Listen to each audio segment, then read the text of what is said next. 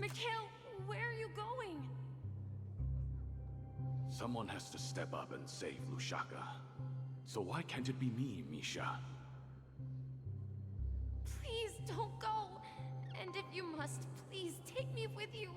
Don't leave me alone. Even without me, you know how to proceed forward, brave Captain Misha. The compass is waiting for you.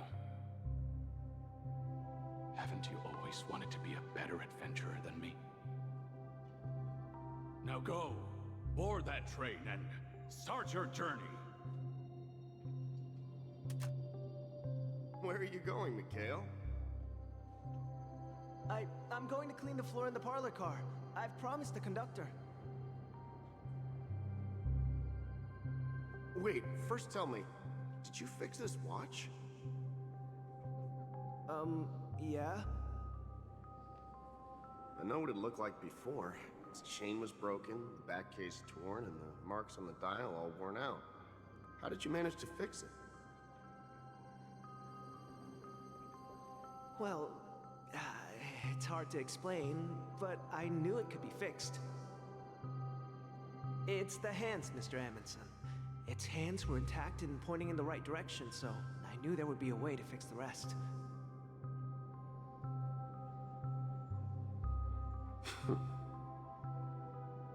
I see.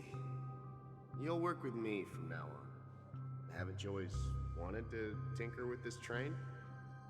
You're its mechanic now. As for the conductor, I'll do the talking. But I only know how to fix watches. Don't worry. You've got what it takes. I'll teach you what you need to know. Where are you going, legwork? It's time to head to our next stop.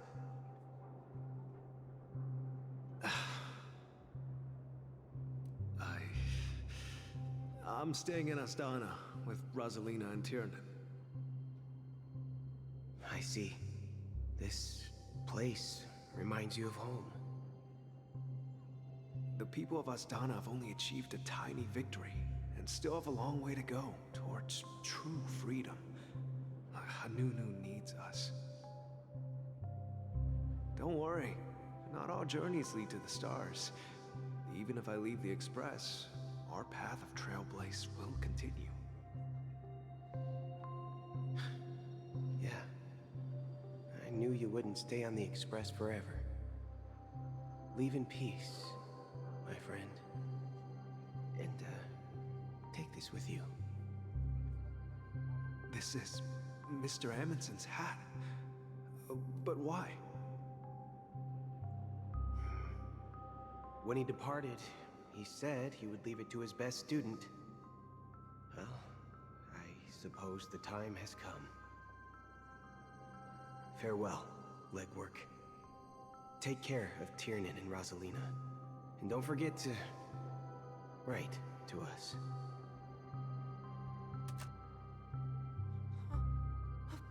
Where are you going, watchmaker? Don't worry, Micah. Just going on a little trip.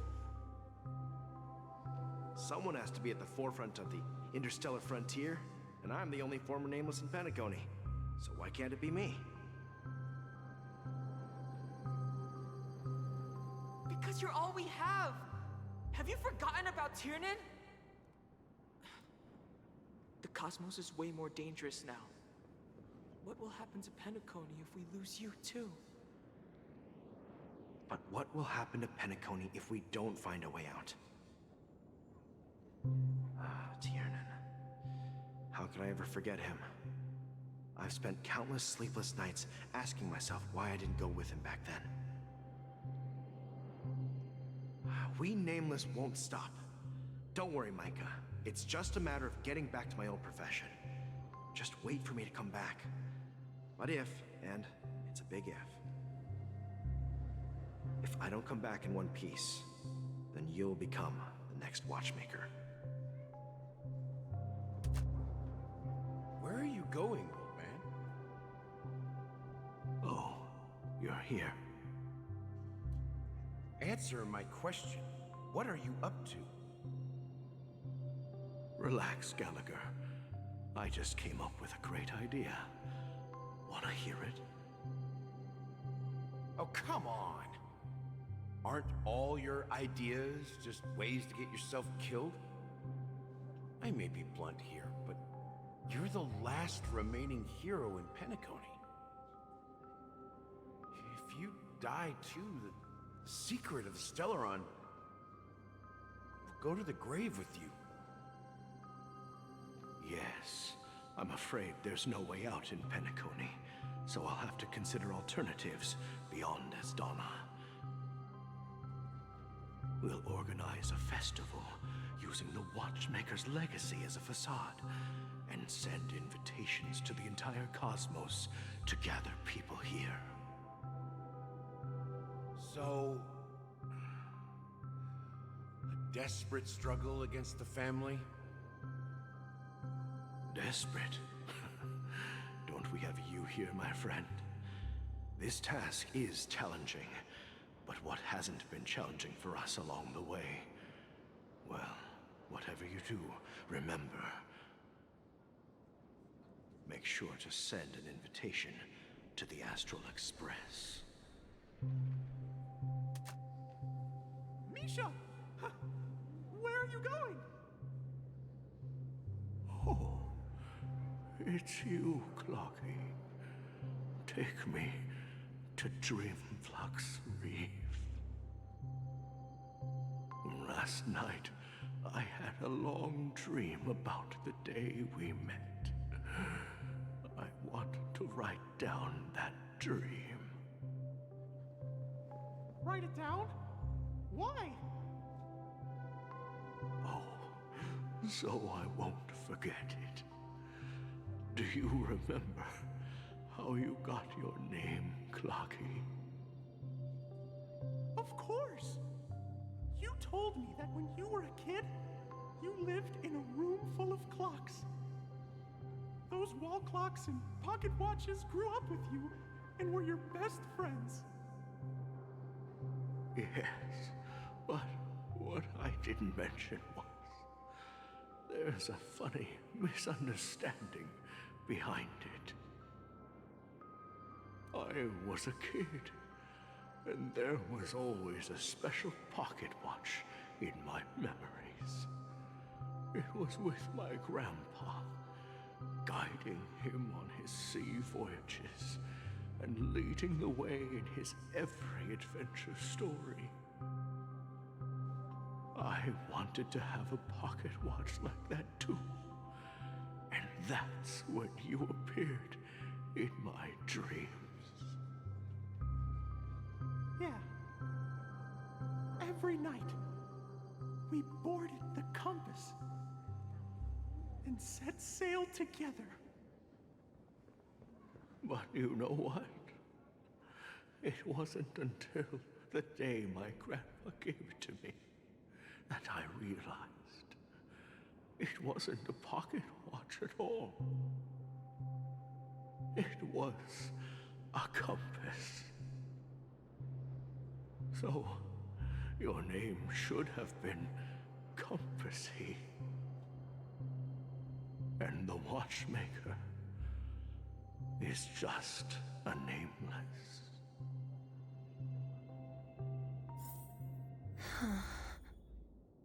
We've arrived at Dreamflux Reef. So, where to next? You know, Clocky, I don't think I'll be going anywhere else.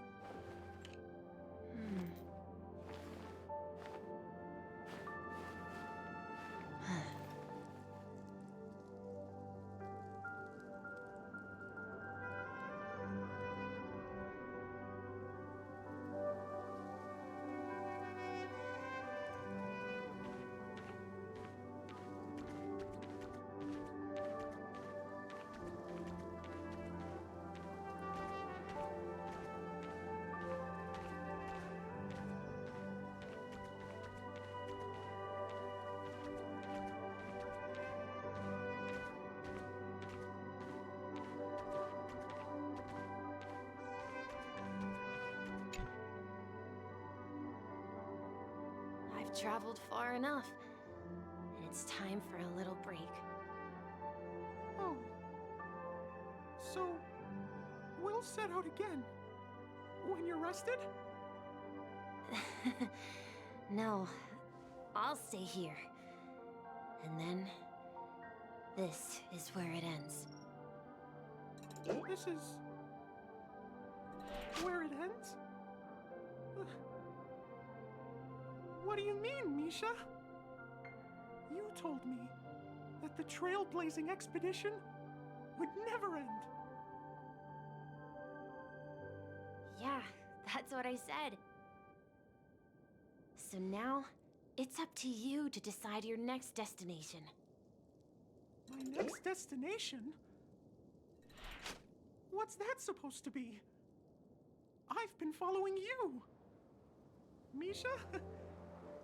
You're acting weird today. If you're feeling down, we can just do what we usually do. With the clockwork. No, I'm not feeling down. As for clockwork, yeah, it resolves all problems in this dream. So, do you know what clockwork actually is? I'm not quite sure. Well, everyone gets lost at times. They may hesitate and doubt which way to go. That happens in this dreamscape and beyond. But don't worry. Everyone goes through moments of uncertainty and hesitation. Eventually, they gather the courage to make bold decisions.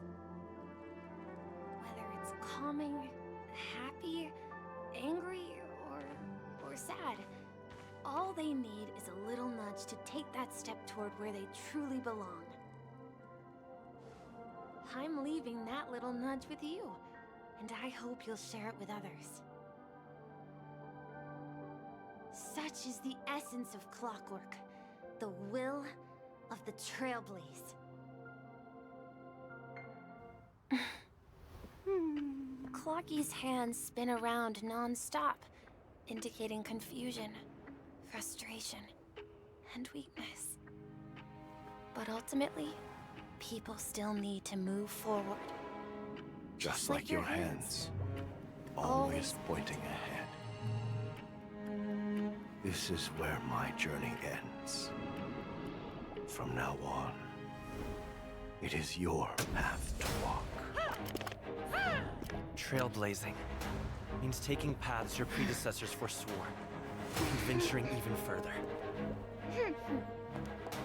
The Penacony in Mikhail's dreams does not belong to Order.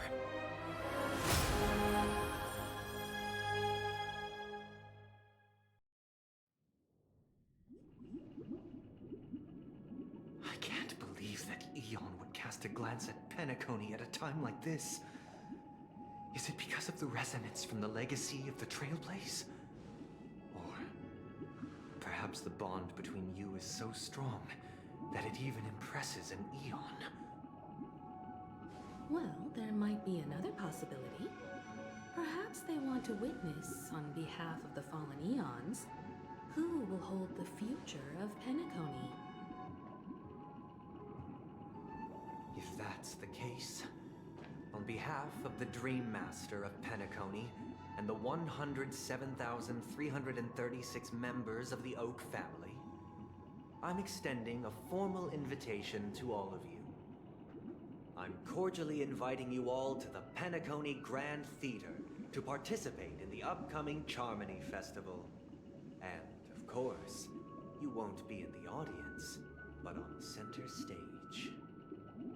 Since the future of the Stellaron, Penacony, and even the entire cosmos is at stake, let's draw a conclusion there, in all fairness.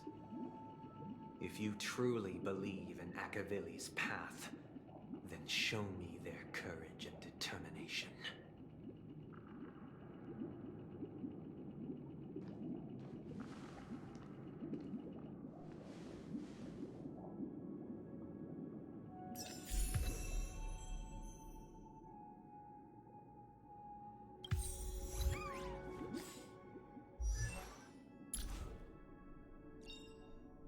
Unknown to each other, yet united in purpose. We make the same choices.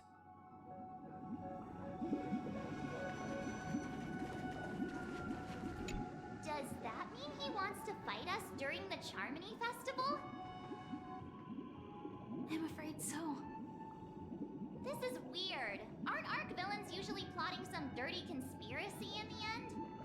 But he actually said something like, "In all fairness." Could it be that he's underestimating us? Well, in my opinion, Sunday is deeply committed to his own philosophy and genuinely wants to prove that the Order is right. I sensed a strong conviction and a desire for dominance in him.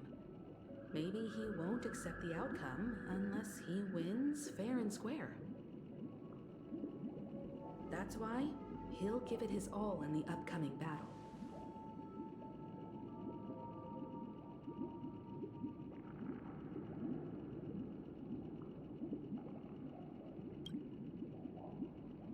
Yeah, you're right. We've even dealt with a Lord Ravager of the Destruction, so a follower of the Order won't be a big deal. Anyway, we can't leave the Stellaron unchecked. This is about trailblazing a bright future for Penacony and fulfilling Mikhail's and his predecessors' long-cherished wishes. Now that we've taken up the mantle, we can't afford to fail them. However, the same applies to the Order. Their plan didn't materialize overnight, and they have the profound collective consciousness of the planet of festivities behind them. A desire to dream, to slumber and escape reality. All those hidden emotions have given birth to the sweet dream of the Order. They've harnessed the will of an entire planet to create an eon.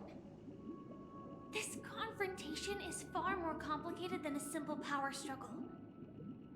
To secure Penacony's future, fighting on the stage alone is not enough. What do you mean? Are you not coming with us? I believe Firefly is trying to say that she's heading off to another battle.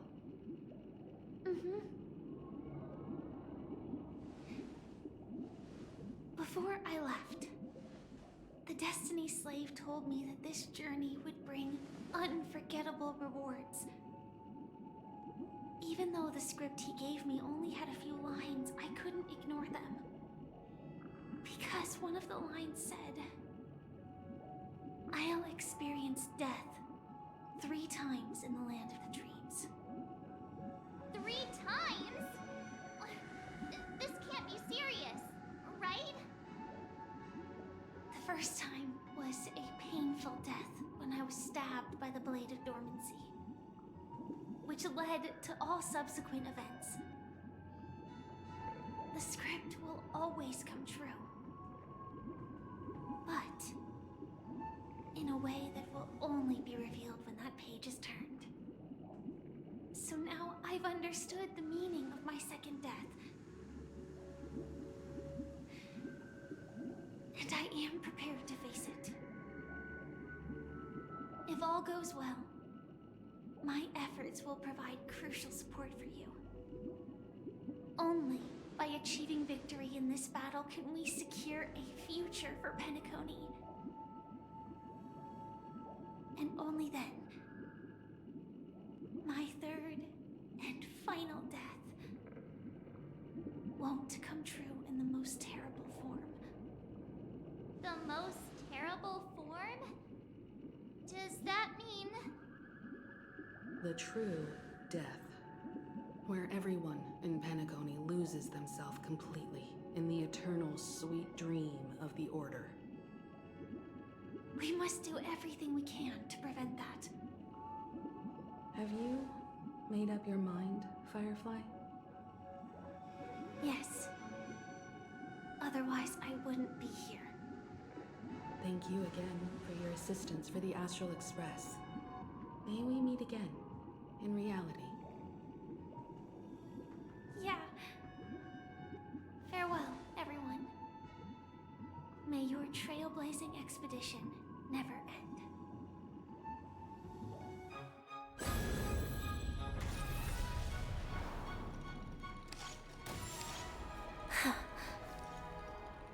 I dreamed of a scorched earth. Everyone, are you ready? A new shoot sprouted from the earth. It bloomed in the morning sun and whispered to me. Like fireflies to a flame, life begets death. May we meet again in reality.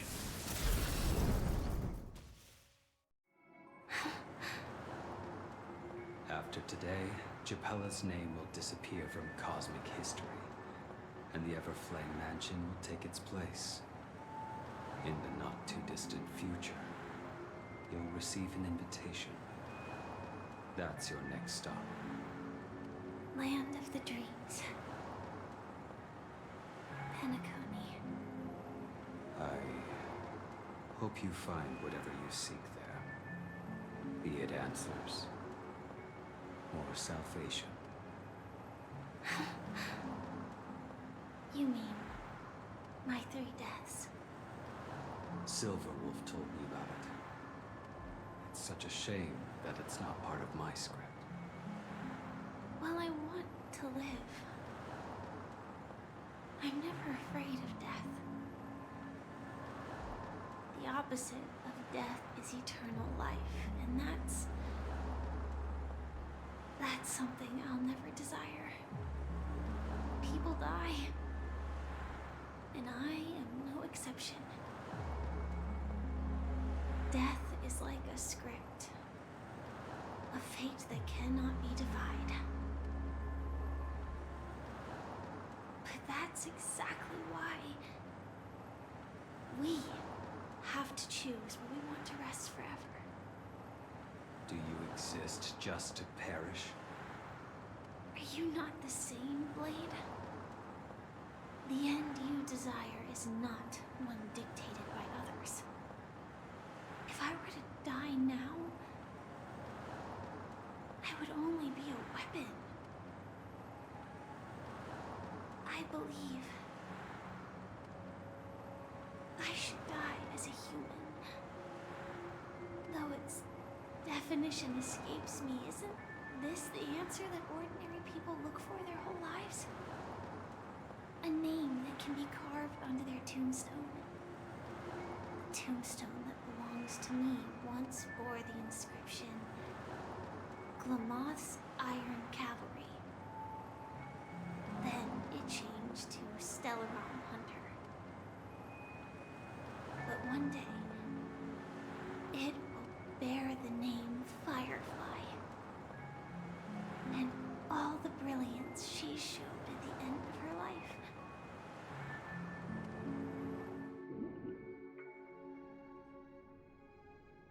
That's quite unexpected, old man. Who would have thought your crazy plan would actually work? Do all you nameless fools just act on a whim? I can sense that this false sweet dream is coming to an end. The Nameless may be young, but they had the ability to achieve this goal. Just like you did in your time.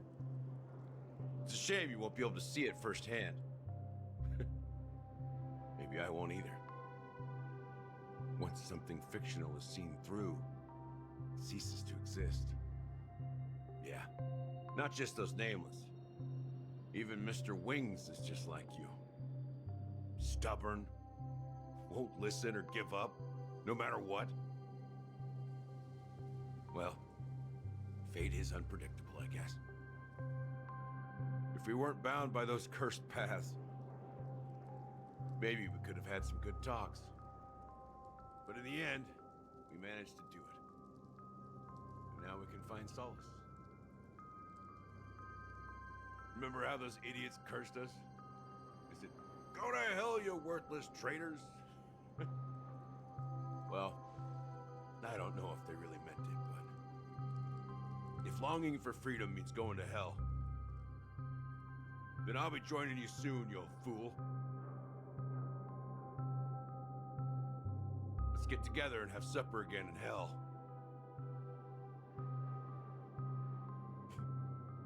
Oh, I almost forgot. There's one more thing. Here's to you. A glass of hello and goodbye, Trailblazer. To the imperfect tomorrow.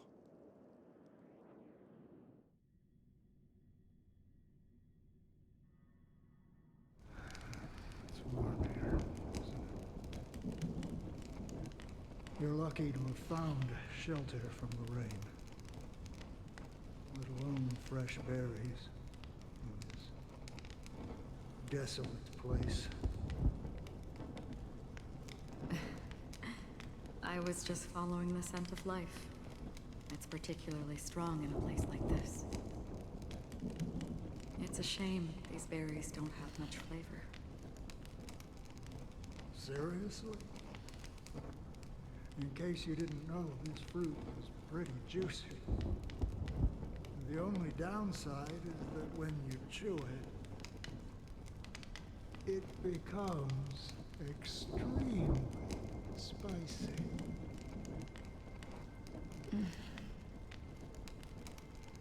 Have you lost your sense of taste? I can still taste certain things, like a faint sweetness. Before coming here, I stopped by a place called Orkron. It had barren cliffs and nights lit by bonfires. Burgundy snow would fall from the sky, and when it landed on my tongue, it tasted like raspberries. The flavor wasn't exactly sweet, but it left a lasting impression. When I think back on my past, I realize that what's tying everything together isn't the big events, but rather these small yet unforgettable moments. Don't worry about it. Losing oneself is a reality that every self-annihilator must face. At least I haven't completely lost my senses and memories yet. Well, congratulations on adding another footnote to your journey. By the way, are you always alone? No, I had a companion in Orkron. She's a short, nameless girl who aspired to explore IX. She always said she'd walk a path deeper and farther than Akavilis. Quite an ambition for such a small girl. So, what happened? She became stagnant water. Well, my condolences. Condolences. I don't need them. The girl left with a smile. She never regretted her choice and most definitely wanted me to say goodbye with a smile. So, that's what I did. That's proof that you're grieving for her. Or perhaps I'm just afraid. Afraid? I rarely sense that emotion from you. What do you fear? I'm afraid I'll forget the 30 days I spent with her. Just like all the other days in my life. Most of them have already washed away with the rain, disappearing into an unseen realm. I fear that those vivid red memories will fade away too. There isn't much color left. And besides this faint, warm red, there's almost nothing. Hard to imagine. A ranger accustomed to bloodshed, destruction, and chaos finding warmth in red color. Because I have experienced this warmth many times. Long ago, I promised someone that I'd bring it to more people. And that for every remaining moment of my life, I'd strive for a better ending for all.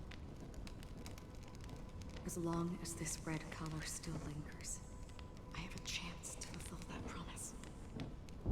It represents a burning fire, blooming flower, the berries in this cave, and life itself. In the end, it will lead me beyond. But you're right about one thing. When will this rain? Perhaps.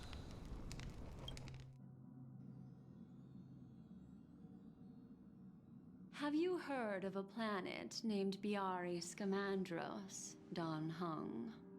It's one of the paradises under the influence of the Harmony, a sought-after wonderland for the inhabitants of the Dardanu major and minor systems. Half an Amber era ago, the family held an unprecedented festival there. And after that, everyone on the planet became part of the family. Do you think the same thing will happen on Penacony? Yes. Or how else can we explain it? The family deliberately used the Watchmaker's invitation to keep all the paths. Because of the nihility, I'm rarely affected by the power of other paths, but somehow I can unconsciously infiltrate them.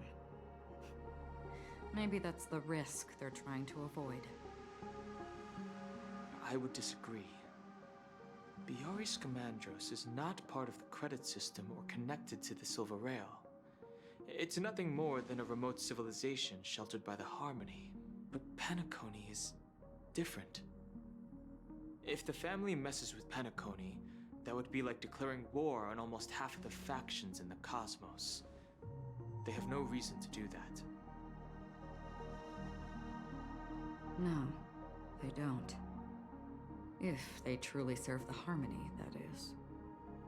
What do you mean? The path in Penacony is impure. The Harmony here has impurities. Do you remember the ancient swarm disaster? Tazeront, the propagation, brought endless havoc to the universe, and it eventually evolved into a fierce battle among all eons. 2 paths lost their eons in that war, the propagation and the order. Coincidentally, their downfall is related to a certain eon. Shipe, the Harmony. Legend has it that they participated in the crusade against the Imperator Insectorum and devoured Anna the Order for unknown reasons. Holy forgaroni. So you're saying that the 2 leaderless paths are working behind the scenes? But I don't see any descendants of the propagation in Penacony. Could it be that the remnants of Beyond the Sky Choir are hiding within the family, trying to resurrect a fallen eon?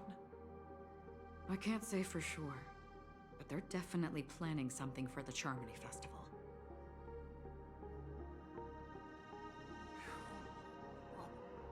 This is getting way too complicated.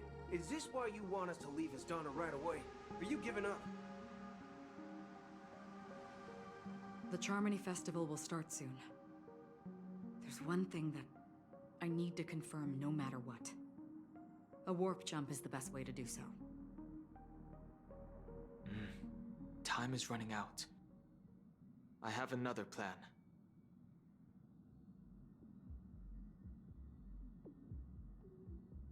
Hold on. Are you thinking of using the Jade Abacus of Allying Oath? Exactly. The assistance from the Lawfu Cloud Knights would be enough. Think it over carefully. You can only use that once in your lifetime. I have considered it thoroughly. My companions are... they're also once-in-a-lifetime treasures.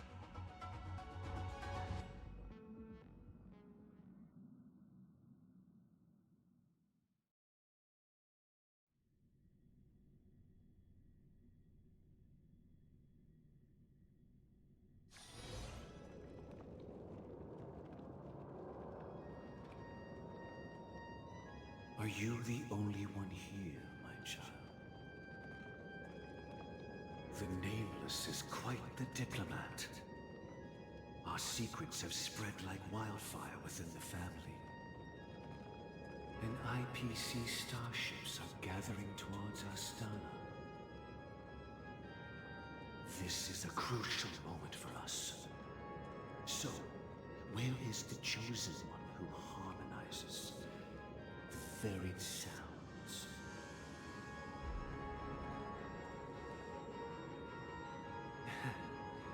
What do you mean, Master? I'm right here in front of you, aren't I? You know, she was supposed to be the star of the Charity Festival. But the plan has changed. As her brother, I know she doesn't want to sing for the Order. So I'll take her place. You've always been wise beyond your years. I'm sure you understand the consequences of your choice. If you consider this a betrayal, well, there can't be two suns in the sky. I'll step up and take down the other sun if necessary. Do you believe in karma? If karma exists, then everyone has their own karma. You have yours, and I have mine. And my karma has nothing to do with you, Mr. Gopherwood.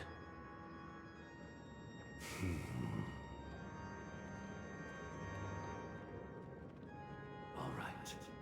Since you're willing to sacrifice yourself for her, I'll grant your wish. Well, the compromise came sooner than expected. Why? You and your sister were born as twins of the Order.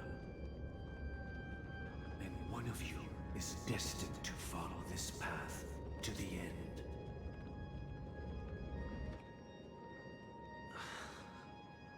Is this part of your plan? Of course. You're still as clever as you were when you were a child. The opening is near.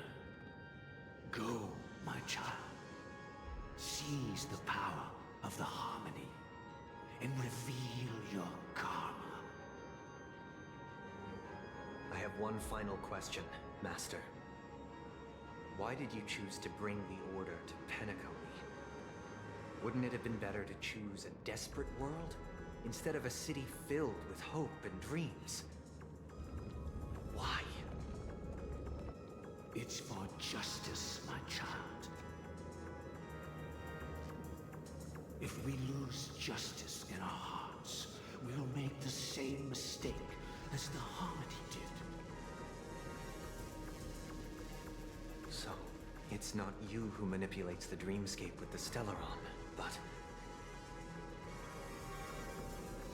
Well, that's where our conversation ends. Go ahead. The 107,336 souls of the Oak family have dreamed of this moment too many times.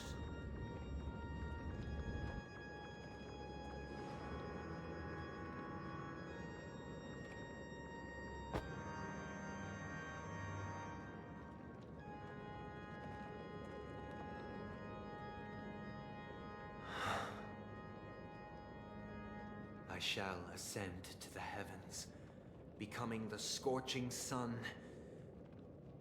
Bathed in my light, my people shall flourish, while all evil shall be eradicated. This is the interior of the Penacony Grand Theater. It's quite exhilarating to be flushed into the air by Soulglad.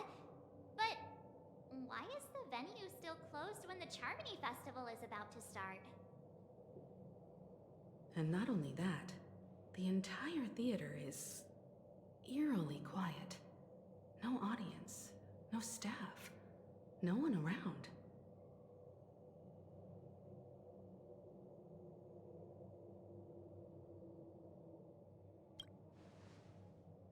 Even if we're late, a grand theater like this shouldn't be completely empty. Let's explore around. Be careful, everyone.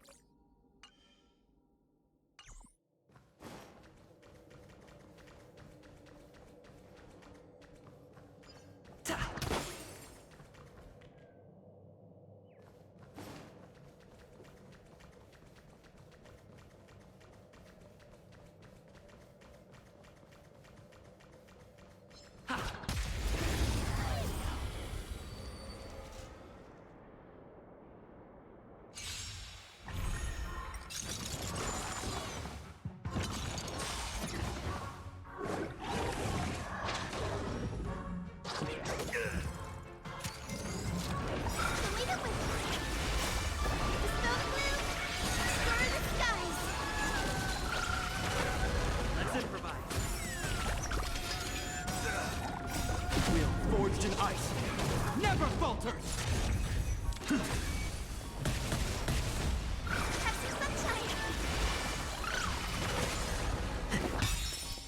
Let the show begin!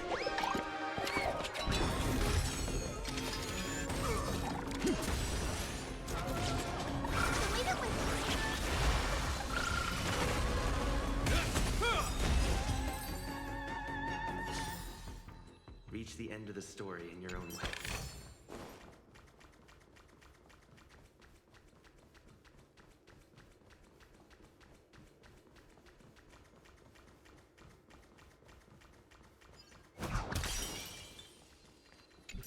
Gosh, the atmosphere here is so creepy and unsettling. Even if there's no audience yet, there should be some staff around. Why is it so silent?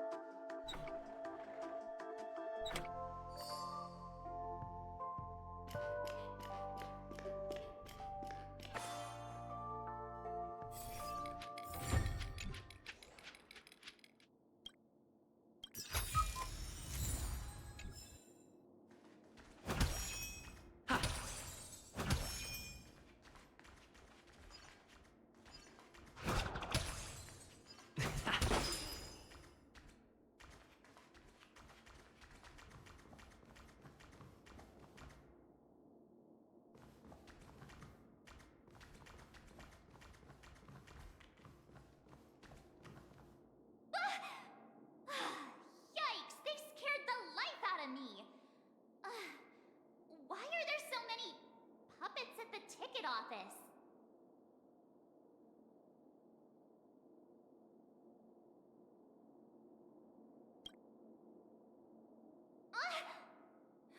Stop it! Are these puppets part of the stage setup? Even so, it's so eerie that the entire front hall is empty.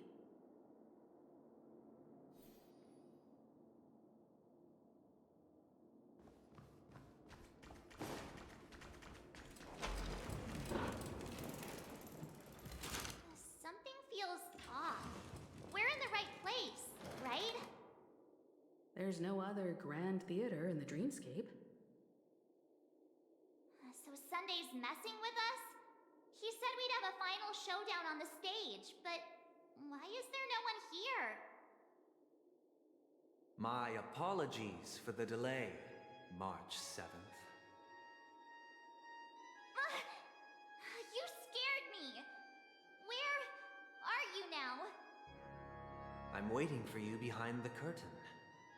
Following the Asdana tradition, I invite you to enjoy a stage play in 3 acts before the festival begins.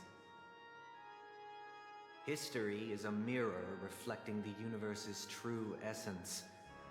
Let's use this opportunity to delve into the rich history of Penacony and the eons. Within it, naturally, the future takes shape. Let us commence with the dawning of the world. After the Dusk Wars, darkness veiled the sky, and chaos consumed the earth. Enna the Order emerged, destined to restore all existence. That marked the first day.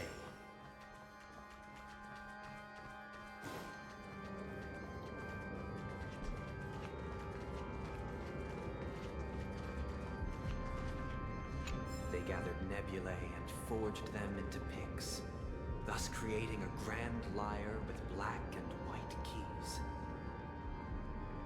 Strike the white keys, and the sun rose. Strike the black keys, and the moon rose. And so, the cycle of day and night arose. That marked the second day.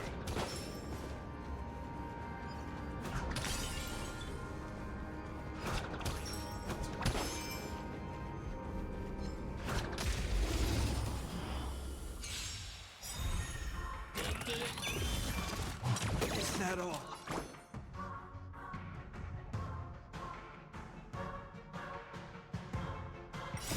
Will forged in ice never falters! Have some sunshine! Snow blue! Explore the skies! Dreams do come true.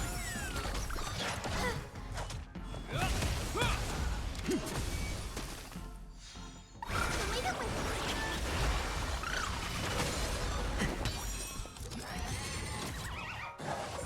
It'll heal!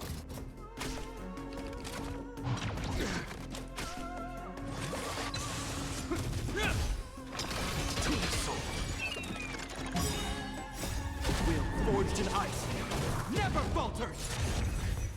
With this divine power, I reforge all things! Have some sunshine!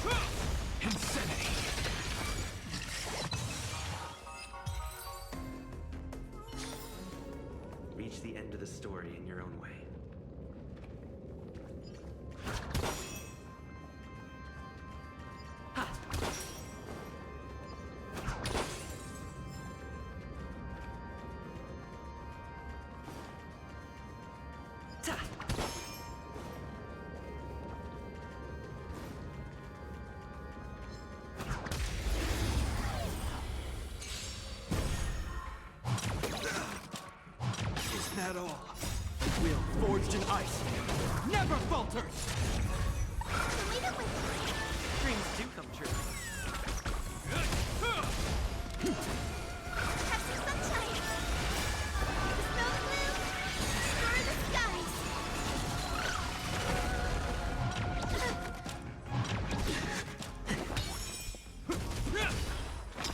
To the soul! Let the show begin!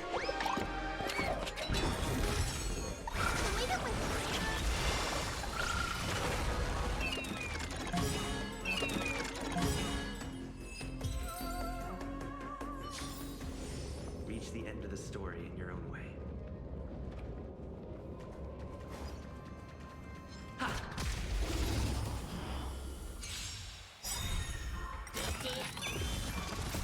Will forged in ice never falters! With this divine power, I reforge all things!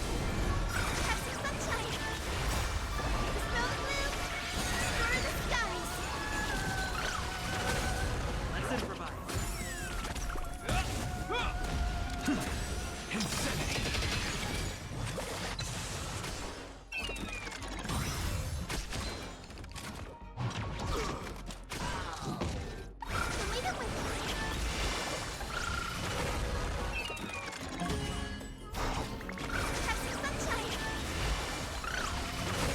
Dreams do come true.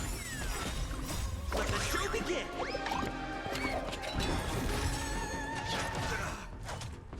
Is that all? Will forged in ice never falters! To the soul!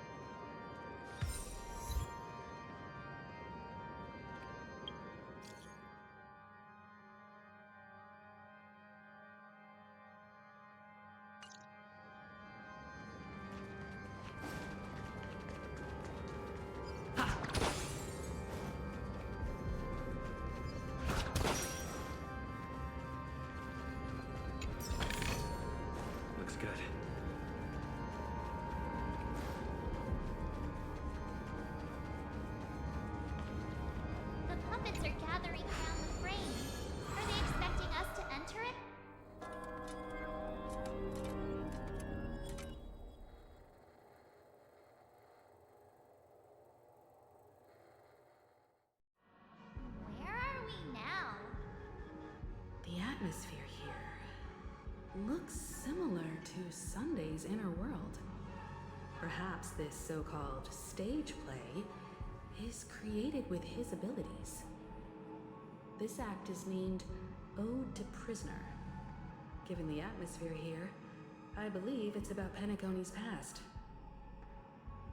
I thought things were finally looking up as I managed to dodge prison during my recent trailblazing expeditions.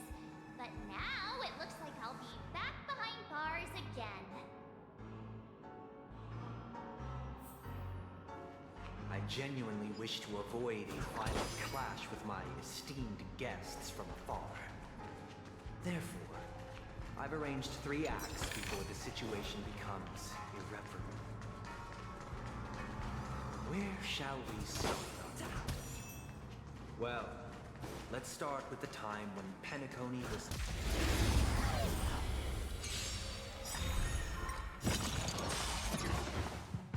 With this divine power, I reforge all things!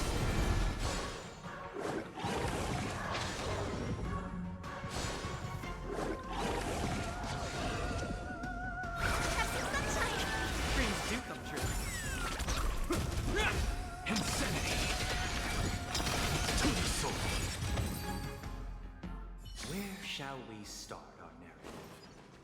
Well, let's start with the time when Penacony was still a frontier prison.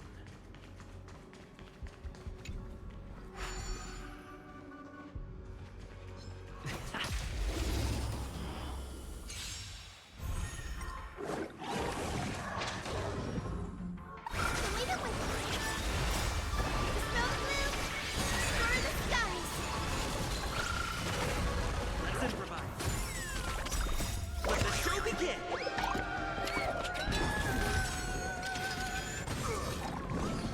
It'll heal!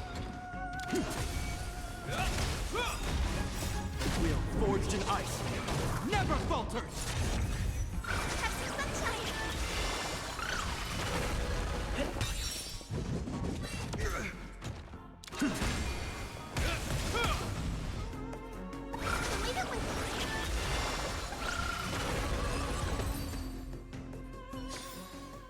Reach the end of the story in your own way.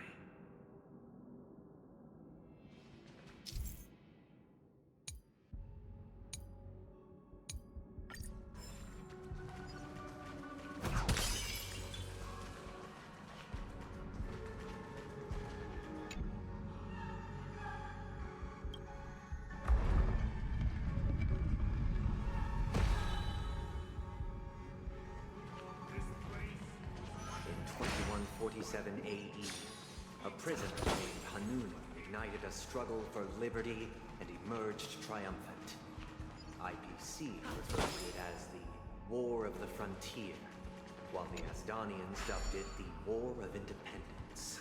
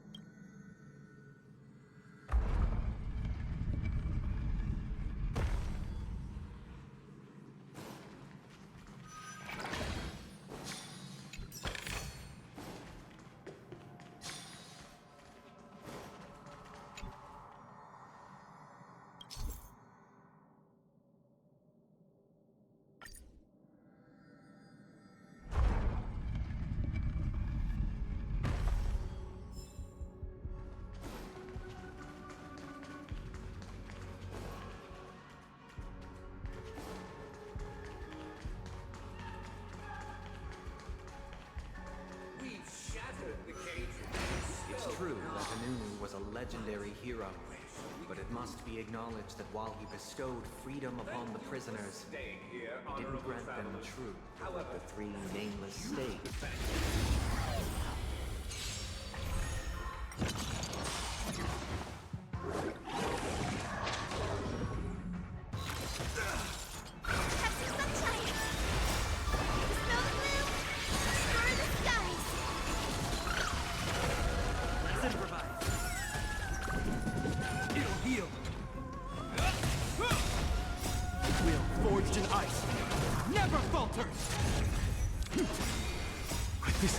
power, I reforge all things! Leave it with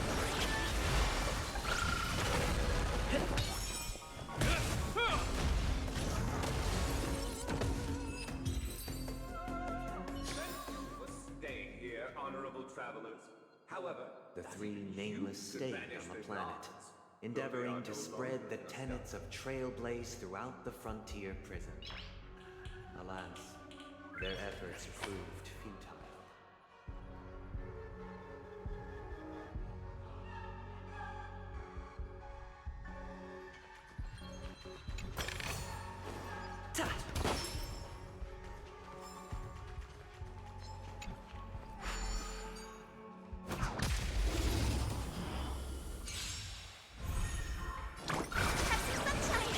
Dreams do come true. Let the show begin!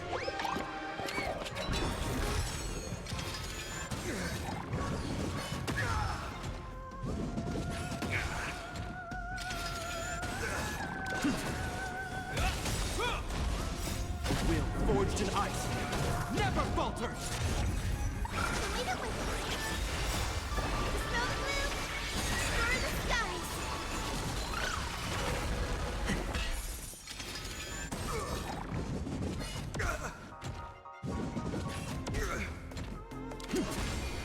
Have some sunshine!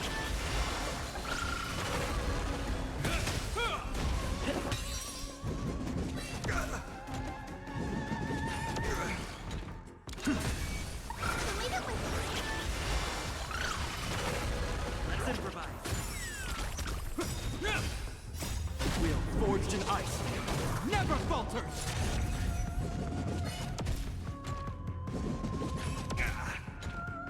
Have some sunshine! Dreams do come true. Let the show begin! Leave it with Smell the blue? Explore the skies! It'll heal. Have some sunshine!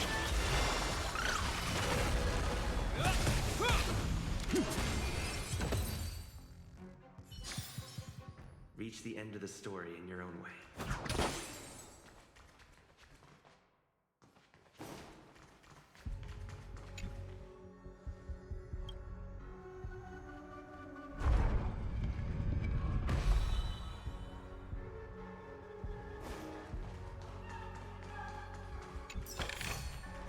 Looks good.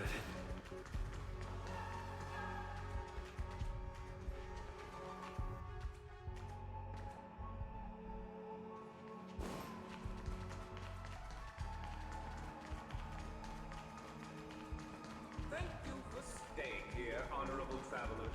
However, The three nameless stayed on the planet, endeavoring to spread the tenets of Trailblaze throughout the frontier prison. Alas, their efforts proved futile.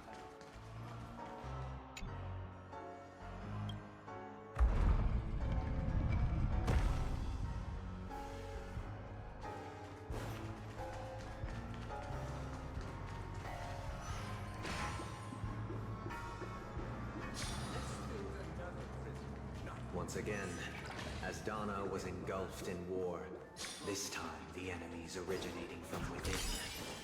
The prisoners remained prisoners for the rest of their lives, fighting for freedom rather than living for it. I hope you like this land of freedom on a scorched earth. As you can see, their sentences have long ended, and the IPC guards have long been expelled. Yet, these prisoners remain enslaved, not by external forces, but by the confines of their own minds. Freedom permeates every corner, except fragile souls. It gives solace only to those who believe in its existence. Prisoners, this is my order. Learn the essence of freedom and teach your fellow prisoners to fight for their lives.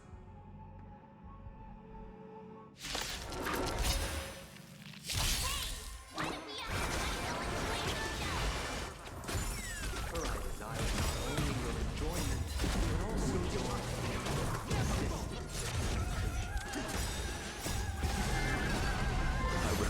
all things! Gotta stop them here! Snow the blue! Destroy the skies! Have some sunshine!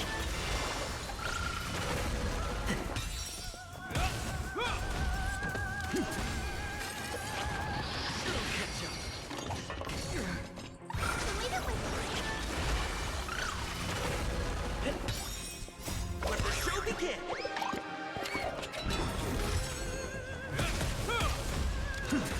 Insanity! Will forged in ice never falters!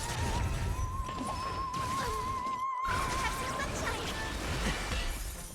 Leave it with me! Snow the blue! Destroy the skies!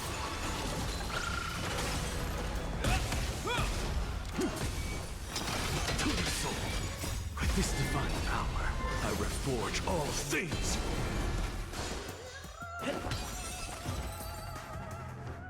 No one can restrain you anymore. You are free. Thus concludes the first act. Amidst a raging war, the frontier prison headed toward becoming Land of the Exiles. This must be how Penacony was constructed. With the aid of outsiders, the prisoners were finally liberated and established the Land of the Exiles. However, it appears that Sunday aims to convey the spiritual plight of the prisoners more than the physical aspects of imprisonment. This show is a bit too literary for my taste. But the battle part is quite easy to understand. Anyway, we've arrived at the exit. Let's go!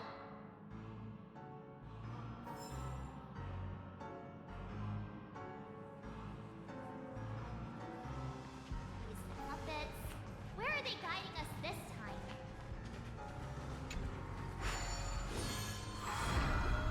They transmuted streams of stars into inked nibs, creating symbols to be pronounced and counted.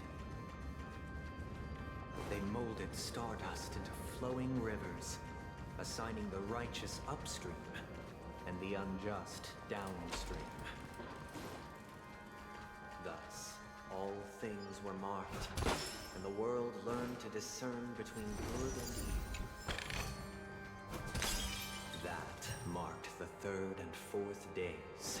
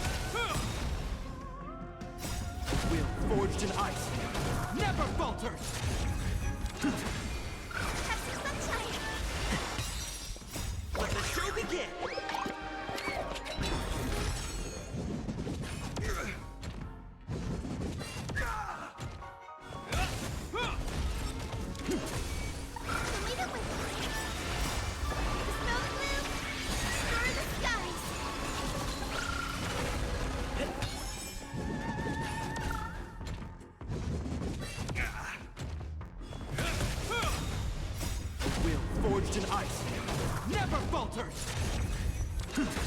Insanity!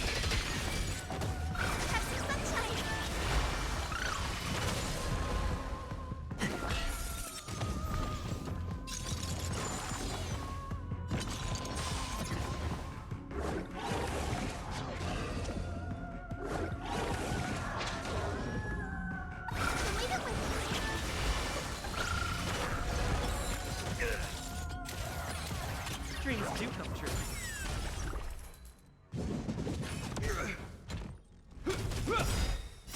Will forged in ice never falters! Let's improvise. Let the show begin!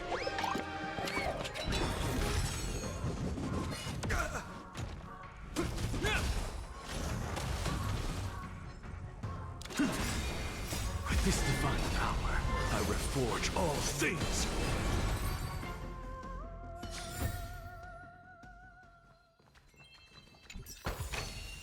Looks good.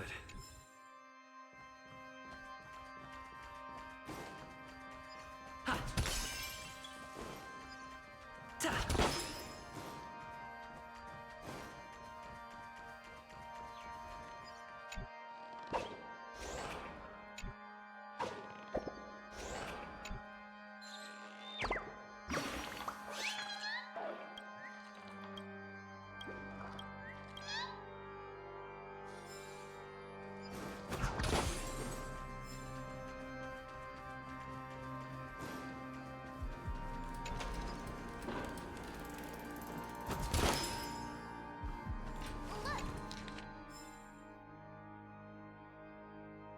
Another frame!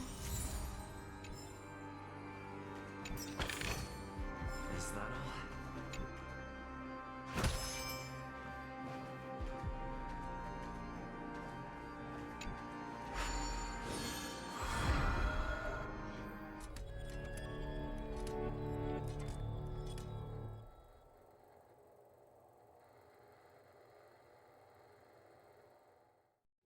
Ode to Fool. This must be the second act. The surroundings are different from before. The stage decorations look a bit tidier now.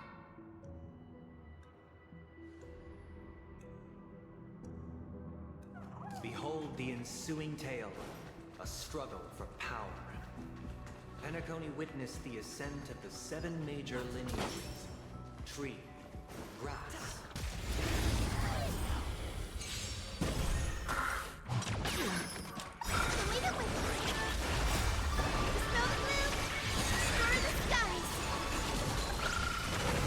Dreams do come true.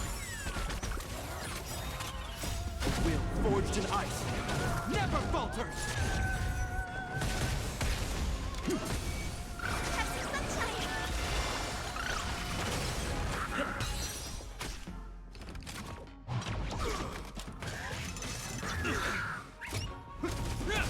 Insanity!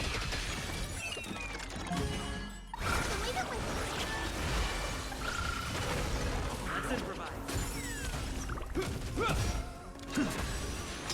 To the soul! Dreams do come true.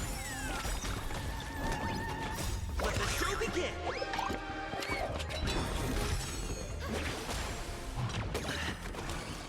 Is that all? Will forged in ice never falters!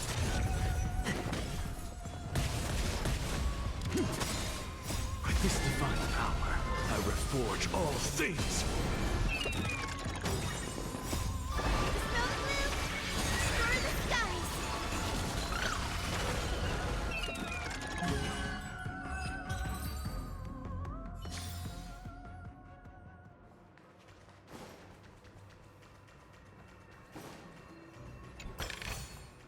Looks good. the leader of the Alfalfa family sought to defect to the IPC, trading freedom for survival. However, his eldest son slew him in the name of righteousness and ascended as the new family head. Behold the ensuing tale, a struggle for power. Penacony witnessed the ascent of the 7 major lineages: tree, grass, flower, bird, beast, fruit, and insect.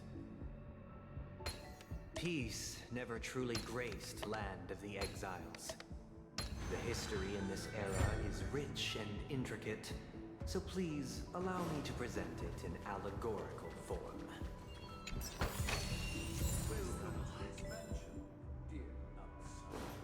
Land of the Exiles was in disarray, besieged.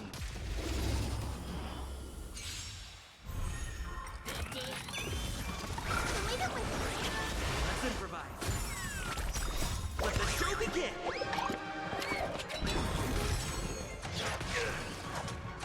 Don't be rash. A will forged in ice never falters!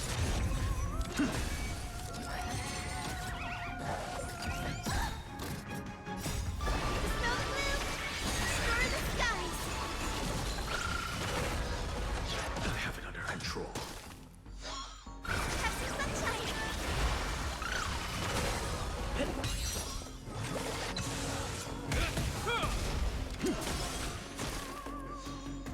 Leave it with me.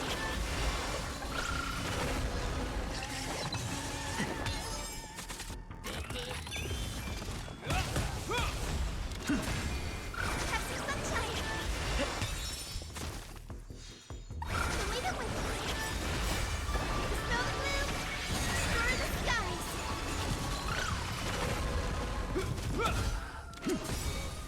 With this divine power, I reforge all things.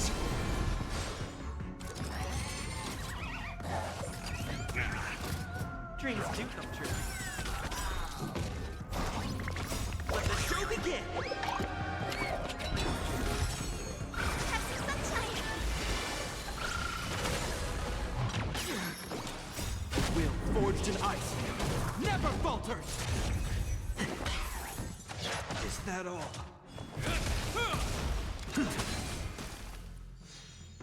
Leave it with me.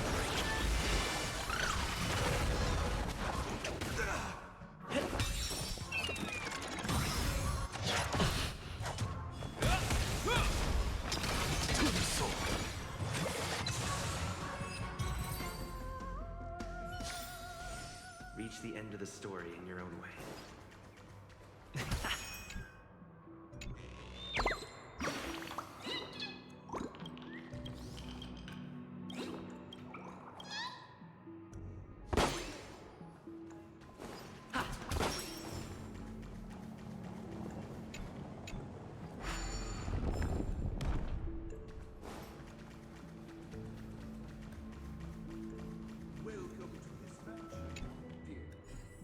Land of the Exiles was in disarray, besieged by both internal and external perils. Though the 7 major lineages appeared united on the surface, each harbored their own ambitions, leading to ceaseless conflict.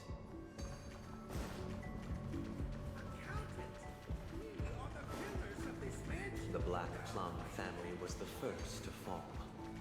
They withered away in the White Desert event, orchestrated by the Alfalfa family. The leader of the Alfalfa family sought to defect to the IPC, trading freedom for survival. However, his eldest son slew him in the name of righteousness, and ascended as the new family head. So that's how it works.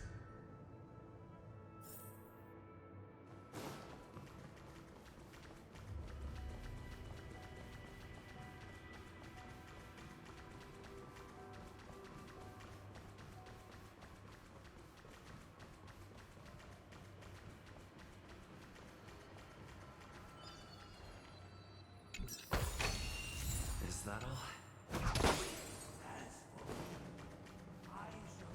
Only when Gopher Wood led the family to Land of the Exiles and earned recognition. Dear outsider, I beseech your aid in purging this mansion of the poison spread by the lurking instigators.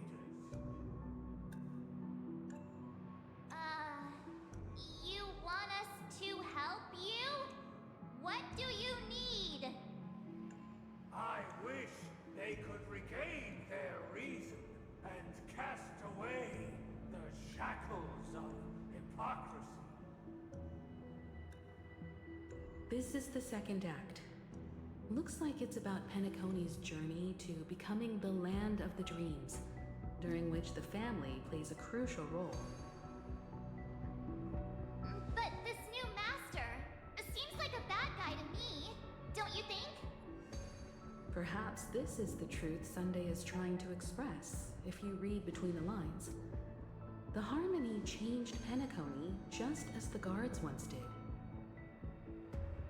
Looks like we've gotta help those guys kneeling down over there calm down a bit, right?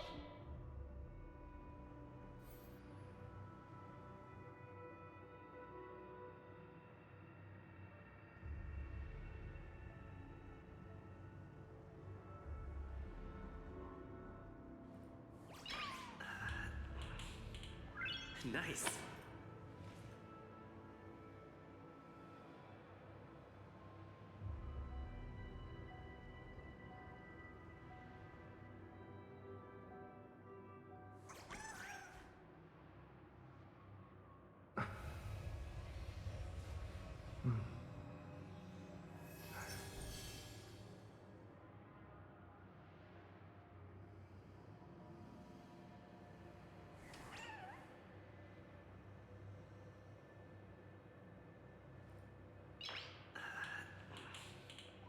Nice.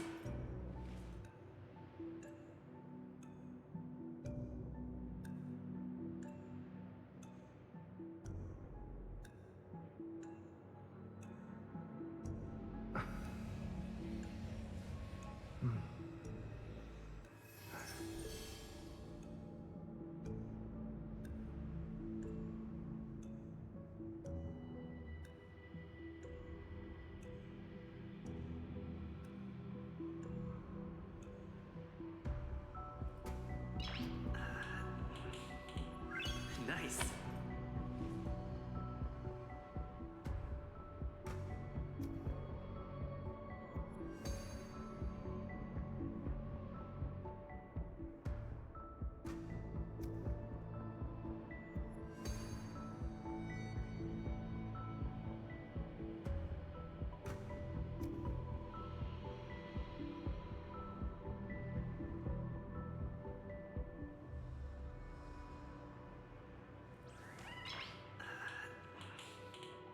Nice.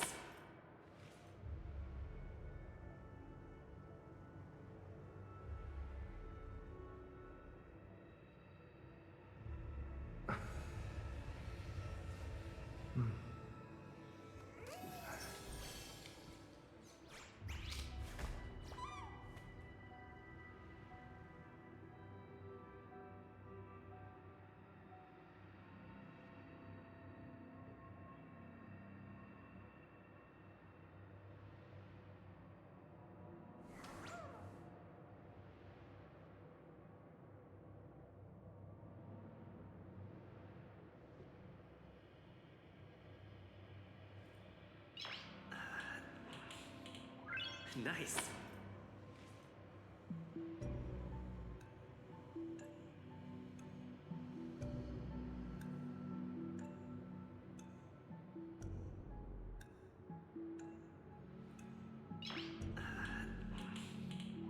Nice.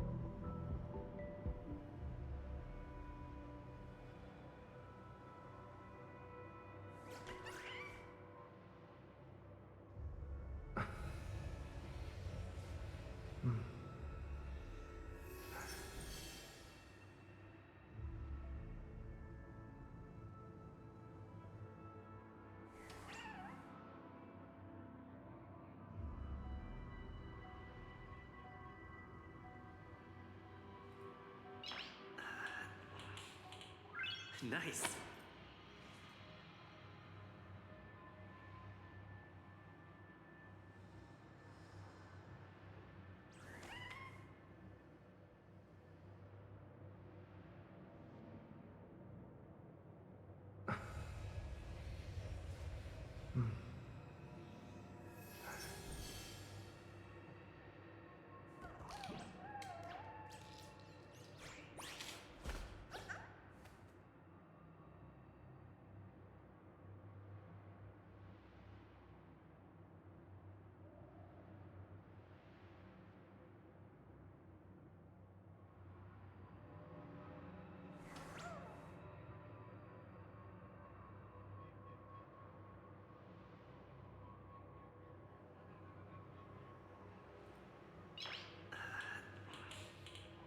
Nice.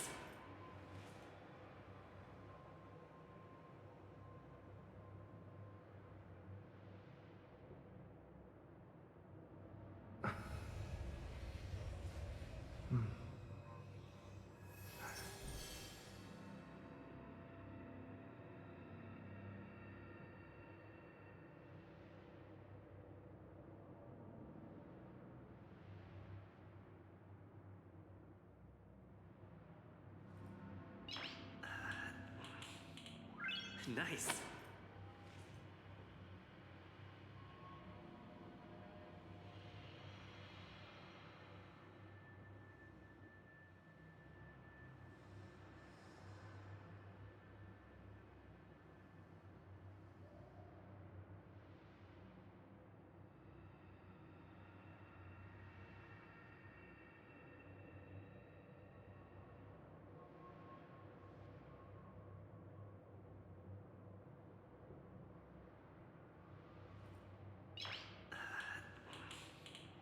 Nice.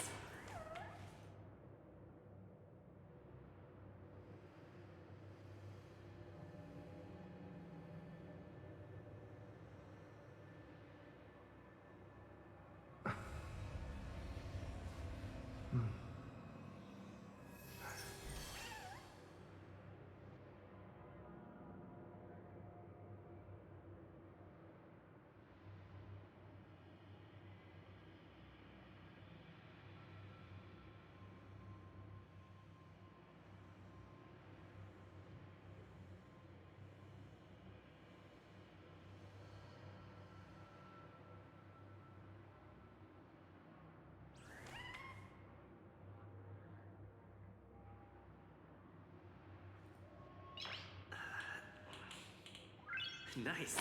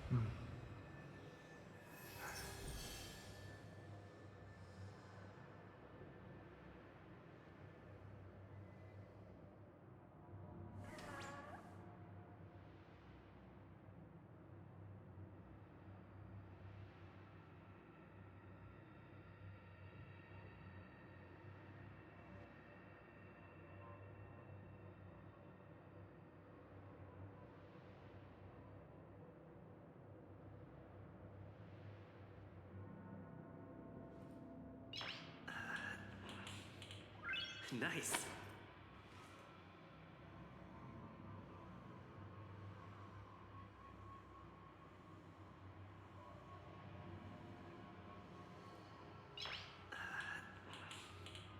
Nice.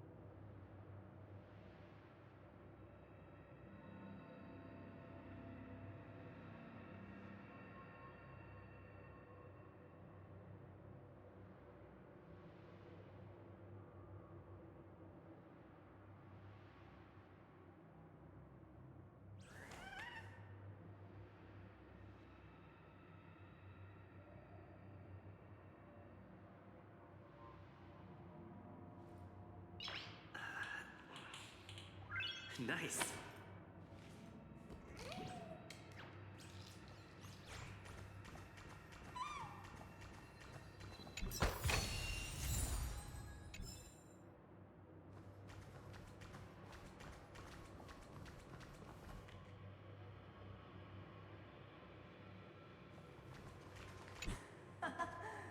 In the absence of my master,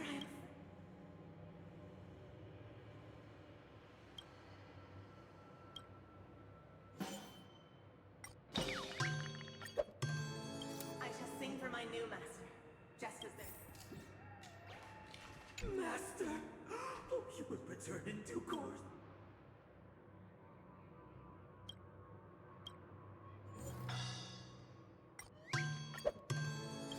Master. Now. Once I stood as the...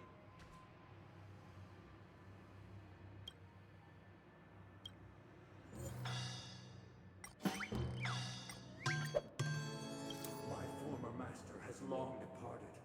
But why? Master is no longer here. I thought...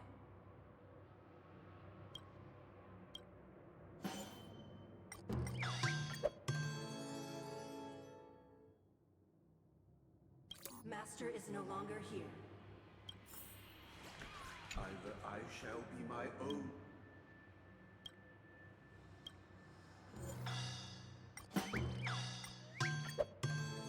Without a master.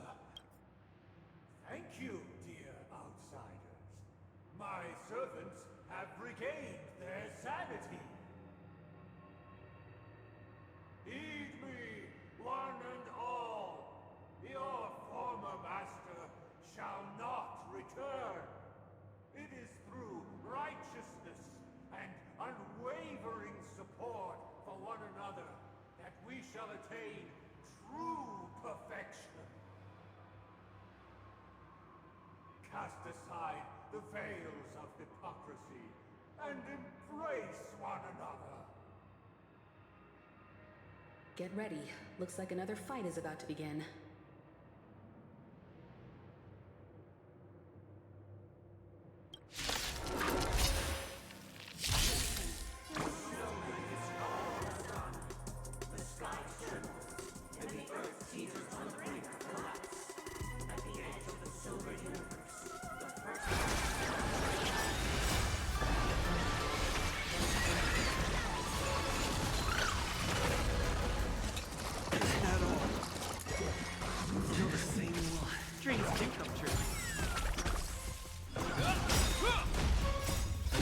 Forged in ice, never falters!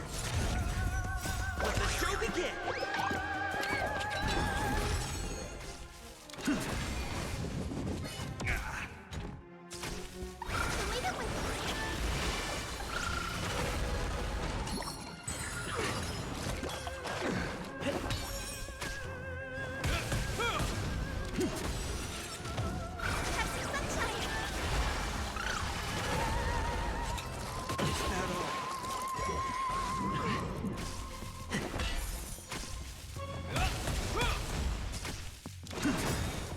With this divine power, I reforge all things.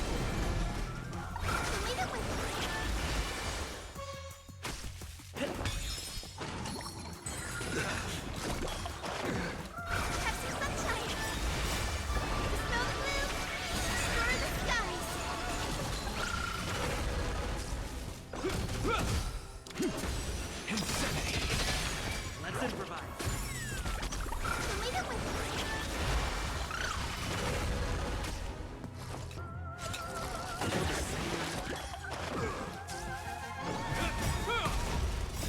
Will forged in ice, never falters! To the sword. Dreams do come true. Let the show begin!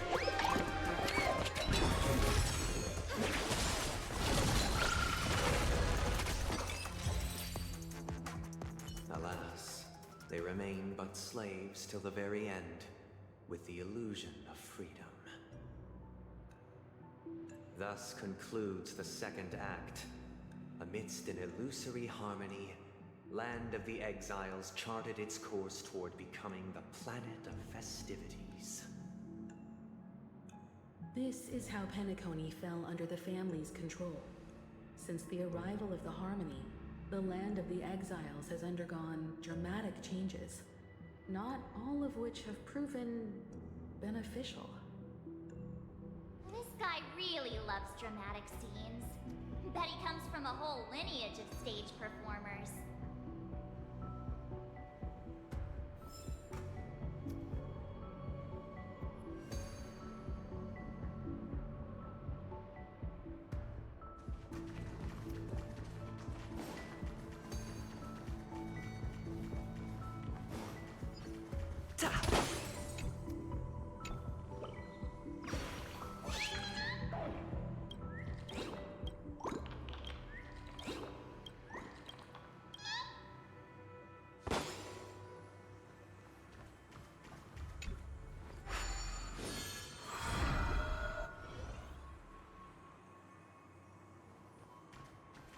They used the planetary rings to establish the law, forging a code of conduct among the masses.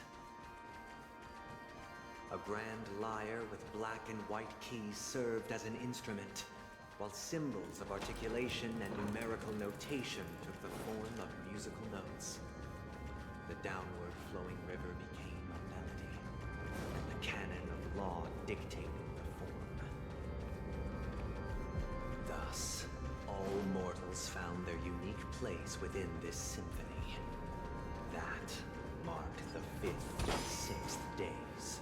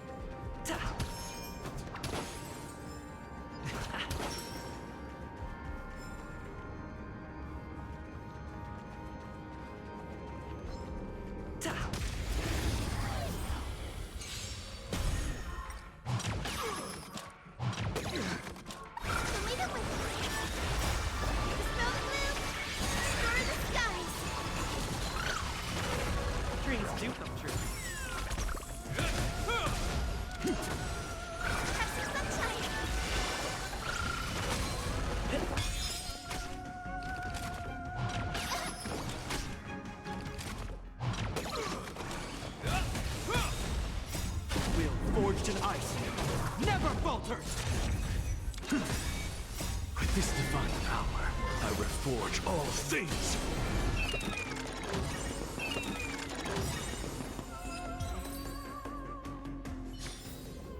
Reach the end of the story in your own way.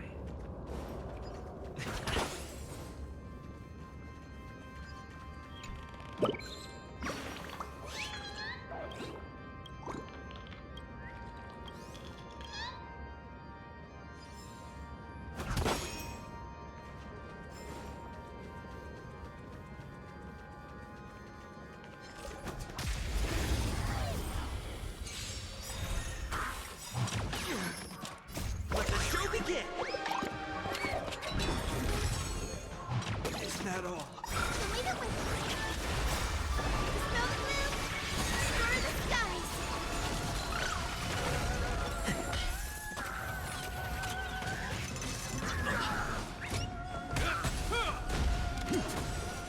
Have some sunshine.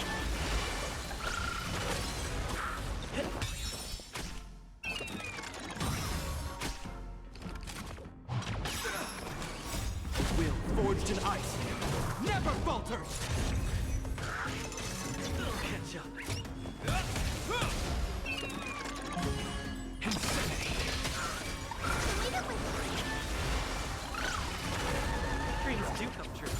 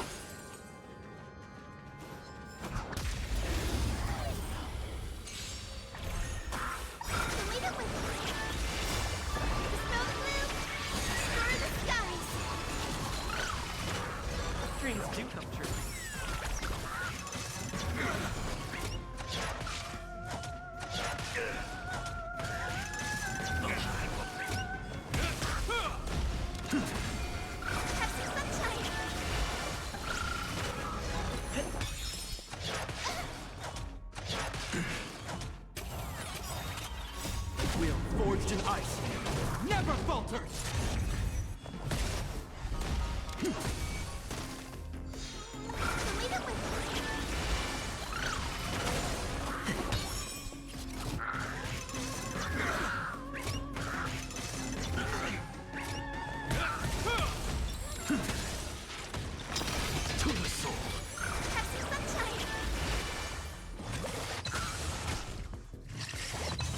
Let's improvise.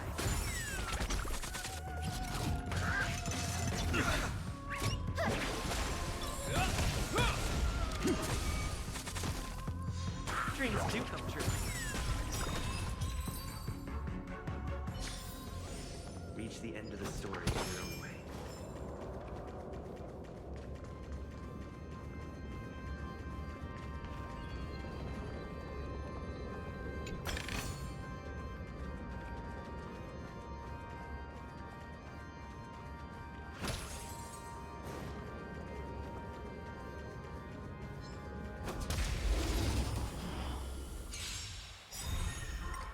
Let the show begin!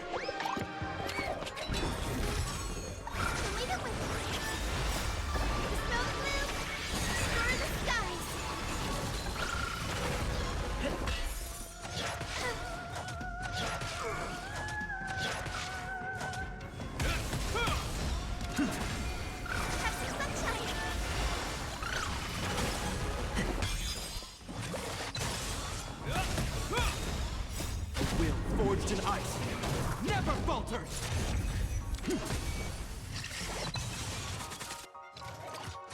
Don't be rash.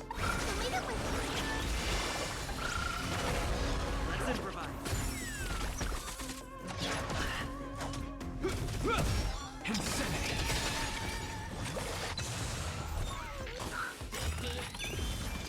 With this divine power, I reforge all things!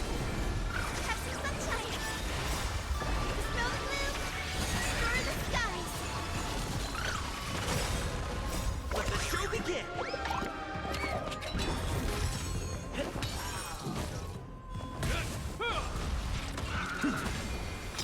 To the soul!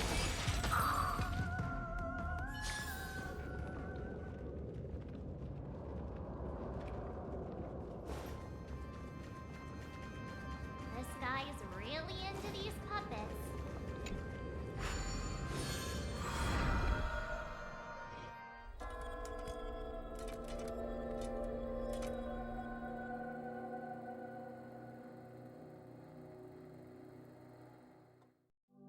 Oh, I get it now. The last scene is all about singing the praises of the Order. And the atmosphere here is completely different from the previous two scenes.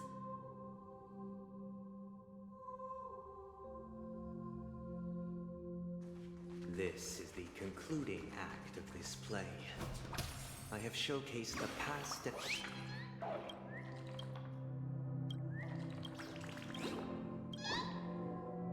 This is the concluding act of this play. I have showcased the past and present of Penacony, hoping that my desire for change resonates within you. And now, I shall reveal its future to you.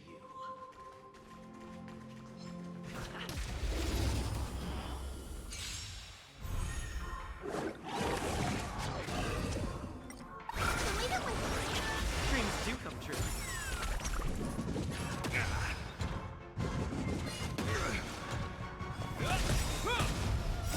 Will forged in ice never falters!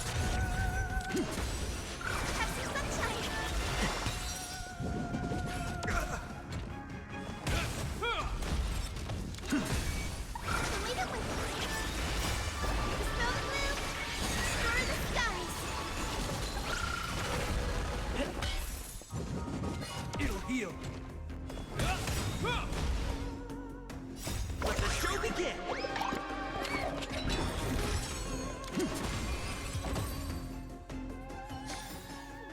Reach the end of the story in your own way.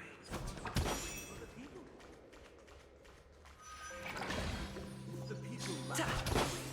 We will make choices on their behalf and bear the responsibility.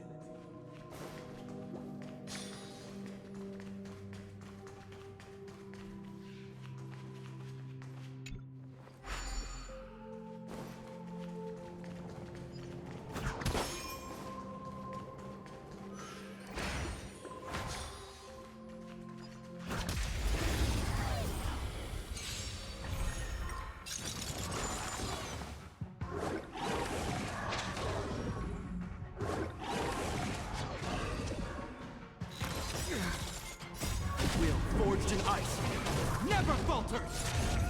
Have some sunshine! Let's improvise.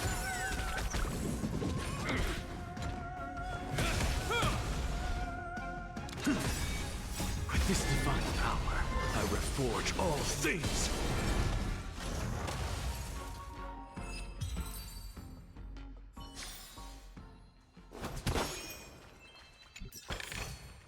Is that...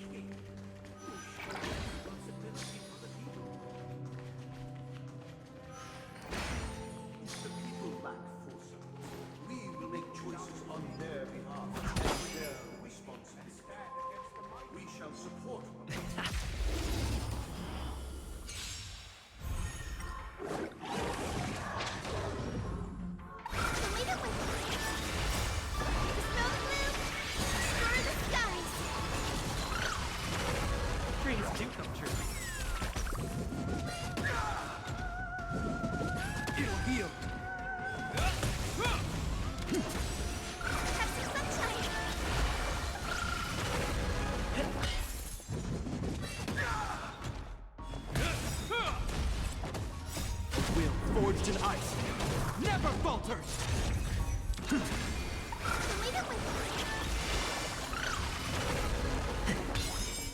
Let the show begin! So tiring.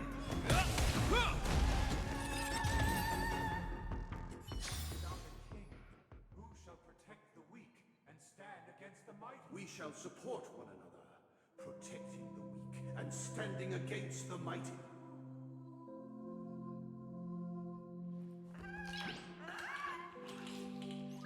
Nice.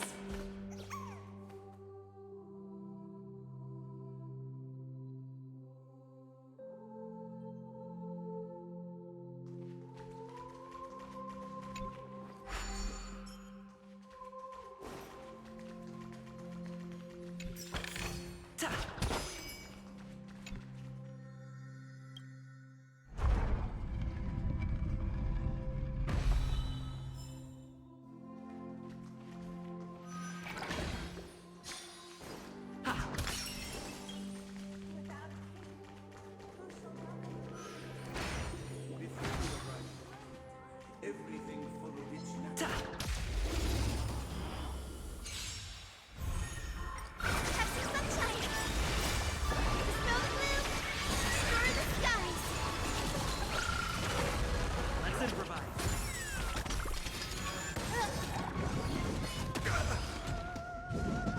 It'll heal. Is that all? Will forged in ice, never falters!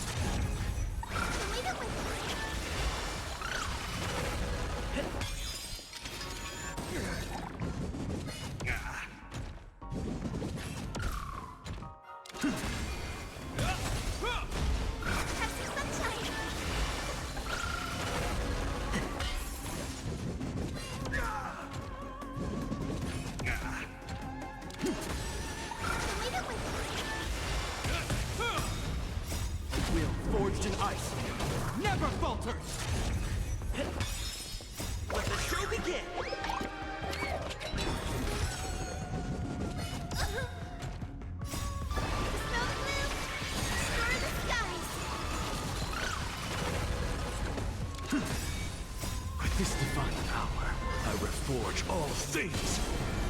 Have some sunshine!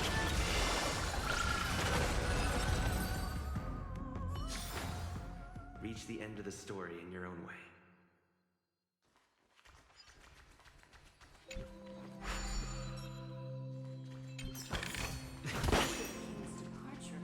We no longer have need for you, for we have become kings of all things.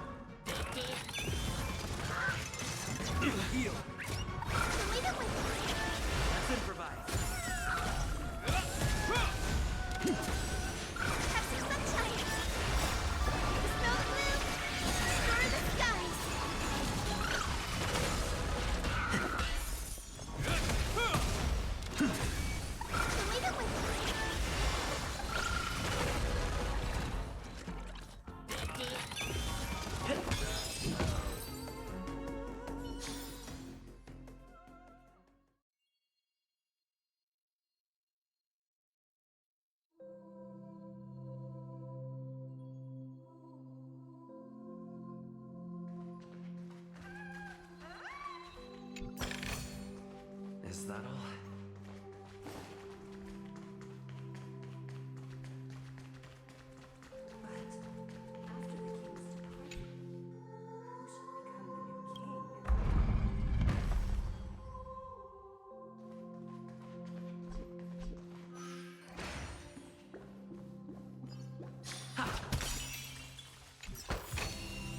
Looks good. Please stay tuned. Hey, aren't we supposed to kick off a short story and have a fight here just like we did in the previous acts? Why aren't any of these puppets saying anything? Perhaps we'll need to complete the story ourselves, just like we did before. So, do you think their mind needs tinkering or something?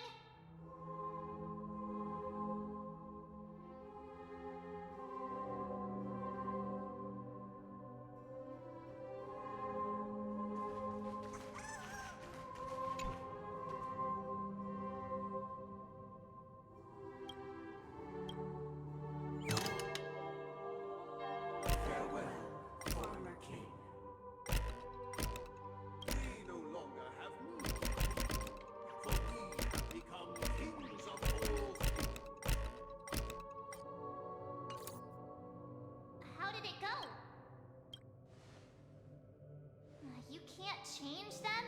My apologies for my negligence. I forgot to inform you that the final part was scripted long ago. Let our previous king recount it to you. Now it is time for the final rite. Prepare for battle. Looks like we'll have to fight again.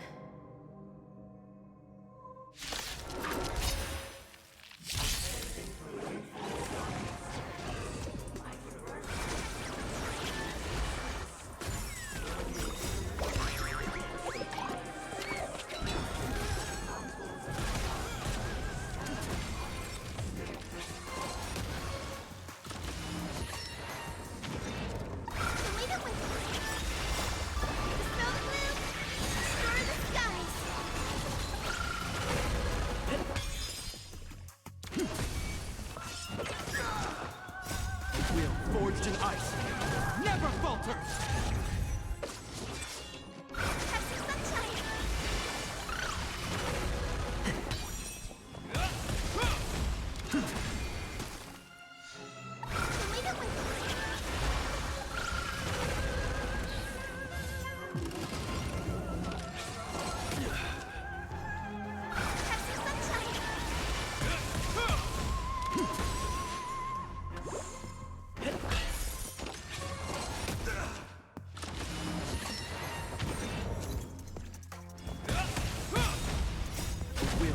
virgin ice never falters!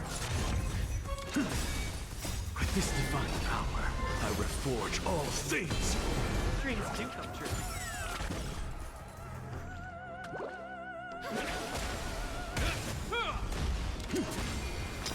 To the soul! Let's improvise. Let the show begin! Leave it with me. Snow blue, restore the skies.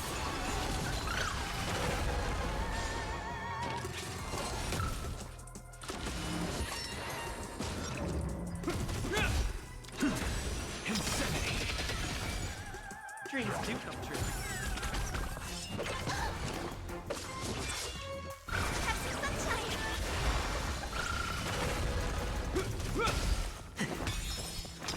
To the soul! Insanity! In the hushed expanse of a nocturnal reverie, I leave faint traces behind. No need to remember me, or to recall the essence of dreams. What is mine shall wait.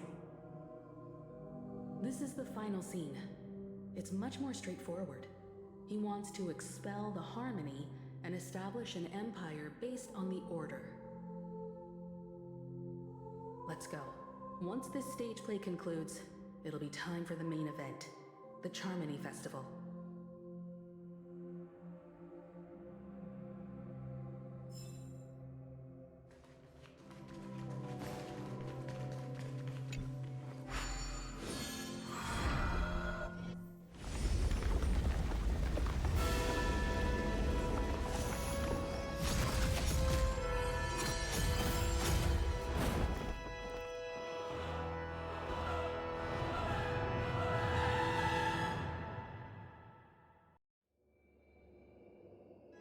They imbued the world with meaning, perfecting all things in the heavens and on earth. Then, they rested from the labors of creation. Yet, all beings cried out to Enna.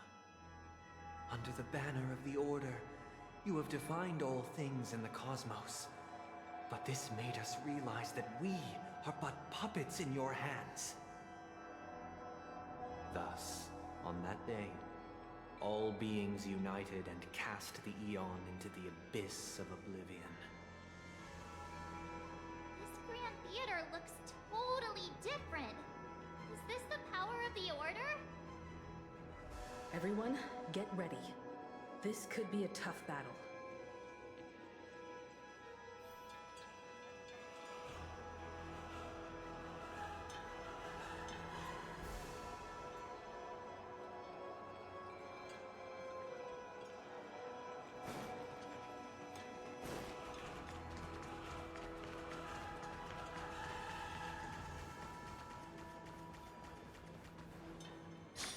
That marked the seventh day.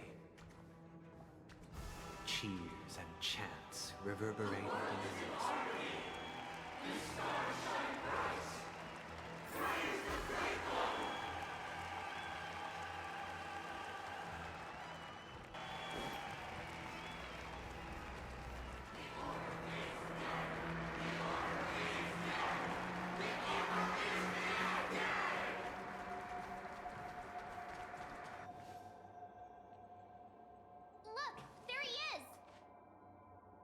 That concludes everything related to the Order. What are your reflections on this, my dear guests? Nevertheless, this is but a trivial blip in the annals of galactic history. What truly matters is the course this river shall take in the days to come. You've arrived at the perfect moment. The Charmony Festival is about to commence. And it would be a shame if you were absent for the Harmony's prologue. Allow me to extend my warmest welcome once more. Welcome to Penacony Grand Theater, the very core of the sweet dream, the abode of the Stellaron, the grand stage of the Charmony Festival. And the very place where the future of Penacony shall be determined through conflict.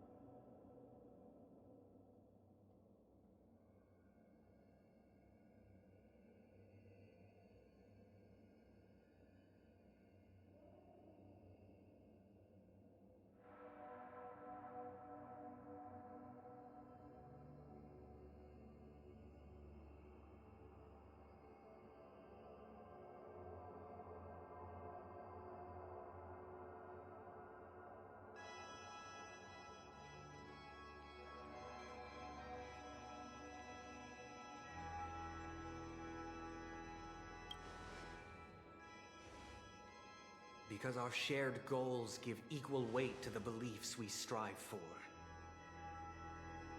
True goodness can only be achieved through faith.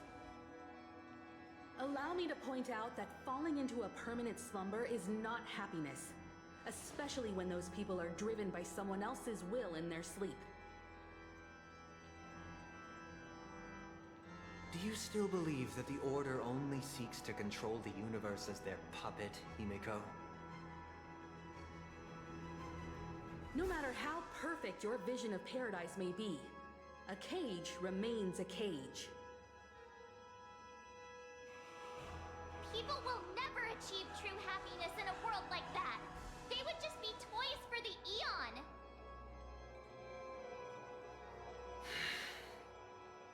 It seems you have misunderstood my intentions. Allow me to clarify. My desire is not to resurrect a fallen Eon, or become one myself. My sole objective is to create a paradise free from Eons, where the Order ensures the dignity and happiness of all humanity. A paradise exclusive to us human beings. That's not the case. If people are to live with dignity, there must be nothing and no one above them. In your so-called paradise, you would be the one reigning supreme.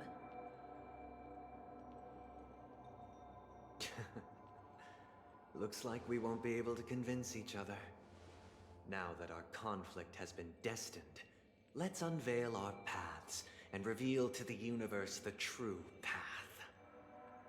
However, before the prelude to the future begins, please take a moment to ponder the questions I've posed.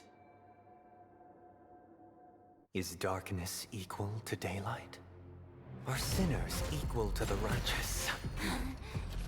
If you are born weak, which god should you turn to for solace?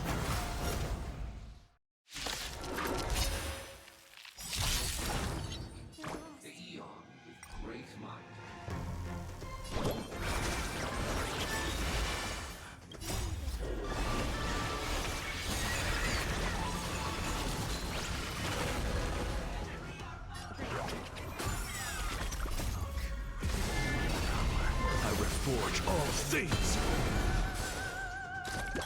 Is that all? Hope you're prepared! The name of land and will forged in ice never falters! Tuso and Sene!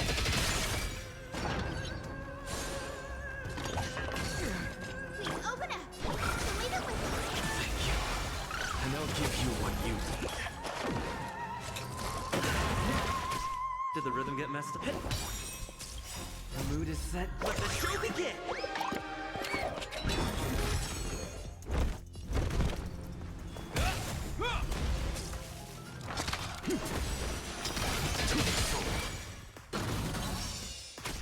Please open up. Have some sunshine. Take your positions.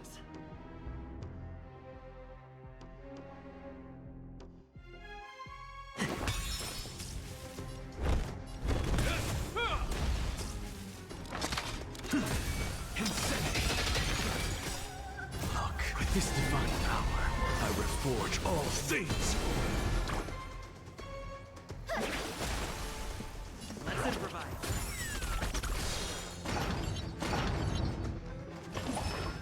Heal.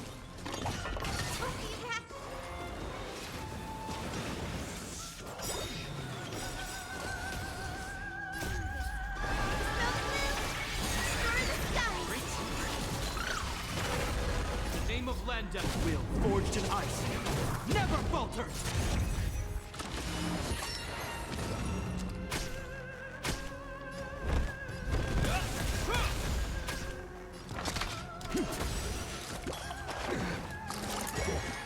Is that all?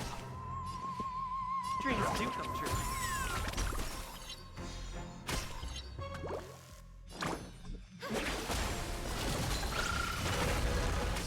This ends here. What's the matter?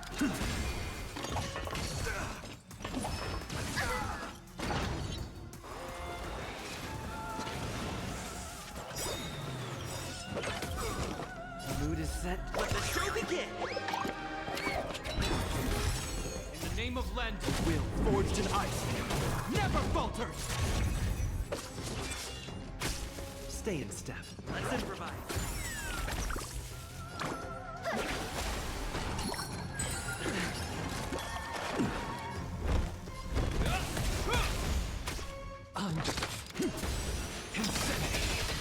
Did the rhythm get messed up? Dreams do come true. The future is bright.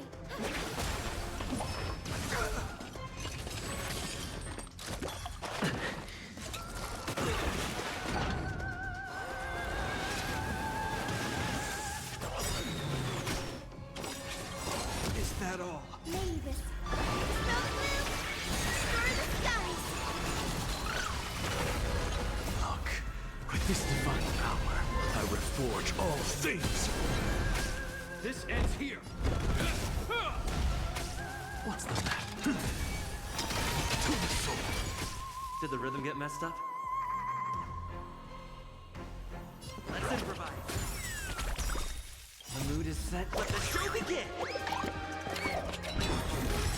Sky with the Rainbow Bridge.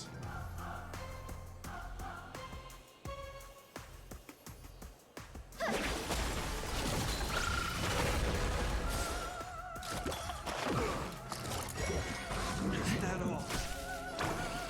Have some sunshine. Thank you.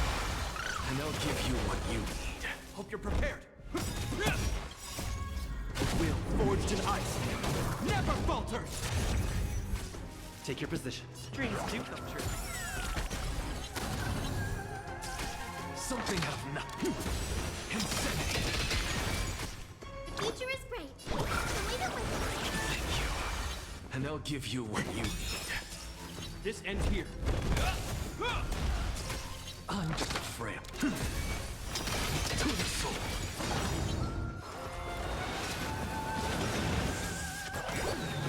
Look, with this divine power, I reforge all things.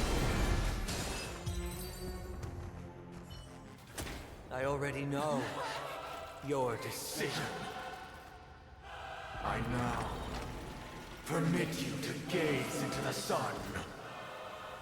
On these 107,336 stones, the almighty and powerful strings of harmony are at my disposal.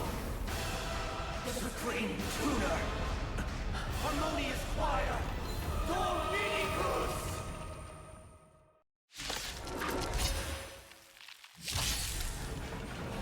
Lost souls, come and meet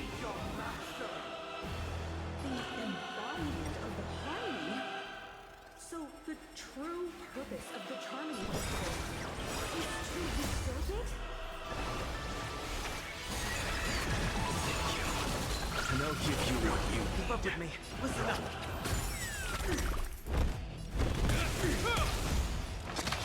Insanity! Noise! Is that all?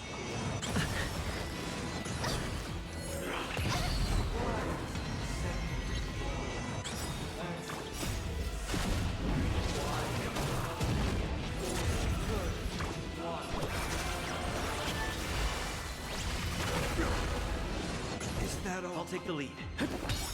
Noisy. I have it under Let's control. play our own melody. Let the show begin. What's the matter? To the soul! Noise!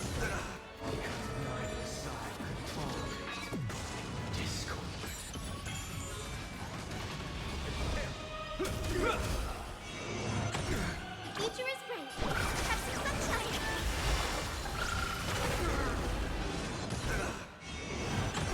Keep up with me. Enjoy eternal peace. I have it under control. Insanity is only noise. Guide the Rainbow Bridge. With this divine power, I will forge all things. Noise. Lady this. Snow blue. Star the skies. Disorderly noise.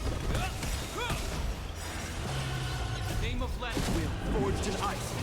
Never falters. Being together. The future is bright. Disorderly noise. Tinsel. Insanity. Why is everybody silent? Noise is fading. Is that all?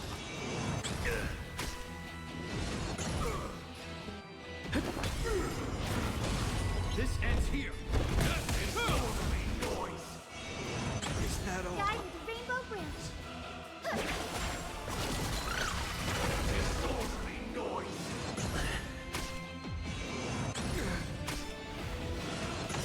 I'm just Name of Let Will forged in ice. Never falters.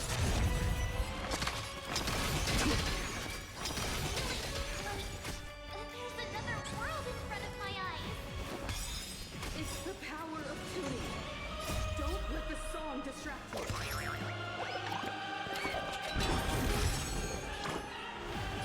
Have some sunshine. Great team. Sink into a dream.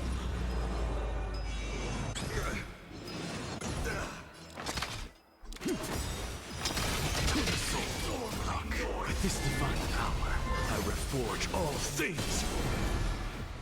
Listen up. The future is bright.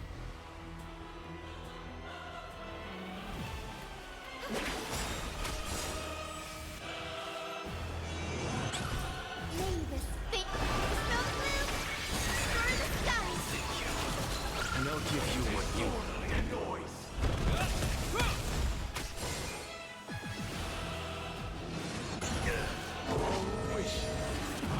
Still the same. Name of Landau. Will forged in ice. Never falters. Insanity. Great team. I'll take the lead.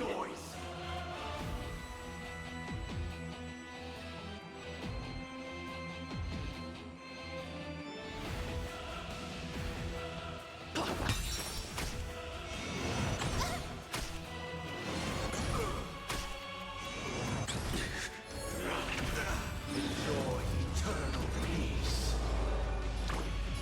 Have some sunshine.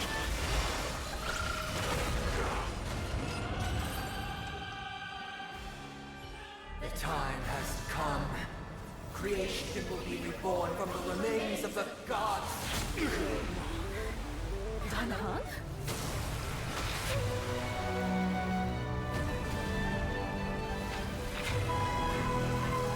Radiant spirits, heed my word.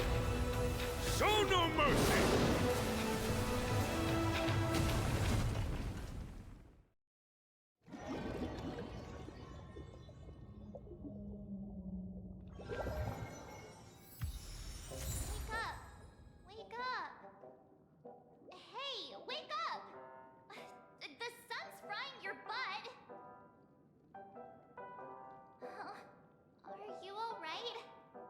Can you hear me? Do you remember your name?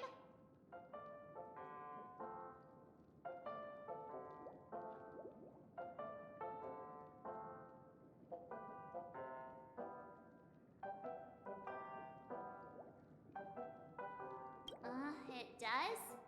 Well, doesn't ring any bells to me. Looks like your mind's still in one piece. If you're able to remember such details. Well, that's reassuring.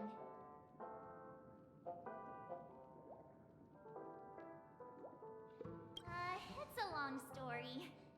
Simply put, Don Hung used the Jade Abacus of Allying Oath when we were in the middle of a fierce battle, and summoned the General to help us just in time. And then we returned to reality. Look, this is your room. Everyone else has also returned from the dreamscape.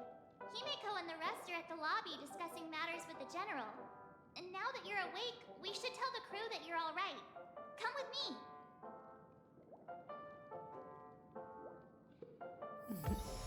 Not going to come chat with me, sleepyhead. That voice. Is that Black Swan?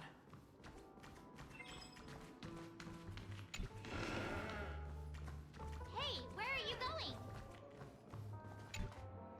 Hey, we meet again, sleepyhead. What's Miss Black Swan doing here? Nothing, Miss March. I noticed he was awake and wanted to check to see how he was doing. Though the strike from the General was timely, its destruction was also immense. When emanators collide, ordinary people inevitably suffer. But, luckily for them, the dreamscape is my home turf. Thankfully, I managed to get everyone out before the harmonious choir collapsed. Oh, so that's what happened! Thank you, Miss Black Swan! Don't mention it. After all, I wouldn't want to see such precious memories vanish. You're heading to see your friends, aren't you? Would it bother you if I walked with you for a short while? Of course not. But you're not planning on doing something like last time, are you? Why would you think that? I've never harbored any ill intentions. Well, not when you are around, anyway. Himeko and Mr. Yang are probably still busy. Let's go look for Don Hung first.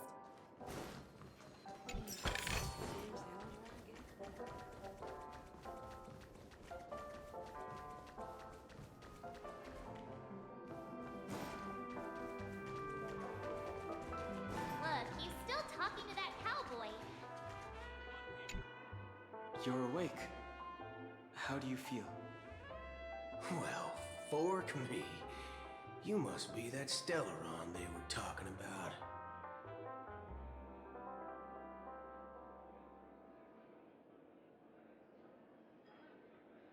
Allow me to introduce him to you. This is Boot Hill, a Galaxy Ranger. During our pursuit of a certain person, we crossed paths and just so happened to uncover a shocking plot being concocted by Mr. Sunday. Which is why we sought you out, to help the Astral Express save the world together. No need for thanks. Now, the Galaxy Ranger's principle is correct every injustice one sees. That's how you lot in the Xianzhou put it, right, Don Hung? More or less. Wait, hold on a sec. This is the first time I'm hearing about this certain person. Who are you chasing? And why would that lead you to the Express? Good question. It's, who was it again? Don Hung. Do you remember? No, that ain't it. I just can't seem to recall. Weird. chip hasn't registered any malfunctions. I can't seem to remember either. What's going on? Vic, forget about it. If it slipped all our minds, reckon that person was just a minor scoundrel. Unimportant. Ain't gonna stop us from piecing together the story anyhow. Yes, when the dust settles, I'll just think of a way to recall it in the memory zone. Everyone, let's hurry up and look for Miss Himiko, shall we? He's now a minor star on Penacony, and the entire hotel's concerned about his well-being. You're right. Let's head to the lobby then. Soul glad, shaken, not stirred.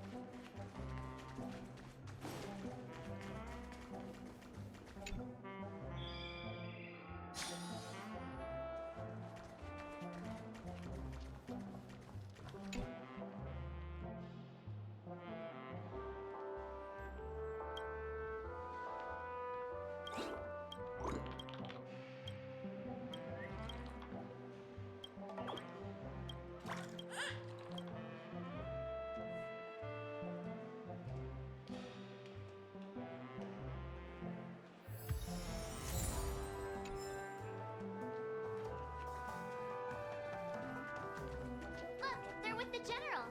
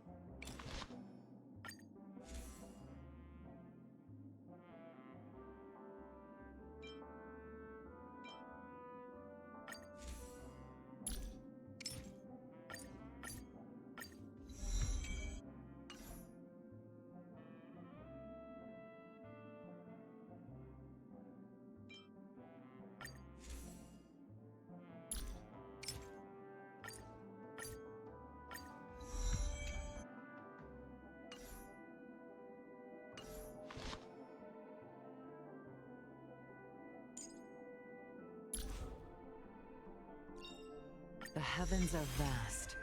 The kite flies where it wishes.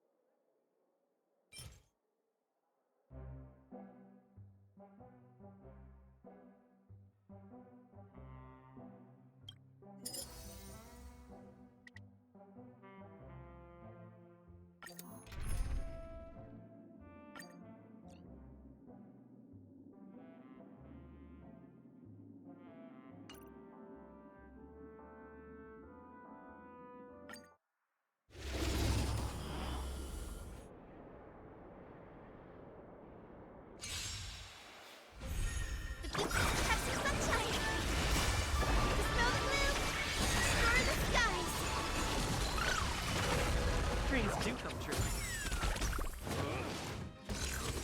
Don't be rash.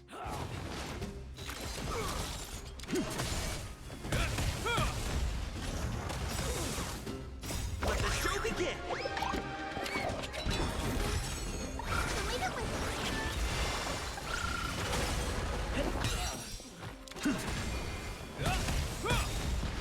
The will forged in ice never falters! have some sunshine.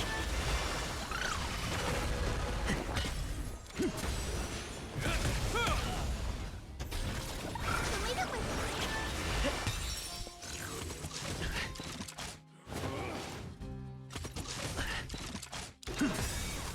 With this divine power, I reforge all things. have some sunshine. Smell the blue. Explore the skies. Let the show begin! Insanity. Leave it with Let's improvise. Will forged in ice never falters! Is that all? have some sunshine.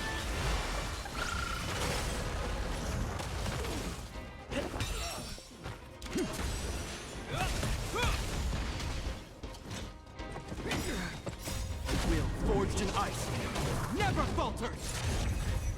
Leave it with have some sunshine.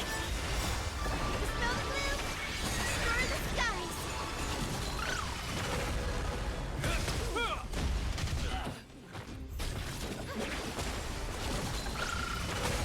Dreams do come true.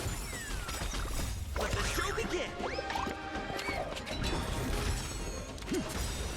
With this divine power, I reforge all things.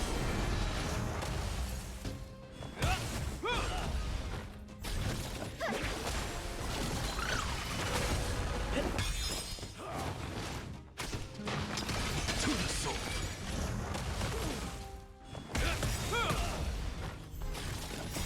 Will forged in ice never falters!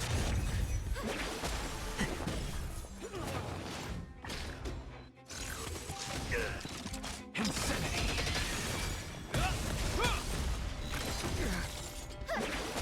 Let's improvise. Is that all? To the soul. With this divine power, I reforge all things. Will forged in ice never falters!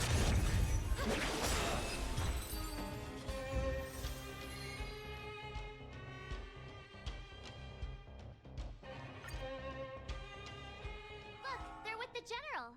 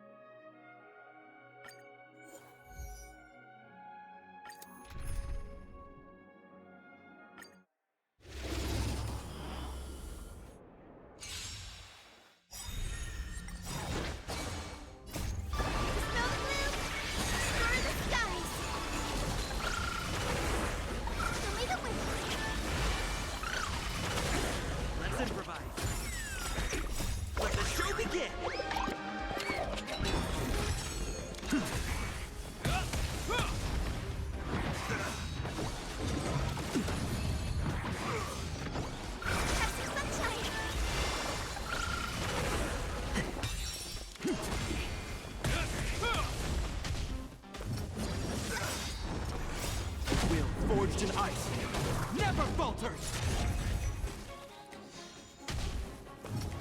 Is that all? Lead it with Snow blue, destroy the skies.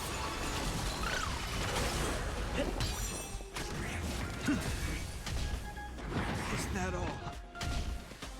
Still the same wall. Catch the sunshine. Lead it with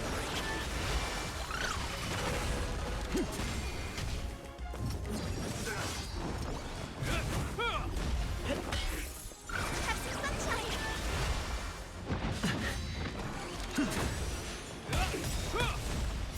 Wheel forged in ice never falters! Lead it with Snow blue, destroy the skies.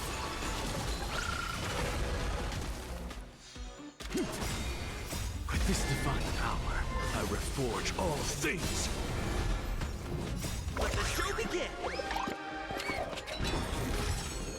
Catch the sunshine.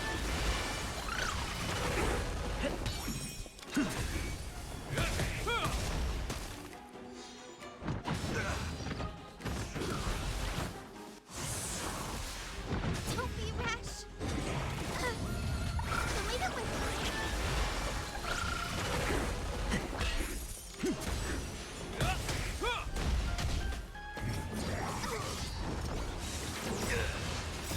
Wheel forged in ice never falters! Snow blue, destroy the skies. Is that all? Catch the sunshine.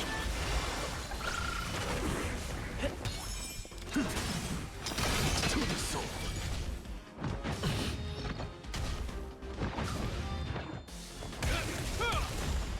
Lead it with Dreams do come true.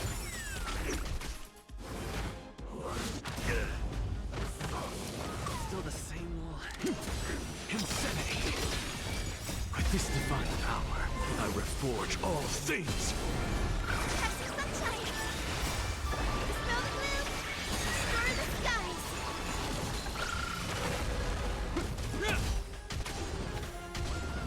Let's improvise.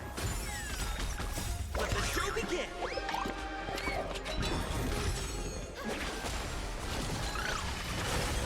To the soul.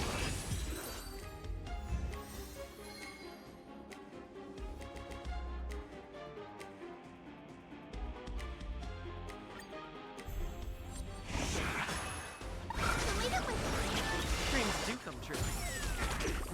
Is that all? Wheel forged in ice never falters!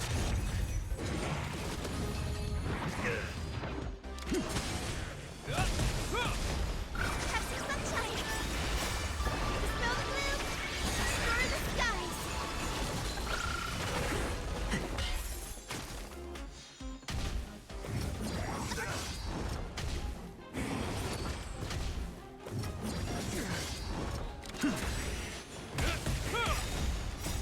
Wheel forged in ice never falters! Lead it with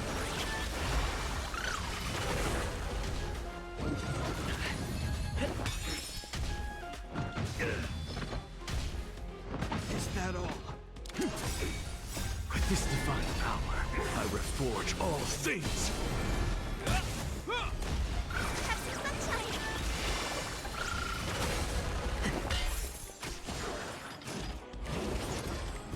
Lead it with Insanity.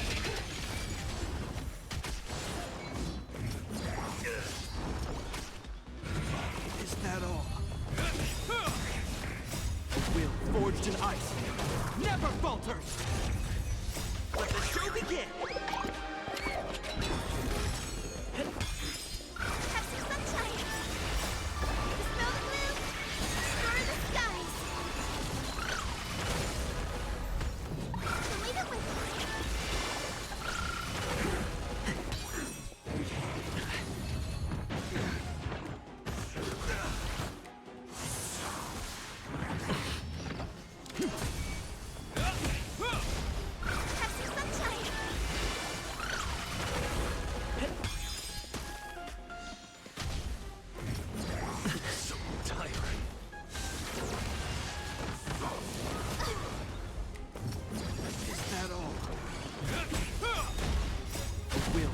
forged in ice never falters! Leave it with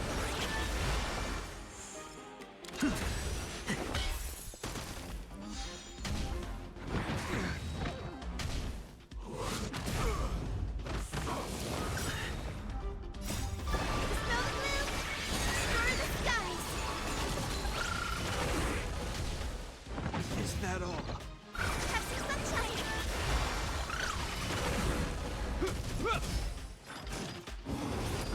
Dreams do come true. Let the show begin! With this divine power, I reforge all things.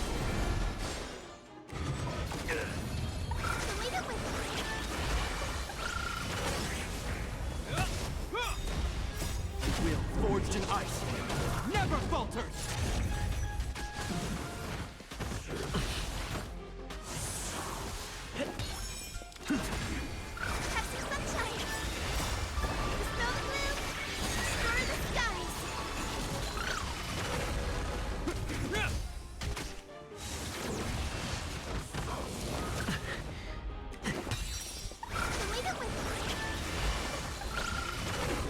Let's improvise.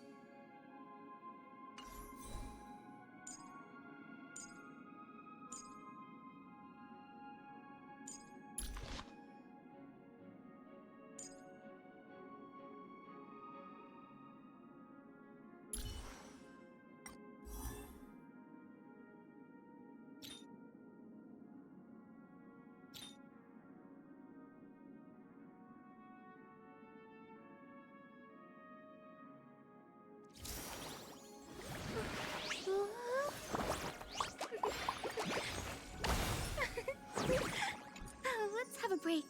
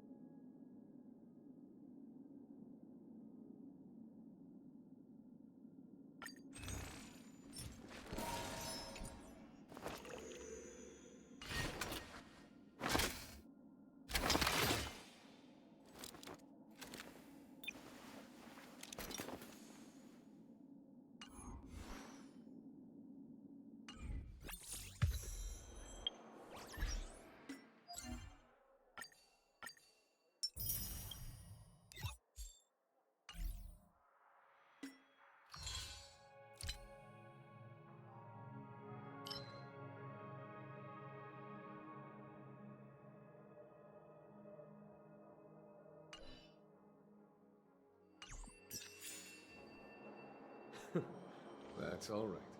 In these times of conflict for the sake of utmost safety, it is only right that the Alliance steps forward to mediate on behalf of the Astral Express.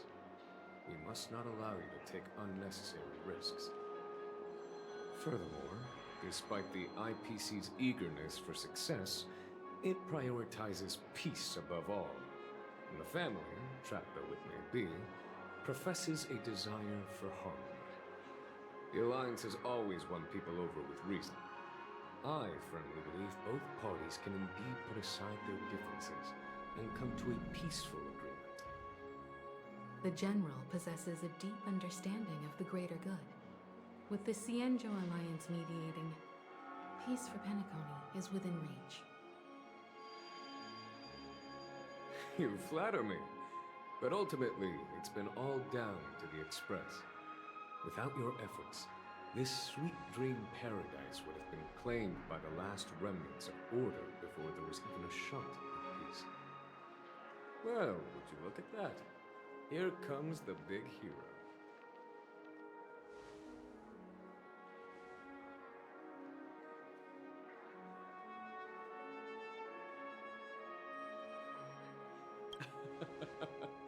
If it isn't the galactic baseballer, a true hero who dares to take action.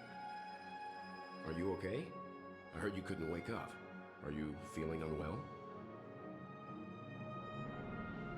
Don't worry, Mr. Yang. There is nothing wrong with him. He practically burned through a lifetime's worth of jokes on the way here. What about you, Mr. Yang? I heard that even Miss Robin wasn't spared. And that guy locked you both up. It's a long story. But at least Mr. Sunday took it easy on us. He used an ability called tuning to connect our consciousnesses with his. In other words, he imprisoned us within his consciousness. Thanks to General Jing Yuan's destruction of the Harmonious Choir, we were able to escape.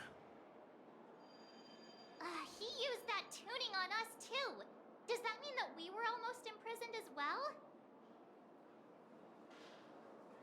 I can confidently say now, he was truly after a fair fight with us.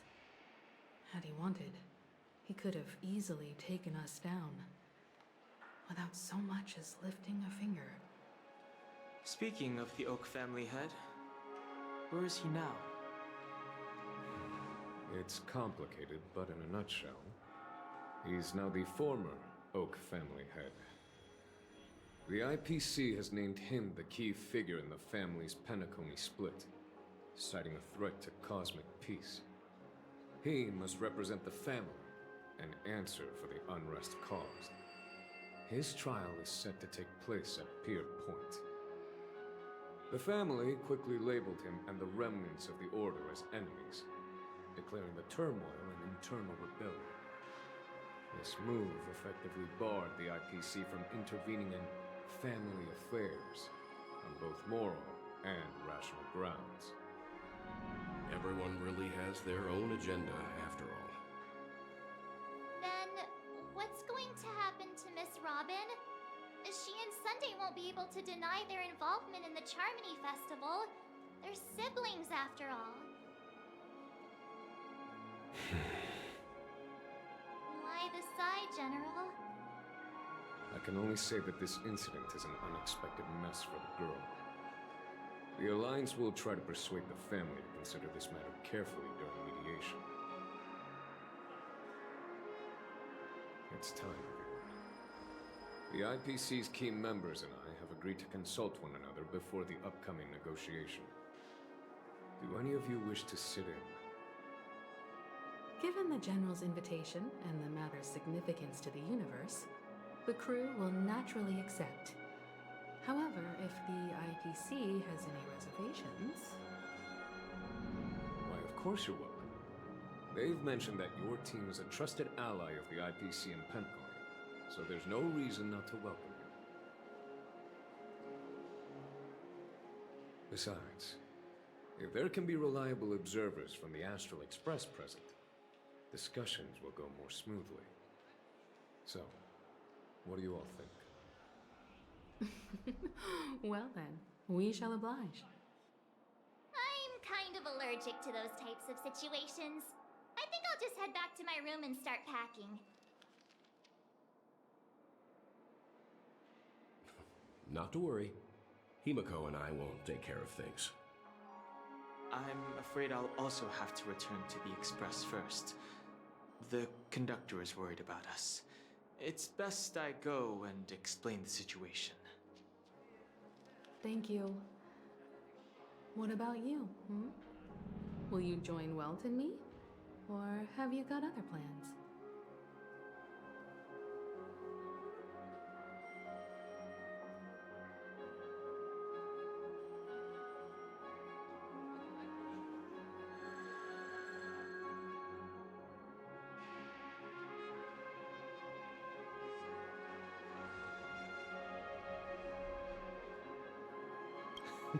Great. Although I'm not too sure of the reason. The representatives from the IPC have insisted on his presence. Allow me to lead the way. Follow me, please. The negotiation will commence at the hotel lobby. Everyone, please follow me.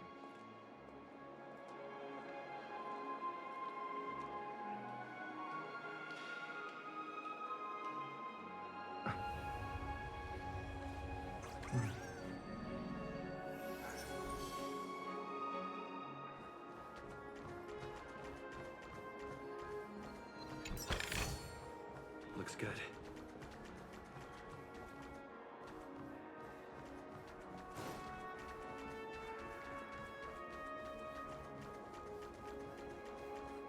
It's giving me the stink eye.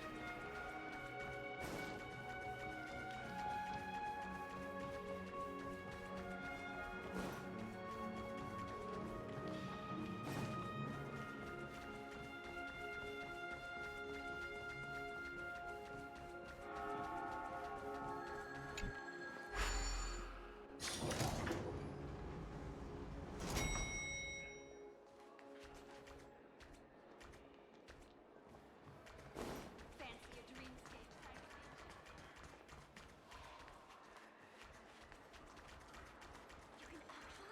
Mr. Aventurine and Miss Topaz are here too. Oh, and who is that over there? The Intelligentsia Guild's Dr. Ratio. It's been a while, my Astral Express friends. I would also extend my sincere thanks to you, General of the Lawfu. The presence of everyone here assures that the talks will likely reach a conclusion that satisfies all sides. Oh. Looks like everyone has come with expectations. Care to share? Of course. Topaz, if you please. Sure, leave it to me. In summary, it's good news.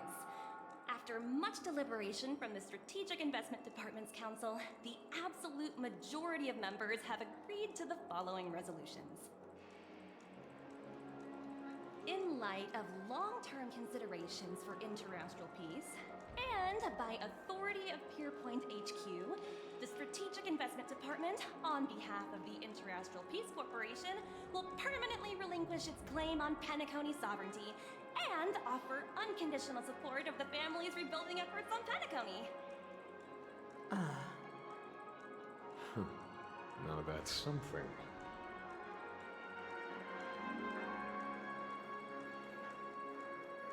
To be honest, it does nothing to benefit the IPC. But it is extremely beneficial to the long-term development of the entire universe.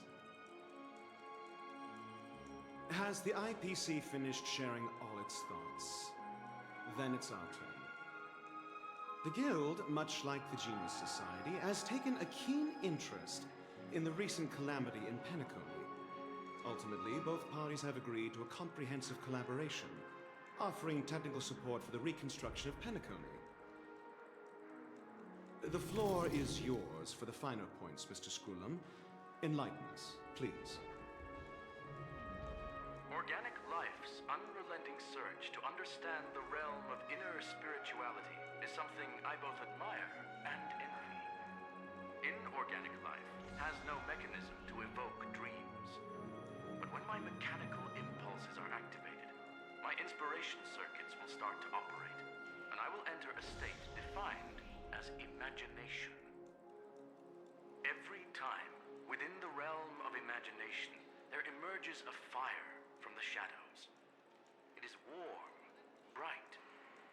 I frequently ponder this flame might represent the essence of intelligence. A cluster of inspiration ignited by high temperatures. The future direction of the universe may well lie within it. Alas, they are nothing but projections of my thought system to me. Desired, but unattainable. But after learning of Penacony's accomplishments, I have come to realize that the flame is not beyond my grasp. After deliberations with my partners, we have decided to defer the progress of the Simulated Universe project, and instead assist the Intelligentsia Guild as technological consultants in the research of the Dreamscape and Memory Zone, so that these assets may be better used to serve humanity. Not only that, we've also established contact with the Garden of Recollection through the IPC, and they've pledged their support for our research endeavors. I'm truly happy for the Dream Chasers on Penacony. The cosmos' brightest and, let's admit, dimmer intellects are now at their service.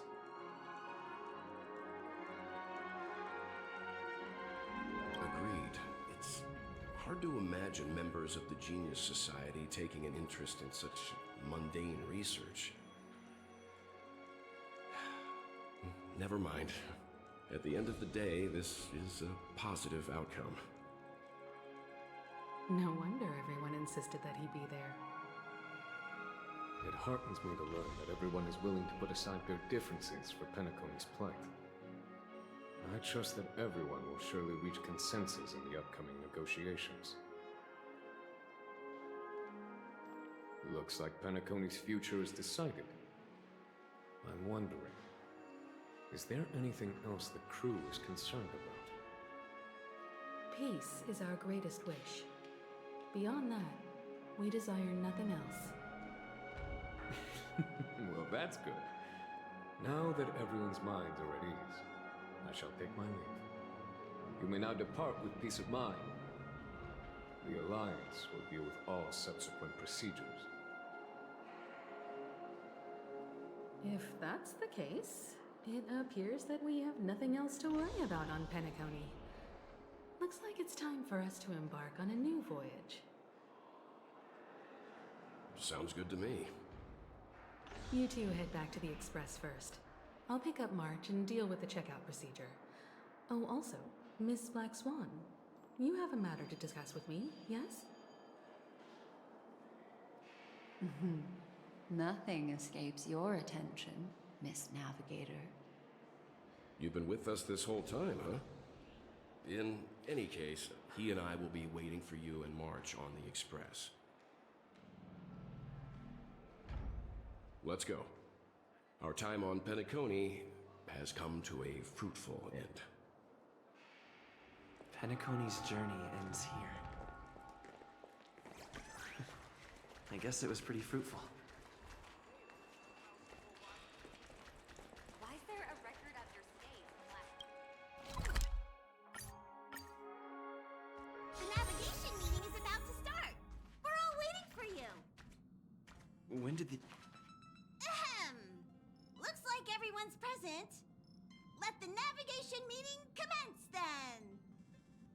This a meeting to decide our next stop? How we doing this? By show of hands. Hold your horses, cowboy. It's for those to decide. Allow me to explain. Mr. Boothill and Miss Black Swan submitted a request to temporarily travel with the Express for their own personal reasons. As you all may know, the Astral Express never declines any passenger whose heart yearns for the distant stars. Therefore, they will be traveling with us for a while until they reach their destinations. Whoa, the Express is going to be much livelier now. But, Miss Black Swan, you better not use your memo keeper abilities to pull any pranks. Understood, Miss March.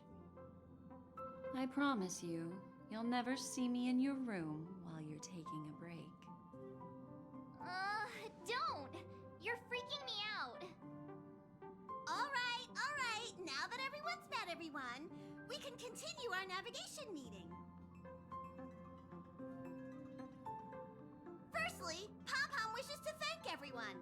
If it weren't for you all unearthing the truth about Penacony, Pom-Pom would have never known where Mikhail and the rest had gone. What they had to go through was regrettable, but I reckon they all fulfilled their wishes. And it was thanks to all of you. Thank you, everyone. Now then, we come to the crux of this navigation meeting. We must decide on the Express's next stop. Let me introduce our current options. The first choice is from Himiko, the oceanic planet of Lushaka, a planet composed entirely of water. Many aquatic races reside there. Of course, it's also the home planet of the venerable, nameless Mikhail. The second choice is the agate world Melustanen, suggested by Welt. It's famed as one of the initial sites of the Stellaron disaster, and the place where the beauty Idrilla ascended. Today, it's celebrated as a planet of undying allure. The third choice is Edostar, a planet nestled within a vast ion storm region, currently under assault by the Antimatter Legion. However, the distress signals from there have recently ceased, prompting the IPC's wish for us to check in on the situation.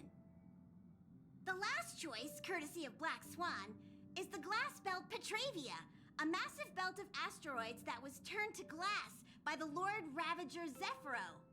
These days, it's apparently known to house one of the branches of the Morning Actors Troupe. Ooh, so many options. I'm seeing stars already. Next up, everyone will select the destination that they wish to visit, and then we'll put it to a vote.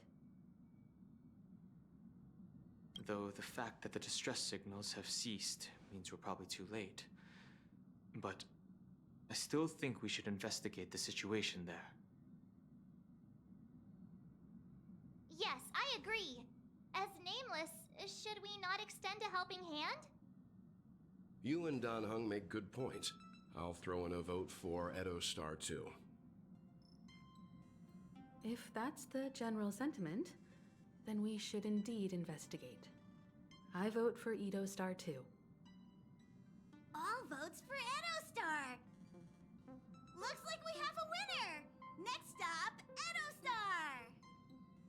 Then this navigation meeting is adjourned. I'll go check the warp jump coordinates. Everyone can catch up on some rest in the meantime. When it's time to make the jump, Pom-Pom will make an announcement. there's still some time before the jump. What should I do? How about a chat? Over here.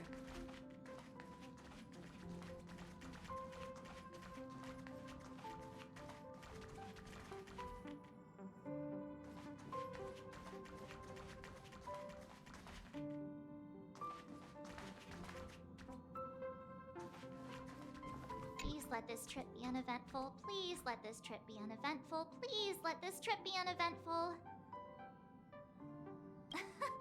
What's with you and always copying the way I talk?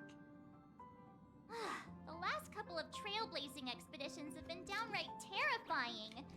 It's about time we had some fun, cozy, and cute adventures for a change. Come on, start praying with me. Please let this trip be uneventful. Please let this trip be uneventful. Please let this trip be uneventful.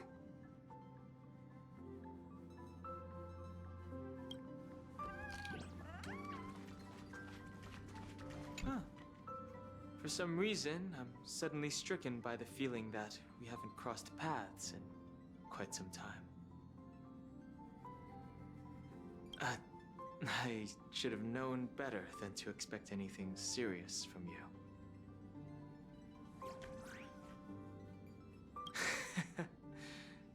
Got it.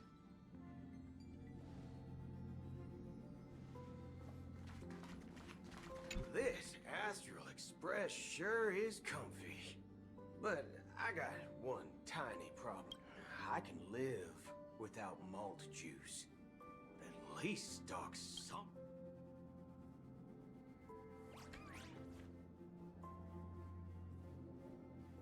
You can't use that 12 years of age rule against a mighty ranger like me.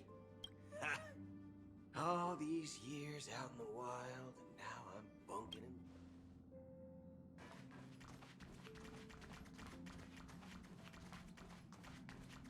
in. You're fast becoming an excellent trailblazer. It's an honor to be able to watch you grow. Don't downplay your achievements. Everyone has witnessed your growth. I've known many warriors in my time, and only a few achieve the kind of growth you have.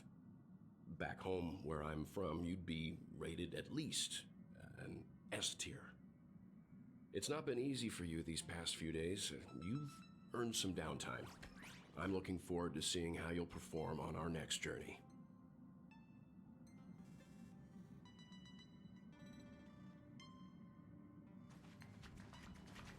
Come to think of it, this trip to Penacony was the first time we trailblazed together, wasn't it?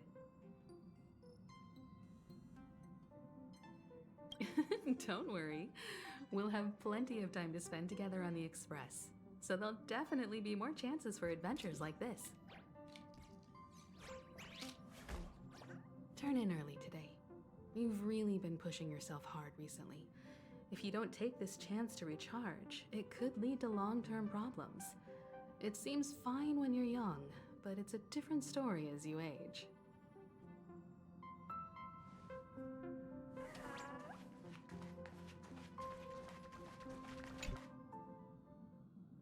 Oh, you're here. Seeing your reflection among the stars in the porthole really does seem somewhat surreal. How about it? This journey of beautiful dreams. Was it to your liking?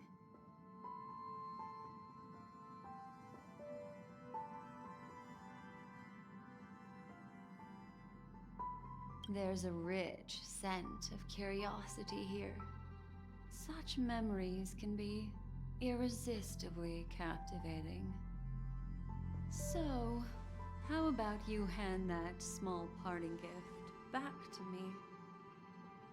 I'm quite eager to have it back.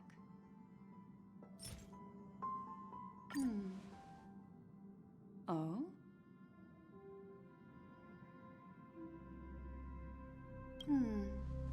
Never mind.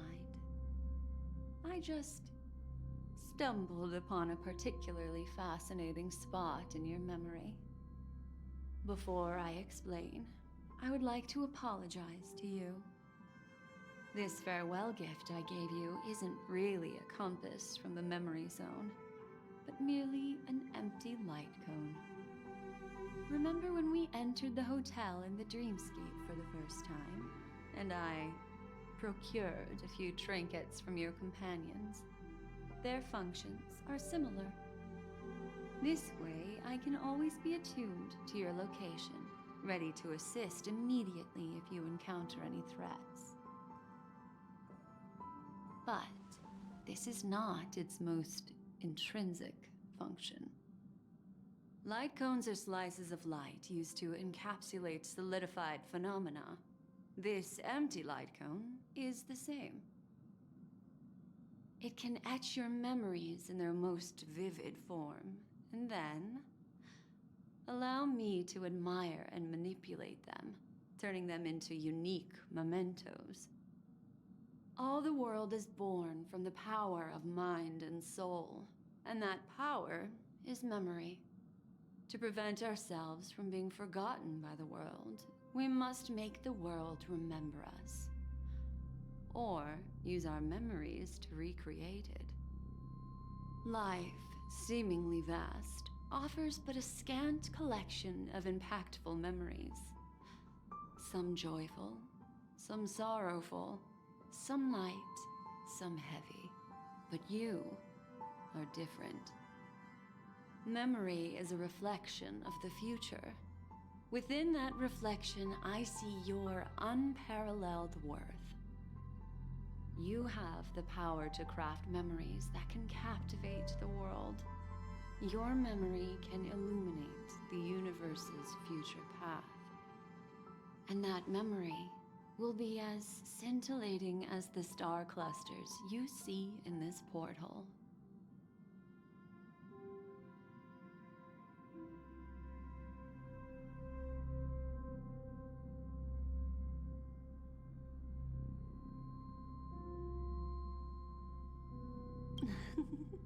How adorable. But do you know the deeper meaning behind it? The reason is simple. In this grandiose and ostentatious dream of the families, only you personally experienced the entire course.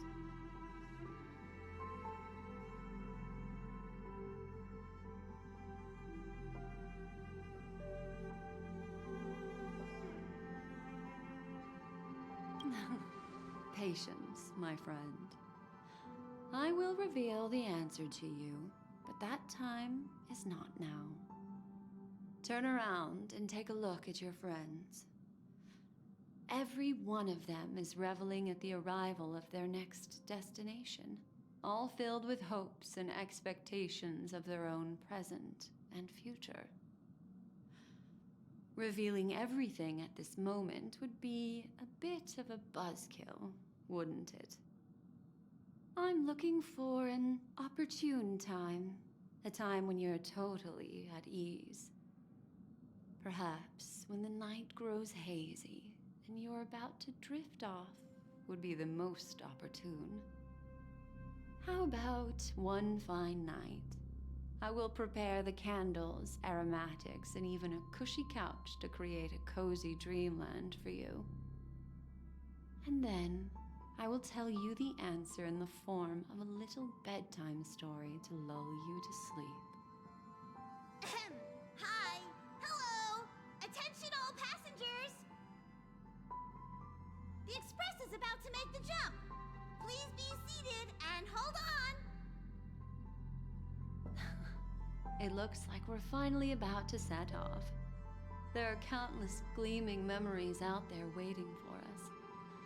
Why don't we just leave it at that for now?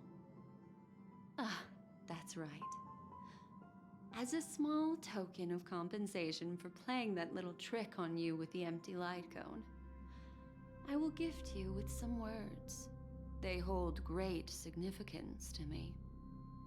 Life is akin to a winding labyrinth where memories serve as our sole companions.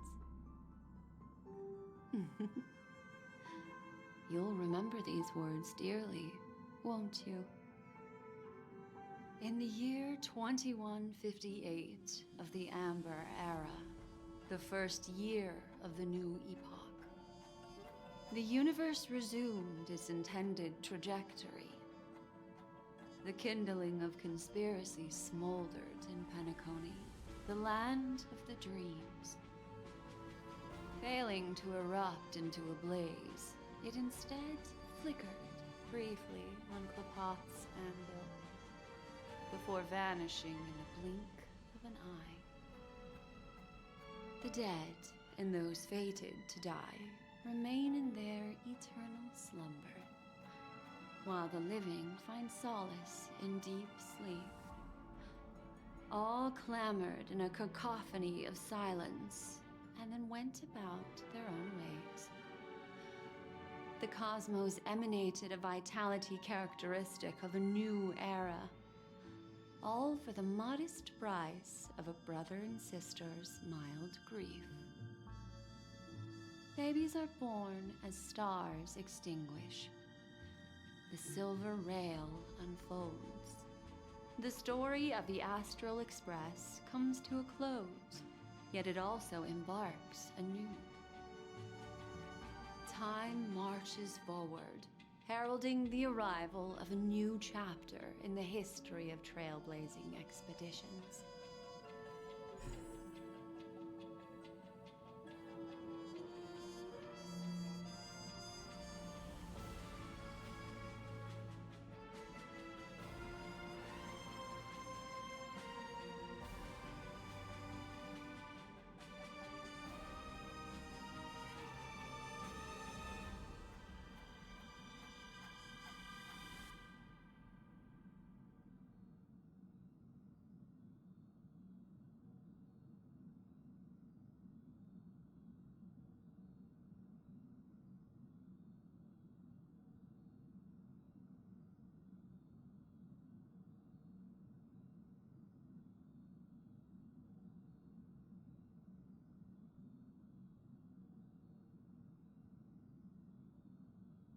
Countless shooting stars streak the sky tonight.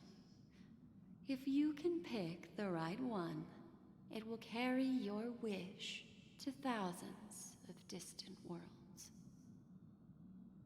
You're feeling very relaxed now, aren't you? So, then, it's time to tell you a little bedtime story. Well, let's start with a conclusion. The crew was defeated in the battle against Sunday. Everyone in Penacony failed, and no one survived.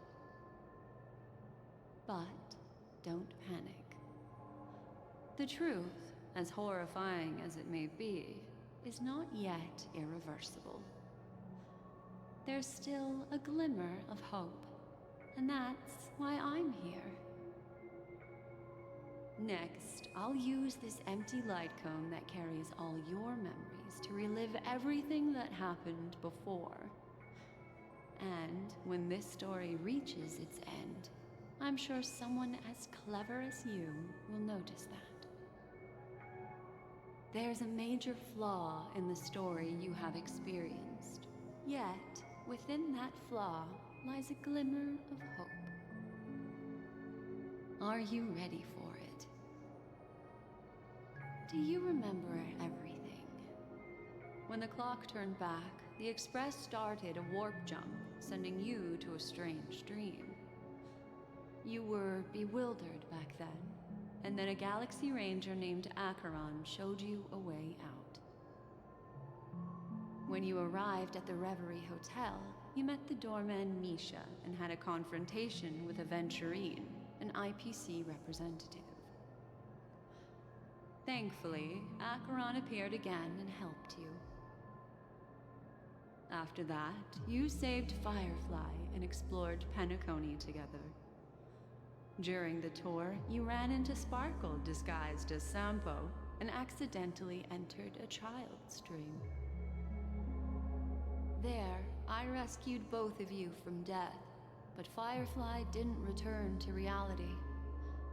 She realized the truth and tried to involve you in her plan, but that resulted in an accidental death. Even more unsettling, you soon encountered another murder. The 2 cases of death prompted you to investigate the truth behind the sweet dream. Despite your efforts to gather information about the 2 victims, you didn't make much progress. But you did learn about the watchmaker from Gallagher. Meanwhile, Aventurine was secretly carrying out his scheme, in which you were one of the pawns. In the midst of a fierce battle, Acheron revealed her true identity as an emanator of the Nihility and unsheathed her sword. That strike foiled Aventurine's plan and opened a passage between the sweet dream and the original memory zone.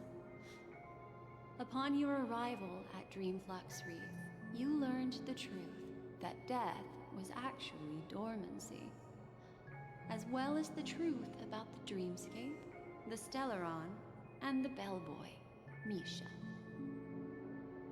You split up with Sunday and Robin, looking for a way to seal the Stellaron. However, it turned out that Sunday and the Dream Master had their own hidden agenda. And you had to engage in an ultimate duel on the stage of the Charmony Festival. Finally, the story reached its conclusion. You emerged victorious, with the Trailblaze triumphing over the Order, and Penacony embracing a bright and peaceful future. This marks the end of the thrilling journey in Penacony.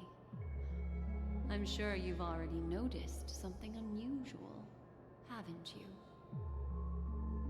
The major flaw, which contradicts all the known information, hides in this story.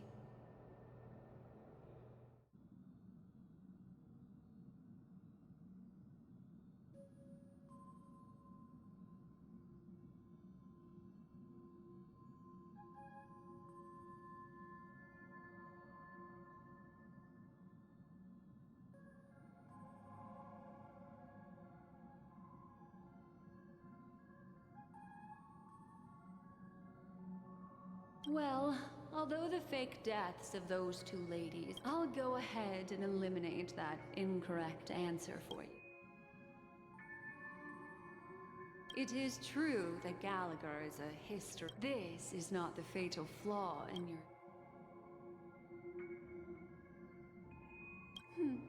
Little Misha. He's only a segment of memory in a dream bubble. But Misha is a rather special memory. A life born in the memory zone could never manifest in reality. So, why did he appear in the Reverie Hotel in reality? The answer is simple. He is the one fatal flaw that contradicts all our known information. This means that you, who wholeheartedly believe in this memory, are still trapped in the dreamscape at this very moment. Wake up, sleepyhead. Break free from this eternal dream and return to the real world. We'll find our answers there. The train is about to make the jump. 5, 4, 3, 2...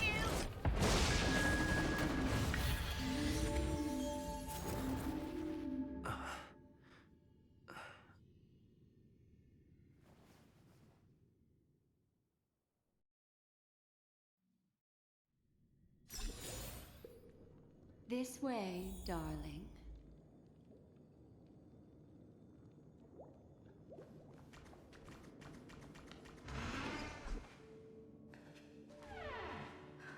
Not another one. Thank you so much, Black Swan. Finally, I can breathe a sigh of relief.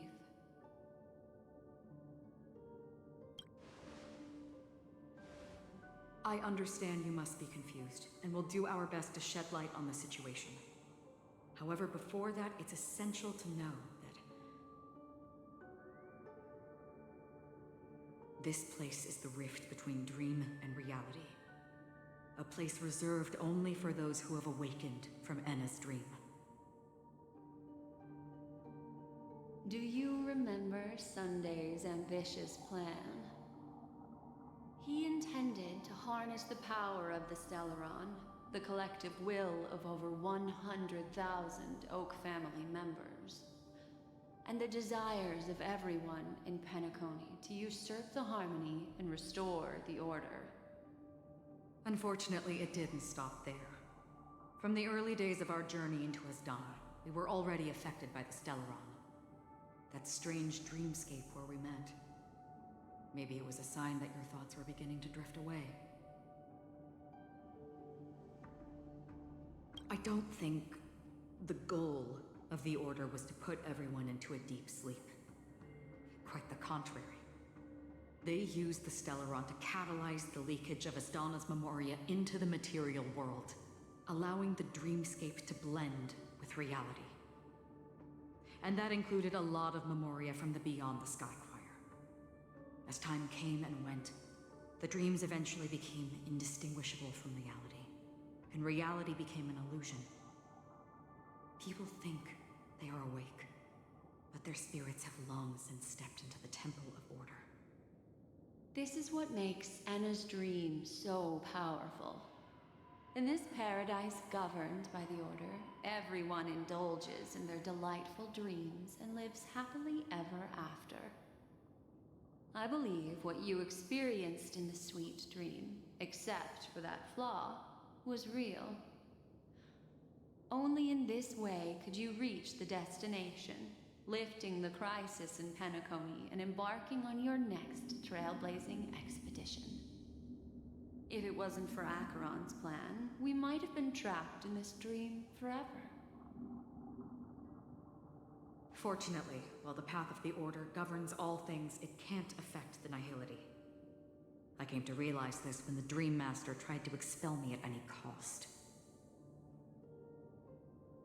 This is also why you felt a sense of peculiarity when traveling with her.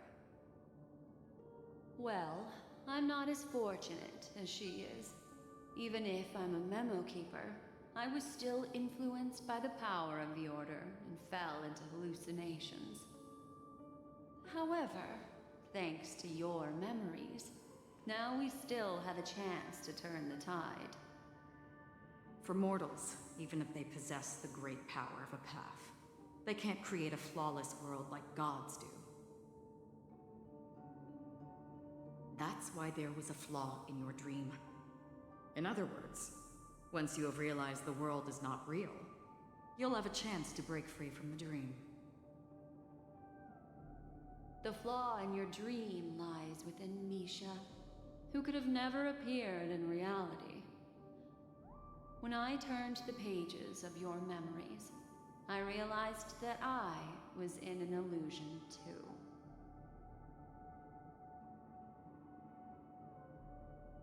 Now Sunday has usurped the power of the Harmonious Choir through the Charmony Festival. Asdana has thus fallen into Enna's dream, transforming everyone equally into the notes of the Aeon. Failure doesn't mean weakness. Only the strong can gather the will to resist the Order and try to break free. We still have a chance, though. To make it happen, please, Black Swan, guide us to those with a strong will. All right, please come with me. These people are... They're the ones who accept Enna's dream and indulge in their happy illusions.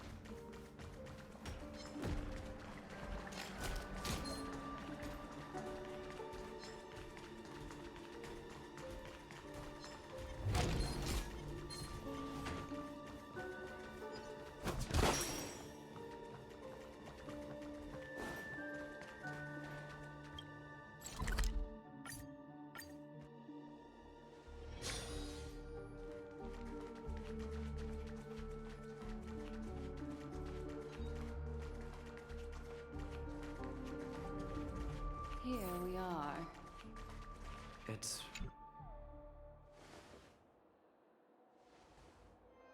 Finally, you've arrived. Let me introduce you to Robin. She woke up from Anna's dream by her own will, and it's this tough lady who led us here with her song.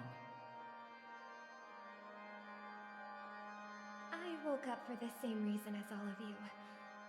In the dream, I experienced something that could never occur in reality.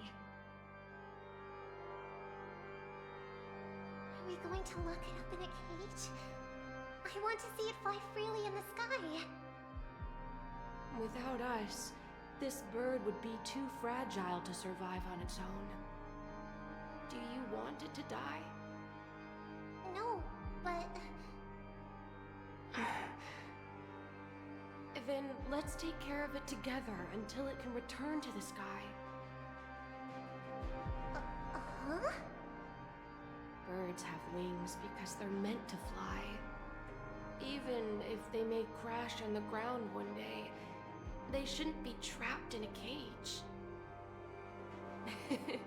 Birds belong to the sky, so we should help them return there, right? The illusion was so impossibly blissful that I realized it was just a dream. And this is our final hope. Anna's dream is founded upon the harmonious choir, namely everyone's shared wishes. It will only materialize once the aspirations of all beings in Penacony merge as one. At present, it has become impervious due to people's desire to remain slumbering within the dream. And in order to destroy it, we must make everyone in Penacony want to wake up.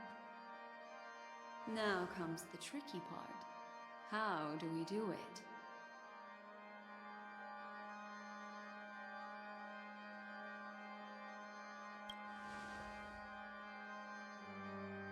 Humans yearning for sweet illusions borders on obsession, leading them to subconsciously resist the harsh reality.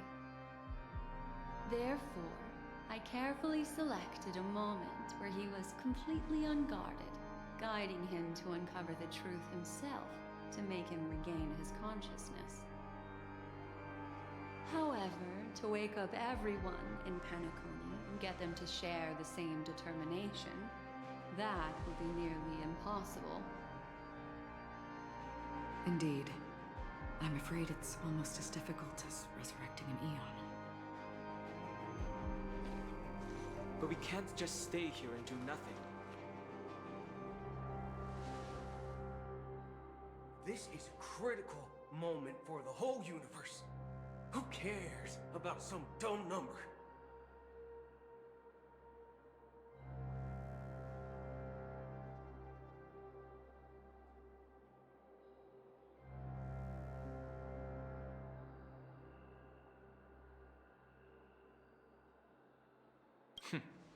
Thanks to Black Swan. You're welcome. And thanks to the memo keepers in Penacony, too. I believe your partners have also awakened from their dreams. This is the first step of our plan. With the assistance from the Garden of Recollection, those who possess a strong will, like you, will gradually awaken from the dream. These free wills are the discord that will sway Anna's dream. However, awakening a mere handful of individuals is insignificant compared to the vast number of people immersed in the dream.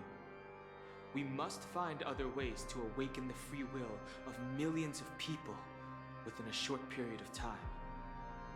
If breaking through from the inside proves challenging, we can seek assistance from the outside. We've long been aware of a potential solution. Asdana is a galaxy known for its abundant memoria and the remarkable phenomenon known as synesthesia dreamscape. When people first enter this place, they often find themselves and others sharing a collective dream. At this very moment, there is only one dream encompassing the entire Asdana system. So, you mean if we can attract a large number of outsiders to this system, their free will would intertwine with this dream and shake it to its core. However, those outsiders might also succumb to the dream and become the foundation of the Order instead. The real challenge is, how can we gather a huge number of people as determined as you within a short period of time? Looks like the Jadab Kiss of Allying Oath will be the only solution. No need for that. Keep your once-in-a-lifetime treasure. We don't need to bother the Cienjo Alliance for such a tiny request. You want thousands of people with unwavering free will? That's easy. Just leave it to us Galaxy Rangers. You can gather Galaxy Rangers? Outsiders may see Galaxy Rangers as elusive and disconnected individuals, and actually, they're right. And that's why we have a tacit understanding among us. Do you know what it is, Acheron? It's the relic I returned to you. Exactly. Its owner must have told you that it's meaningless to anyone other than a Galaxy Ranger. That it can only fulfill its purpose when returned to its rightful owner. Because it's a burial artifact, worthy only of a hero who has served the Galaxy Rangers with honor. When its light illuminates the universe, it means the fall of a hero. And in the direction it falls, countless meteors will streak across the sky. Those meteors are Galaxy Rangers, coming from all corners of the cosmos, driven by a shared purpose, without questioning the cause or counting the cost. Because we abide by a bottom line. The shooting stars of the hunt only descend on the longest night, and with them comes the dawn. We've stayed silent for far too long. Now, it's time to remind all the cowards, oppressors, and villains of the universe of our presence. I'll be the one to ignite the first spark. Once the dreamscape is swayed, I'll complete the second step. I'll fine-tune the slumbering souls with the Song of the Harmony, interrupting them with the discord of Trailblaze, and guiding them towards reality. It's true that some people are born strong, and others are born weak. If the Trailblaze is the target of heroes, then the Harmony will guarantee that the strong help the weak. Only the people of Penacony themselves can be the saviors of their homeland. Their path of happiness should be forged by themselves. I may not be a nameless. I'm willing to instill courage in all those who need it. This includes my brother as well. And his dream is too cruel for him and everyone else. Your plan sounds well conceived, but still, it appears somewhat idealistic and romantic. The flaws rooted in human nature can't be eradicated overnight. Do you believe these efforts alone are enough to convince everyone to choose the right path? I agree with you, Black Swan. That's why the most critical aspect of this plan is not to convince everyone to choose the right path, but to inspire them to save themselves. So, you're the key in the end, I assume? The Harmonious Choir possesses the power of an emanator. To overcome it, you'll need the same level of power. The final step in destroying the sweet dream will be my responsibility. That's a relief to hear. Now that our roles are assigned, let's get to our battlefields and pose a grand finale.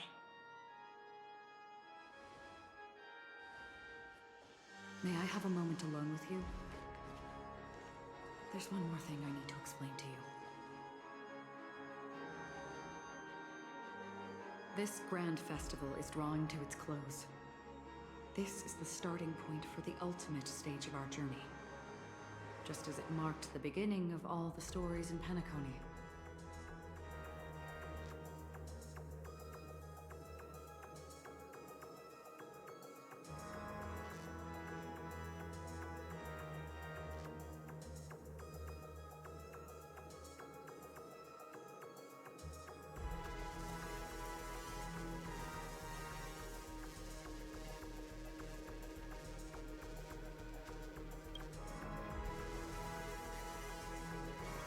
I have faith in you. However, before we depart, there is one more thing I must tell you. There's something you should know. We were able to locate you within this boundless dream and find the key to breaking free from the dream. All because of one person's unwavering dedication. Firefly. She awakened from the dream ahead of others, discovered the Express amidst the stars, and brought us valuable information about the remnants of the Order. She may have been aided by the script, and it came at a cost. As you know, Firefly is a stowaway who entered the dreamscape in a different way from ours. Without the dream pool in the hotel or assistance from the family, she can only awaken from this dream in one way. A real death. We mustn't fail her determination. I'm not implying that we must win this fight no matter what, but our resolve should match that of that courageous lady. Are you ready?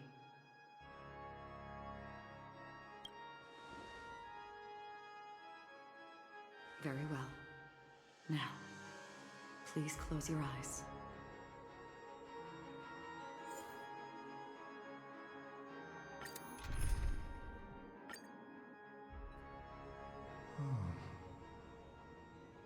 How long has this reign been ongoing? If I remember correctly, it has lasted for decades, or even centuries. The unwavering determination of the Hunt followers persists even in death. But thankfully, we've guided those lost souls to their lives beyond. They were heroes in their time. And they won't be reduced to puppets of the Nihility in their death. You see, the shadows on the sea have vanished.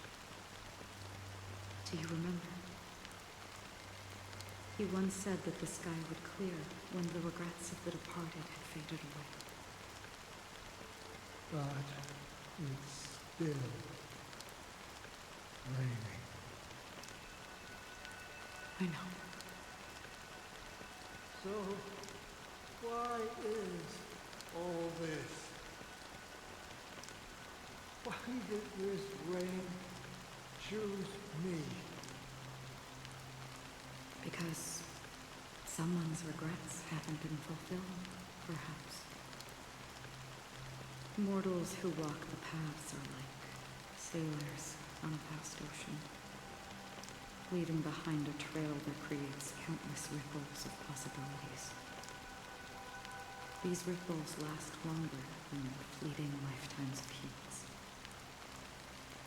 And for some, their presence leaves such a strong mark that it's reflected in the waves. Sin-thirsters, the obsessions of the Pathstriders. They emerge from the depths of Ix, seeing themselves as masters of their own destiny, unknowingly repeating the actions of their past lives.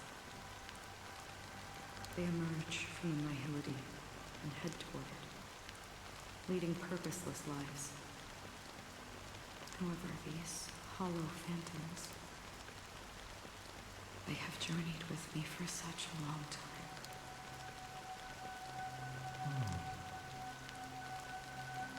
And this is how it is.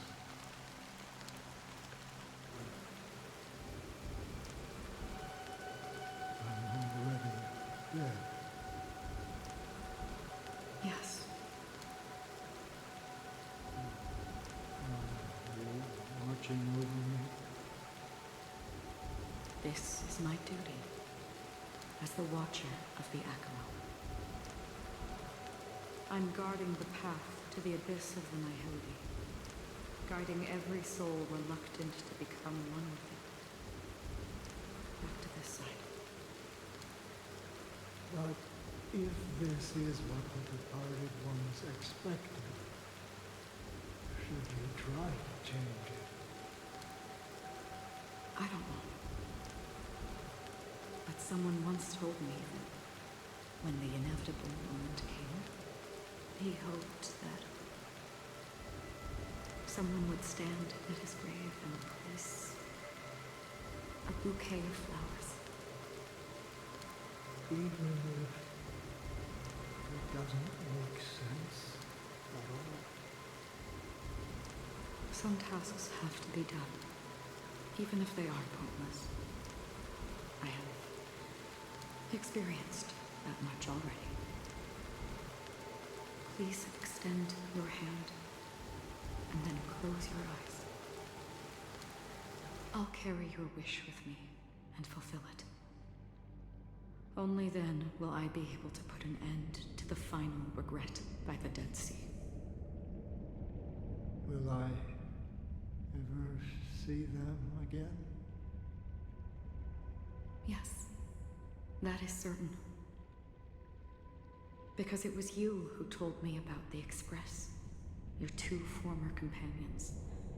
The expedition cut short by the swarm, your narrow escape from death, and your encounter with the Galaxy Rangers. And Penacony, the hometown to which you could never return. Yeah. For countless times, I got rejected by the family and had to pass it by. But I knew that my companion was still there. Alone. Mikhail, are you still there? Take my hand and come with me. We will leave this place. You'll embark on a long, long journey, shrouded in darkness. But fear not, as a touch of red will be awaiting you at the end of the path. That's the color of existence. Follow it, and it'll guide you and illuminate the way out. By doing so, you'll eventually reunite in the warmth of the sunlight. Thank you. May death be the end of your boundless dream, guiding you back to the waking world. Welcome to the horizon of existence. This place is one of the thousands of manifestations belonging to the sleeping and shapeless. And it's also an exit out of the nihility for the awake ones. Let's bid our final farewells here.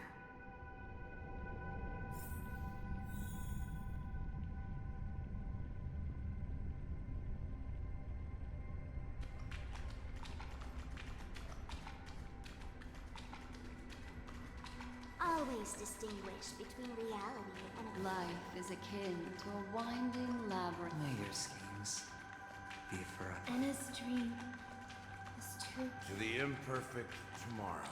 I still remember the question on the invitation letter.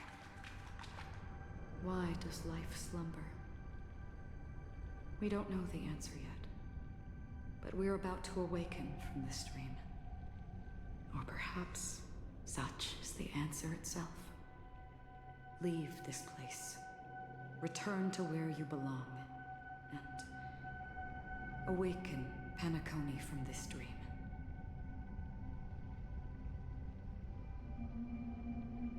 As I said, our plan is not about convincing everyone to choose the right path, but about inspiring them to save themselves. So, when will people actively save themselves? The answer is when they are in desperate situations. Like a drowning individual in the deep sea. When one's body and mind bear immense pressure, agony, confusion, and despair will follow. I firmly believe that. The fragility of humankind often freezes them in their tracks. But in truly desperate situations, they will strive to save themselves. And now, Penacony has enough heroes to lead them forward. It's through this inherent, self-centered instinct that people exert their utmost effort, even when they know their struggle is fruitless. As absurd as it may seem, it's their resistance. As for now, it is time to guide them, not as a savior, but as a nameless among those mortals. In this way, you will reunite in the warmth of the sunlight. The rain is intensifying. Before we part ways, please allow me to ask a few final questions. So far, you have forged unbreakable bonds with numerous individuals and entities in the sweet dream. Might I ask if you fear severing these bonds with your own hands?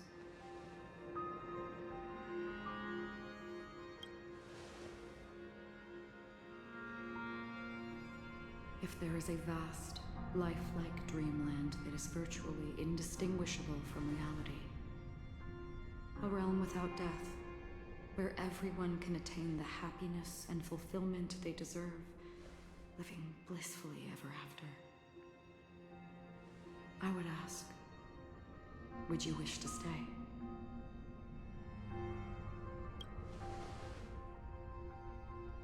Imagine if this splendid dream were fated to fall apart.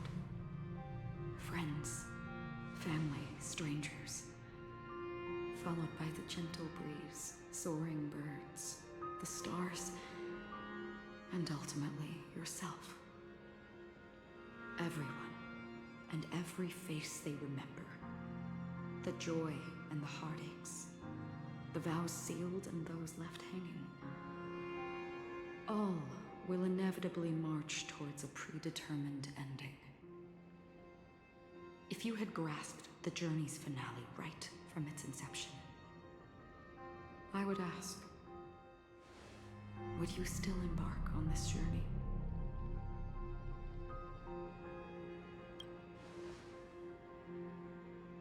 I'm glad. The answer itself doesn't matter. What matters is that you've made a decision. Listen, touch, and ponder. And therein lies the sensation. Cherish it, because that's what makes us exist. Such is the only answer humans can offer when facing the nihility. If the nihility represents the primal fear of life, rendering any lofty convictions insignificant under their imposing shadow, then behind this shadow, there must exist the most fervent source of light in the world.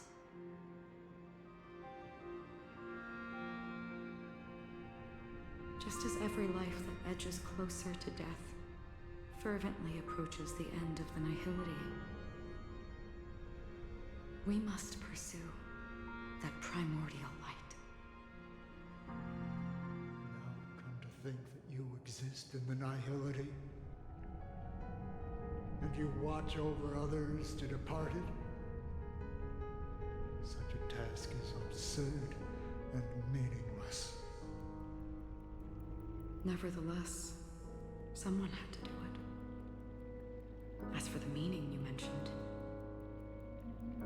even if it's a meaningless task, I've come this far, haven't I? Even if the future you forge may not even belong It may not belong to me, but it definitely belongs to someone.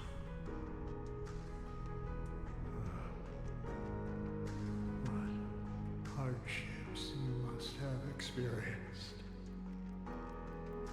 In that case, allow me to do something meaningless too.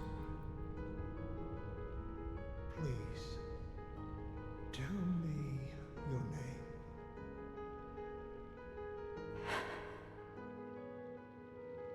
Perhaps my existence will vanish in the next moment, and nobody will remember this conversation or your answer. But I believe that your name should be remembered. And this universe will remember it as well.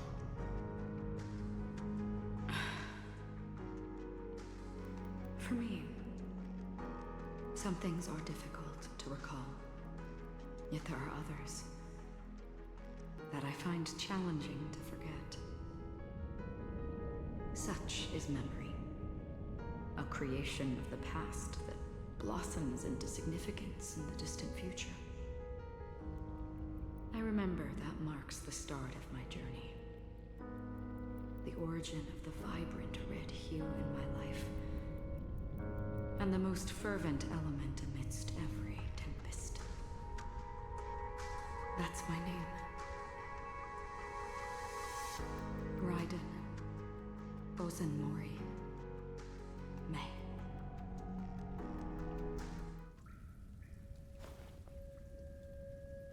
The Golden Dream is getting restless. In the coming long nights, I'm afraid you will face many setbacks and witness many tragedies. And in the end, you will only see in black and white. But please believe me, that in that monochrome world, there will be a glimpse of fleeting red. And when you make a choice, it will appear once more.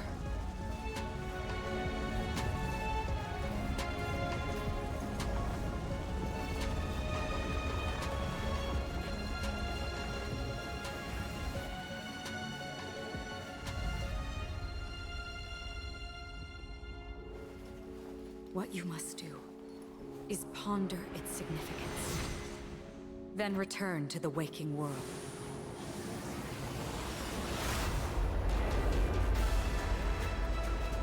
That's where we all find our answers.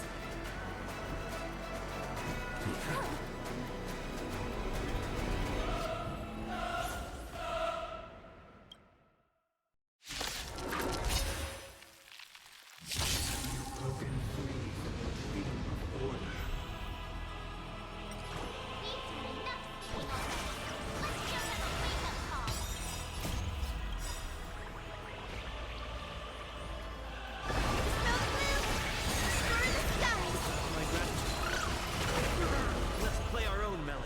Let the show begin! I'm just a frail skunk. Insanity! Look, with this divine power, I reforge all things!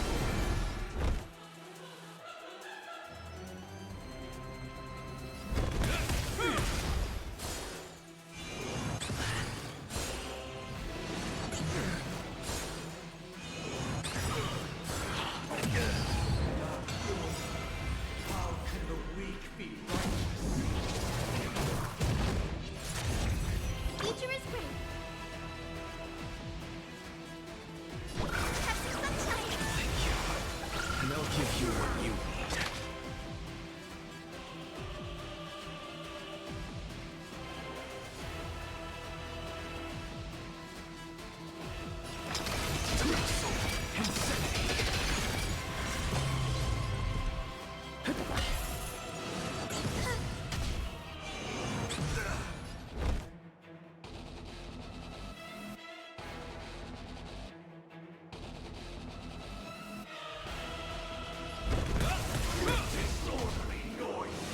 Still the same. Rejection.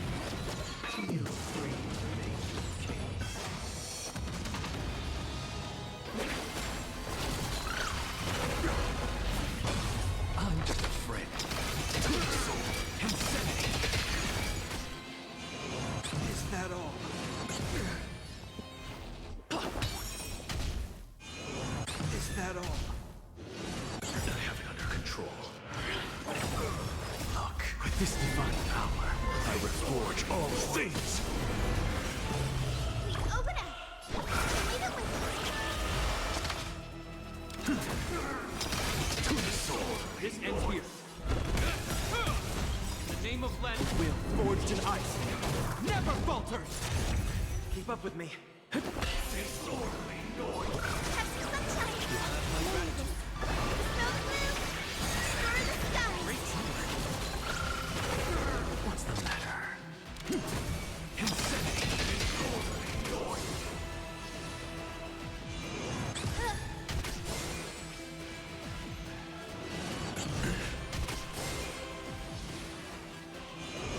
Is that all?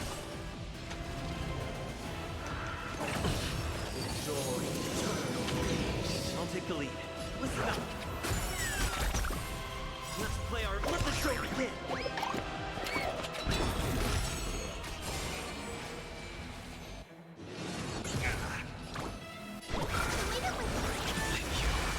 And I'll give you what you need. Is that all? I'm just a frail... Look, with this divine power, I reforge all things!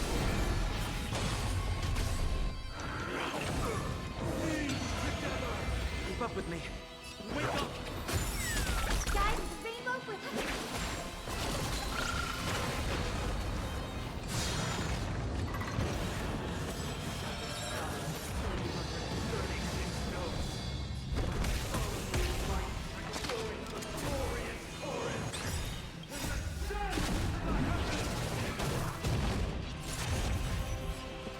Listen up.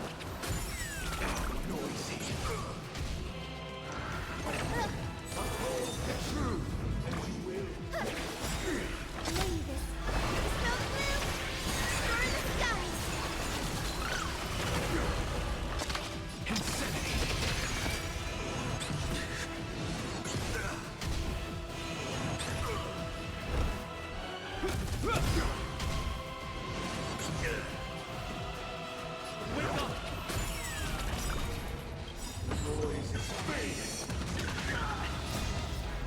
Let the show begin!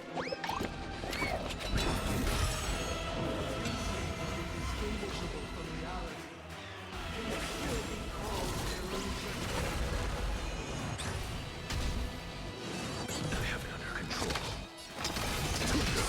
Insanity! Look, the show. With this divine power, I reforge all things!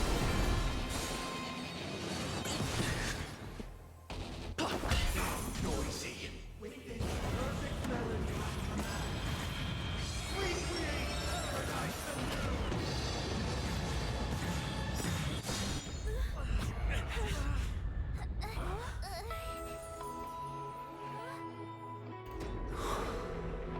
Music.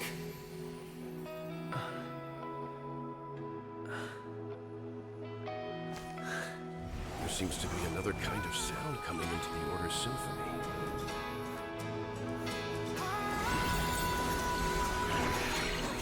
Penacony's first and last disharmony.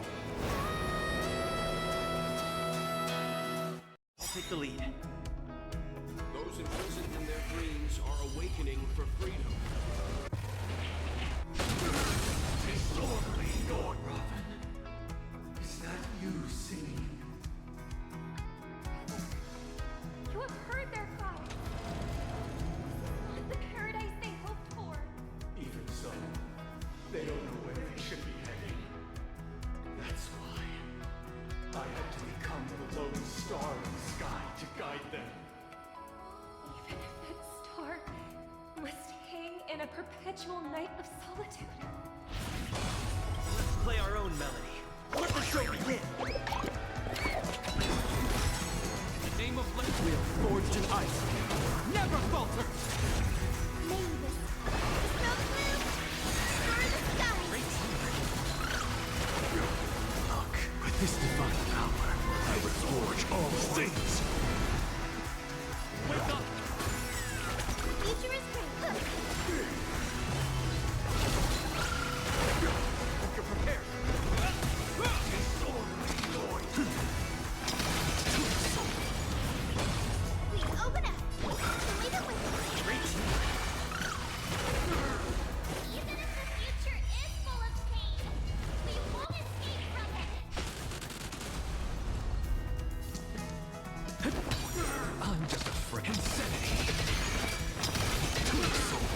ends here. Disorderly noise.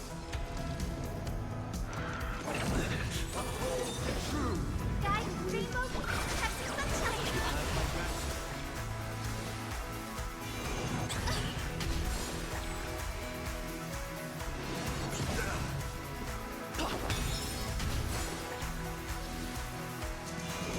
Is that all?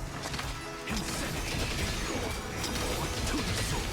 Look, with this divine power, I will forge all things. The weakness of humanity will not be redeemed by others.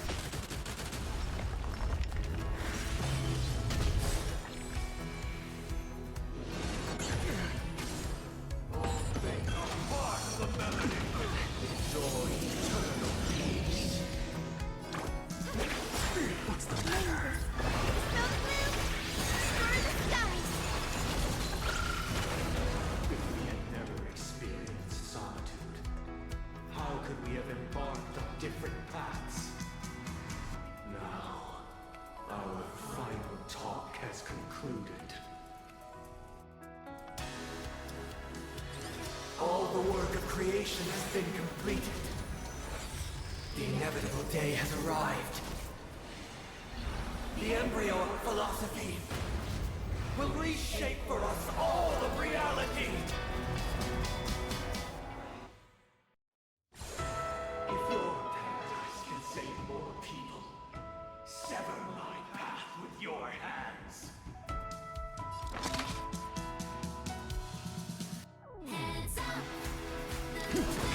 Insanity.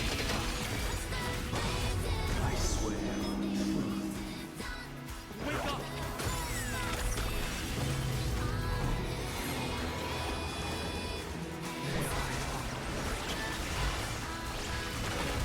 I swear on words. This ends here. Don't be shackled by the past.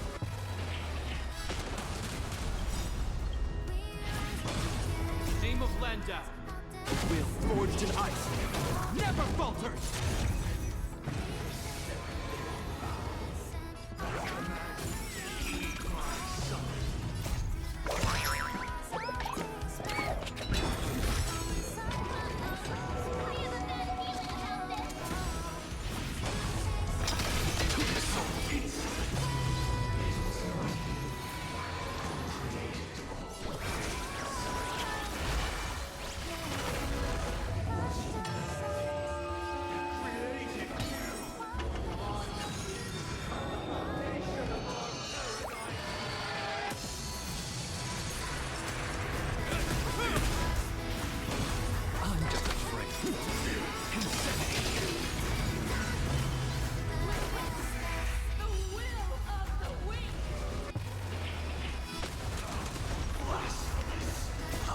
This divine power, I will forge all things.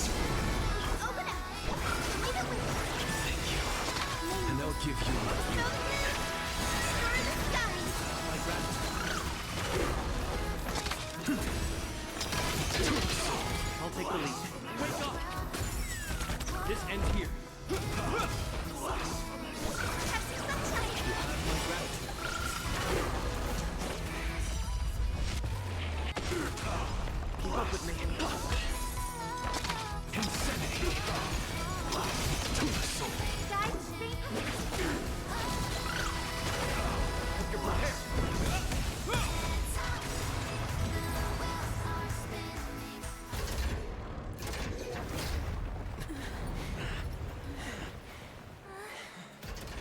So, why does life slumber? Because someday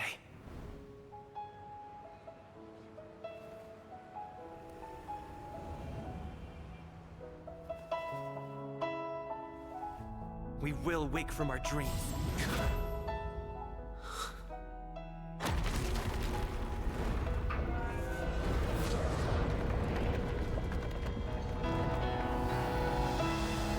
The night is still too short.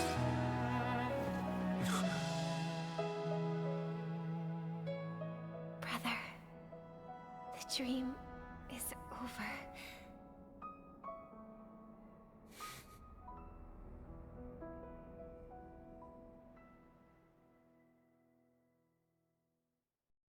In the first year of the AE 2158, a fiery conspiracy erupted in the land of the dreams, but soon faded in chaos and destruction.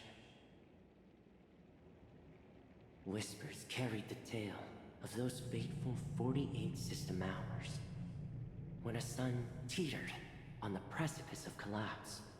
A paradise stood on the brink of destruction, and a world was poised to surrender to its new master. Amidst it all, a body decayed, a pack of vultures gathered, and a brother and sister were doomed for long separation. And so, an eon succumbed to slumber once more. Some celebrated this fall, while others mourned. Among the insignificant witnesses, mere specks in the vast tapestry of the universe, it was said that this time, the Eon met their demise with dignity. As the cosmos bathed in the radiance of a pure dawn, a tempestuous storm brewed on the horizon. The chant of "All for the Amber Lord" grew ever louder. Yet, no matter how one contemplates it, time inexorably swings Klapot's colossal hammer in eternal cycles. The tale of the Astral Express reaches both its conclusion and a new beginning. Time marches forward, heralding the arrival of a new chapter in the history of trailblazing expeditions. Brother, do you think the stars will fade away? Where did that come all of a sudden? Because the constellation that looks like a bird, the Torrent Eagles, looks a bit dim lately. It's the Dormant Eagles. Don't worry, it's still there. It's located in the inner ring of Penacony and can only be seen when spring and summer overlap. As for the question you asked, I think stars do die, just like people. But do you know, sister? No star actually belongs to the present.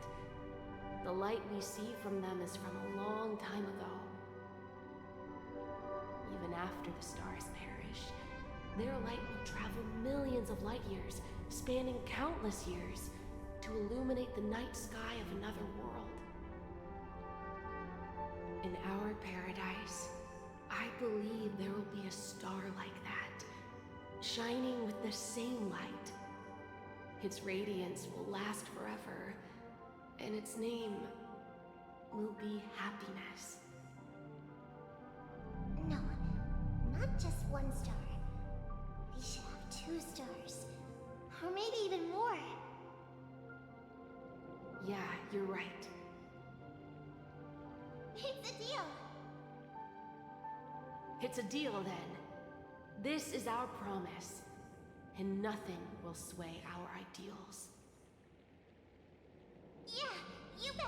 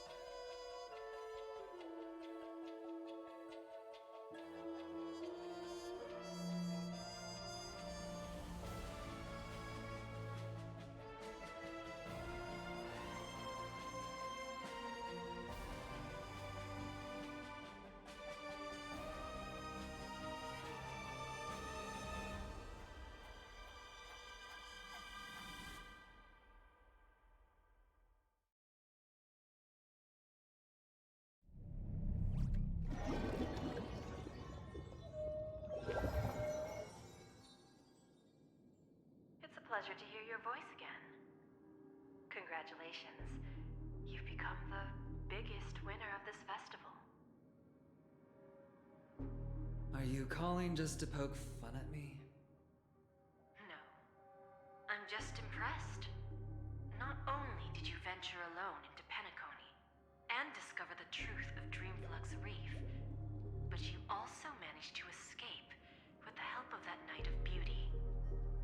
Remember the recording you received from your Trailblaze friend?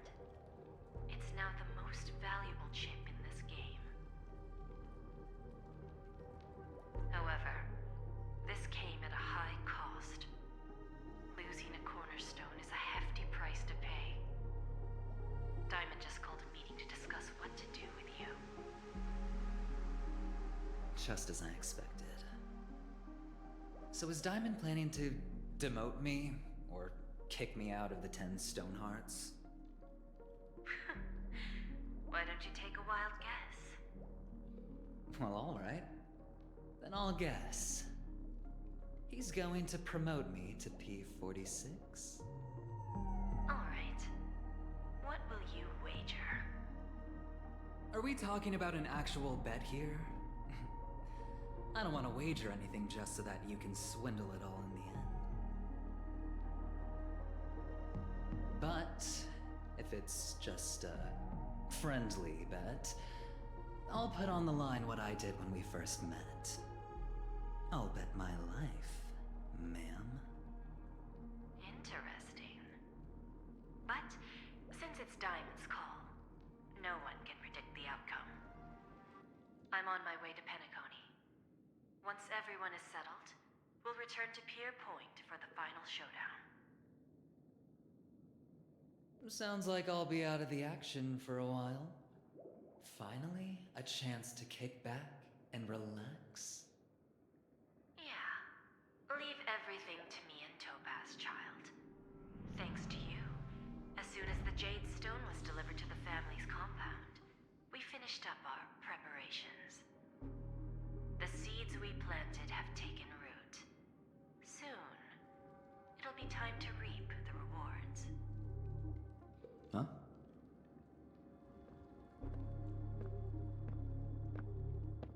Let's wrap it up for now. Looks like I've got a visitor here.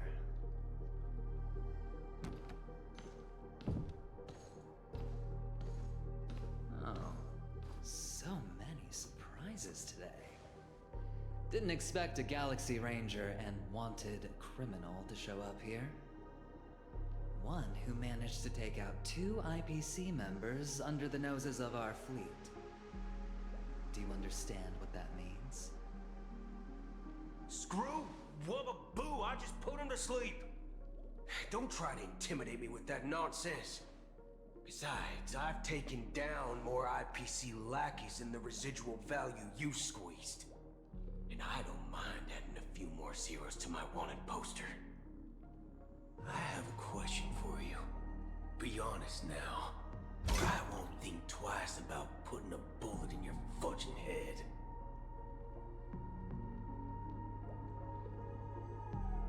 Tell me, where is Oswaldo Snyder? Wake up! Wake up! Hey, wake up! The sun's frying your butt! Are you okay? Can you hear me?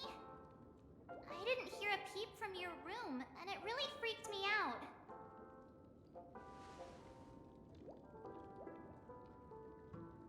What are you talking about? Are you still half asleep or something? The Order's dream is over. Even though it's been a day, I still break into a sweat when I think about it. Our trailblazing expedition almost ended in Penacony. I'm so jealous that you got a good night's sleep. I was traumatized and too scared to even close my eyes. I thought if I fell asleep, I'd never wake up again. The Stellaron was sealed while you were sleeping. The ordinary people in Penacony have no idea what happened. They just feel like something's missing from their memories. The family's official statement was like, "The Charmony Festival was attacked by an unidentified Stellaron and came to a halt."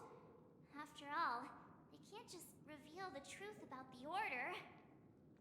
Now, all the major lineages, except for the Oak family, are dealing with the aftermath. The family has invited the crew to the Radiant Feldspar as witnesses for an important meeting. Everyone's waiting for you, so hurry up and pack. We're leaving as soon as you're ready.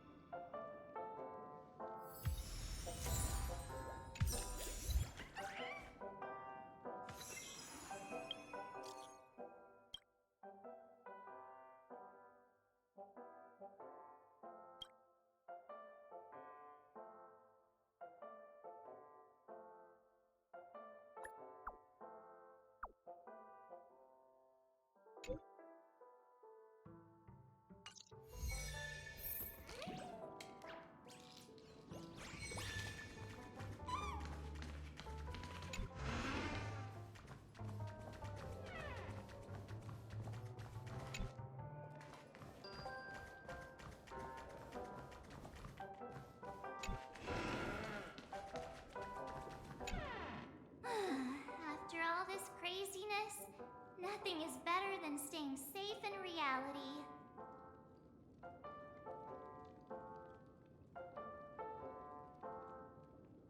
Yeah, let's go! We've got some time before we board the ship, so let's catch up with everyone at Dream Jolt Hostelry.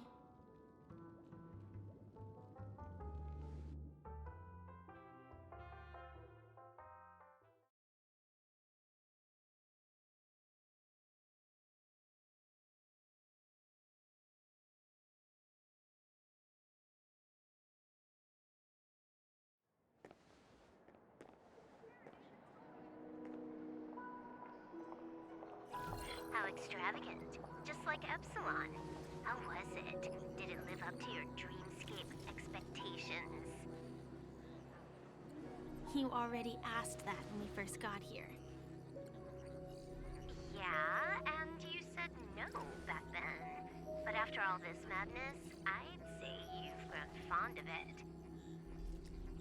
Just a heads up, you're still on the Bloodhound family's wanted list, so keep a low profile.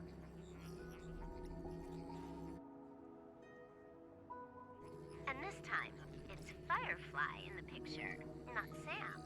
That's gotta be a whole new experience for you, right? Indeed. In Kafka's words, that's also a missing part of my life. Still, it'd be quite inconvenient if I can't move freely. Could you help me out, Silverwolf? I knew you'd say that. Don't worry. I've hacked all the systems and left no trace. Don't do anything that may draw attention, and don't talk with guards. They might recognize you. Keep these 2 points in mind, and you can go wherever you want, unbothered. Thank you. No problem, Miss Samuel. I love this fake name. Now that we're done here in Penacony, what will you do in your free time? I hear the Genius Society is here. How about we go stir up some excitement?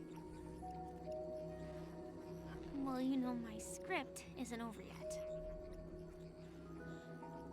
I didn't bring you back to hear an answer like that. Don't worry. The script says that I'll experience 3 deaths, but also receive an unforgettable reward on the planet of festivities. How will I know if I don't try?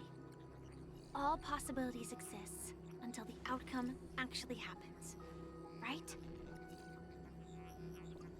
You may not realize it, but you have a bad habit. Whenever you seem to be asking a question, you've already made up your mind, and no words will dissuade you.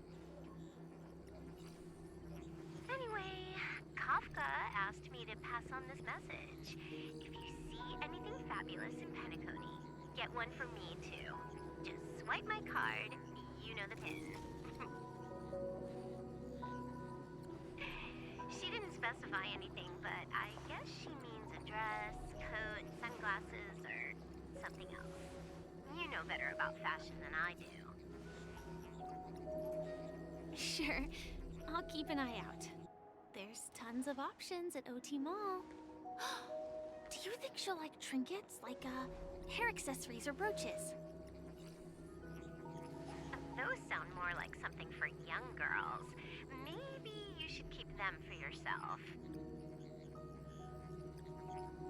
Oh, by the way, Blade wanted you to be more careful. He didn't explicitly say it, but I think he was trying to say something like, temptation will show up again in Penacony. He's always so subtle with his words. Got it. He was just worried about me. Relax, Silverwolf. You know me. I won't do anything crazy. I just want to wander around and see more of the world for myself. I want to buy some oatcake rolls.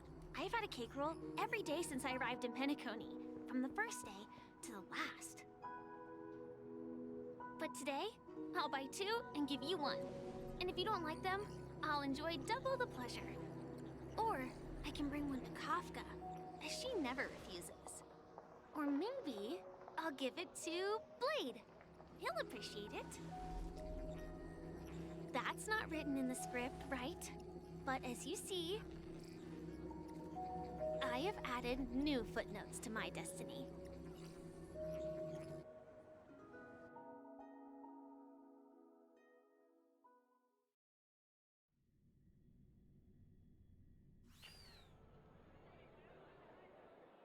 Welcome, Director Topaz. The family ambassadors are still inside making preparations, but the big boss hasn't arrived yet.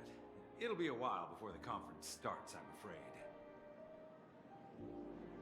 Huh. Quite a spectacle. The family really knows how to make things look impressive. I thought they would choose a more formal and low-key location for the conference. I didn't expect them to go with a luxury airship. About this, Director. I've asked around. This airship, named the Radiant Feldspar, belongs to the Alfalfa family.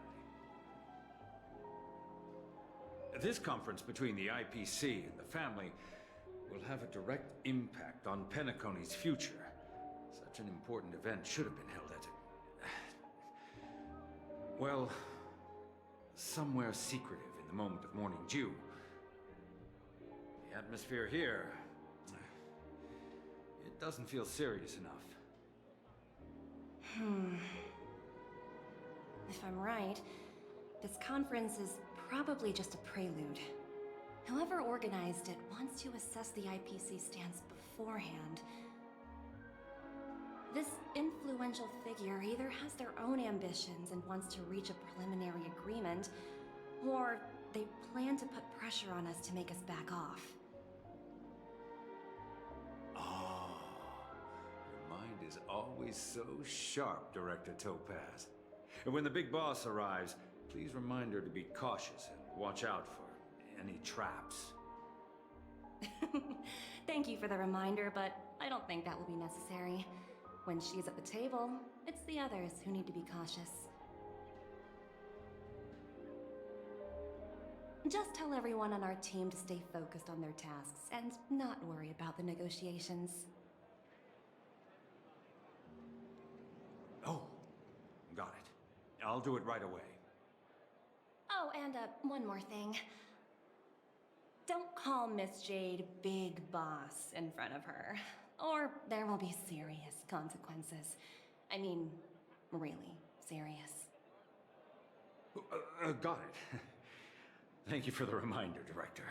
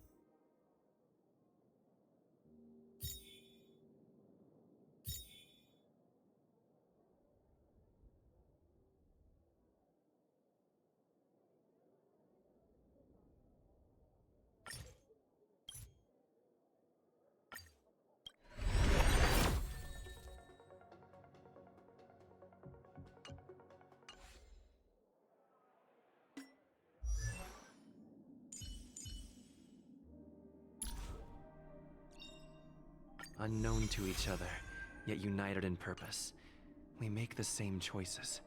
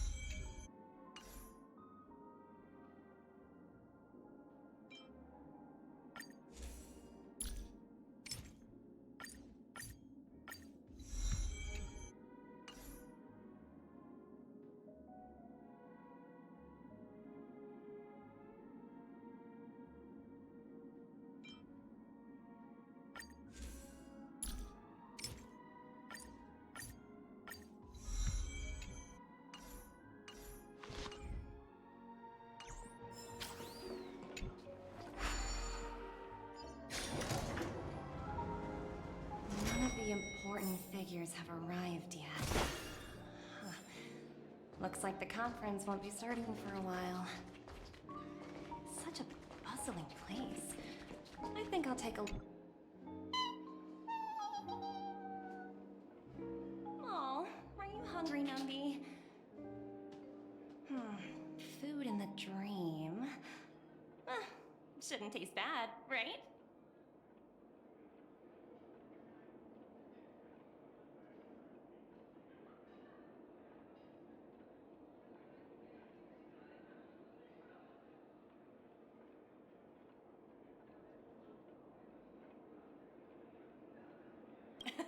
Numby, catch!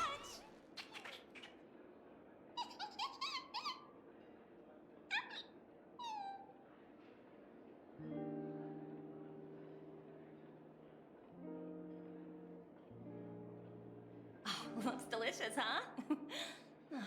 I should have taken a bite first.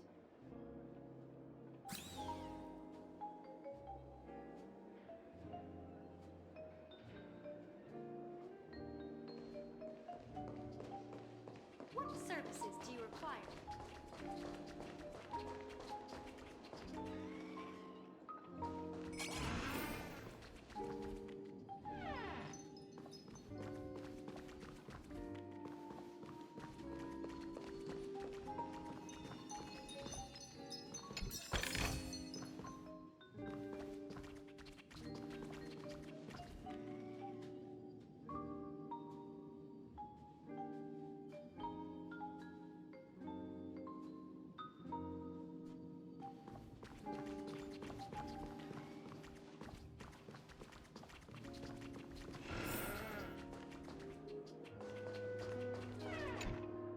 So many buttons. How many centuries would it take to press them all? Huh. Didn't expect those pooches to actually recycle them all. Huh? What are these?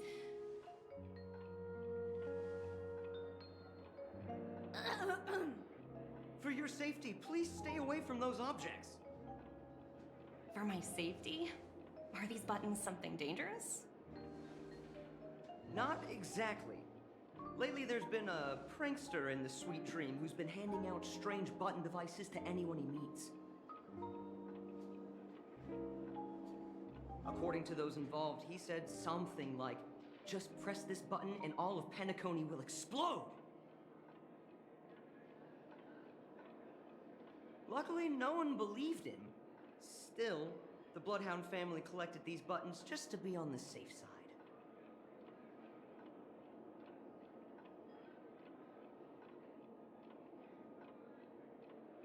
Where's that prankster? Haven't the hounds caught him yet? Yeah, that guy has some skills, I'll have to admit that. However, you know, the Bloodhound family won't give up. Whoever disrupts order in the dreamscape will face severe consequences. Anyway, the family will deal with these things. Please kindly keep your distance.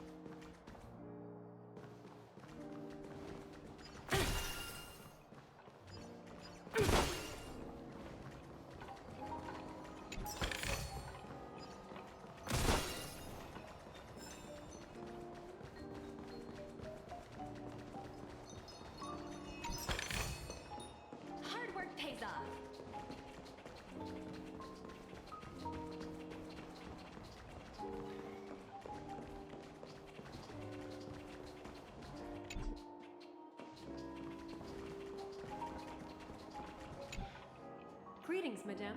What can I do for you? Hello. Could you tell me more about the Radiant Feldspar? I assume you are the ambassador of the IPC Strategic Investment Department. It's my honor to assist you. The Radiant Felspar is owned by Mr. Odie Alfalfa, head of the Alfalfa family. Mr. Alfalfa invested a significant amount in building this luxurious airship an Ember era ago, and it has been sailing across the 12 hours of the dreamscape ever since. Oh, so it's owned by old Odie himself. No wonder the ship is so lavishly decorated. Indeed, Mr. Alfalfa has impeccable taste.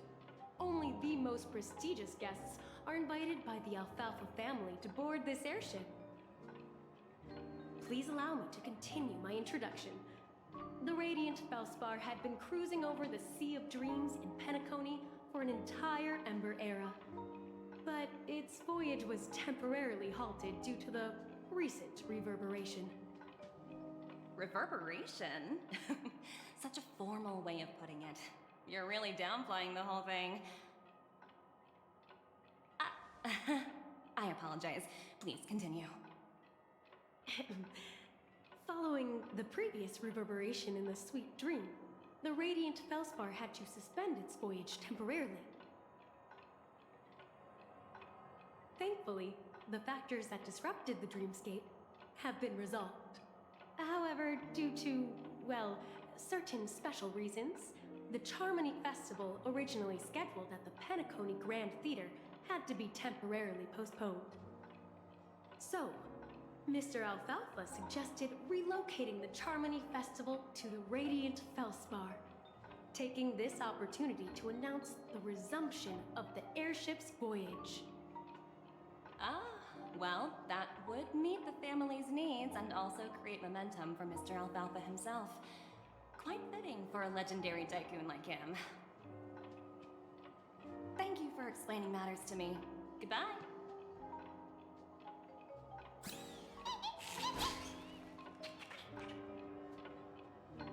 Hello?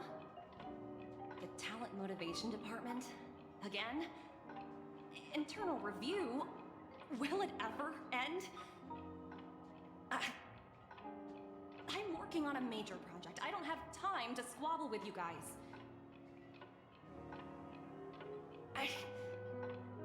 The way I handled the Eurillo case was approved by senior management, and all of the project logs and calls are complete. Can't you check on them yourselves? I just don't understand. Why are you so fixated on this minor case and constantly escalating it? Seriously, what's your purpose? Sounds exhausting. Why not just hang up? In my opinion, you handled that project quite well. A little ball of ice in exchange for the Astral Express's good favor. That's not a bad deal for the department. It's been a while, little Yelena. I've been looking forward to working with you. Never imagined this day would come so soon. Is there trouble? You can tell me anything. Just like old times. Ah, it's been a while, Madam Jade. I'm honored to have the opportunity to work with you. You're still so formal, aren't you? Forget about the hierarchy and treat me as your equal. No need for unnecessary titles like Madam. I'm sorry, but it might take some time to get used to that. After all, you are a senior. Well, now that we're both members of the 10 Stonehearts, I need you to be at your best. Especially since the upcoming negotiations leave no room for error. As sharp as you are, I'm sure you've figured out the true purpose of this conference, right? I believe old Odie has taken it upon himself to test our limits before the official negotiations between the IPC and Penacony. That's true, and it works in our favor. Do you know why? if we can reach some sort of agreement with old OT beforehand, and gauge our opponent's boundaries, our future negotiations will go much more smoothly. That's the obvious benefit. Exactly. And the hidden benefit is that as the head of the Alfalfa family, his actions suggest that the 5 lineages might not be as united as the Odes of Harmony would suggest. As long as the influence of Harmony hasn't completely permeated their core, personal desires will always have their way. Thankfully, influential figures in Penacony haven't entirely suppressed their own desires. It's similar to the power struggles within the IPC. The supposed all-for-one philosophy shared by the 5 lineages. It's just a slogan now that the Dream Master has gone. After the downfall of the Yoke family, old OT's faction became the dominant force in Penacony. Even if we consider only the succession order, he's the longest serving and most senior among all the family heads. Yes, that's exactly why we need to handle the conference following an agreed-upon strategy. It's like playing a game of chess, where every move needs to be carefully thought out. Absolutely. The 3 steps of negotiation. Listen, test, and strike. That's what you taught me. Pretty clear. Although, you seem to have changed the order in the Yarilo case. That was based on my personal experience. I apologize for interrupting your conversation, but the family head is ready to meet the ambassadors from the Strategic Investment Department. Time to get to work. Let's prepare ourselves and meet that esteemed supporting actor. Remember, our goal is to create an opportunity for the IPC to enter Penacony. Aventurine has already made a small opening, and you and I, we're going to tear it wide open.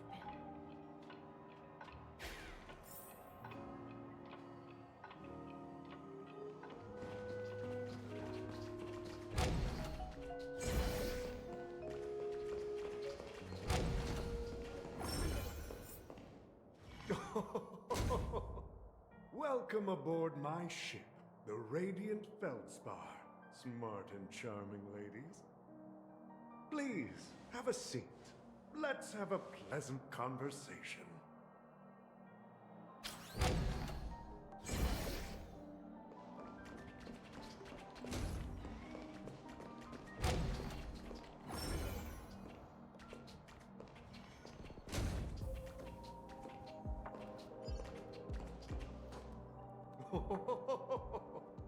Welcome aboard, my dear ladies. Forgive me for any lack of attentiveness that might have led to a lengthy wait outside. No problem at all, Mr. Alfalfa. It's my honor to meet you in person. You may not be aware, but the book Odi Alfalfa, the biography, is a must-read for all Strategic Investment Department employees. After all, to many, you are the legendary figure who single-handedly built the Penacony economy. I expected no less from the 10 Stonehearts from the Strategic Investment Department. You're definitely skilled in the art of conversation. I always enjoy talking to smart people because we don't have to beat around the bush. We can just get straight to the point instead. Since I invited you IPC ambassadors on board, I'm sure you've figured out the topic I'd like to discuss, yes? The future of Penacony, if I'm not mistaken. Precisely. Those few words represent a terribly complicated situation indeed. Let's take that golden-haired guy who's not showing up, for example. He put in great effort and almost got himself killed. But what was it all for? Wasn't it eventually to create an opportunity for you IPC to regain control of the precious Astana? The wisdom and experience you've accumulated over 10 Amber Eras are truly impressive. Let's assume your assumptions are correct, Mr. Alfalfa. How would you respond to the IPC's actions? I appreciate your composure, Miss Jade. You must have witnessed much in your worldly experiences. However, perhaps you don't know much about Penacony. Old Oti won't sit idly by when faced with a greedy wolf.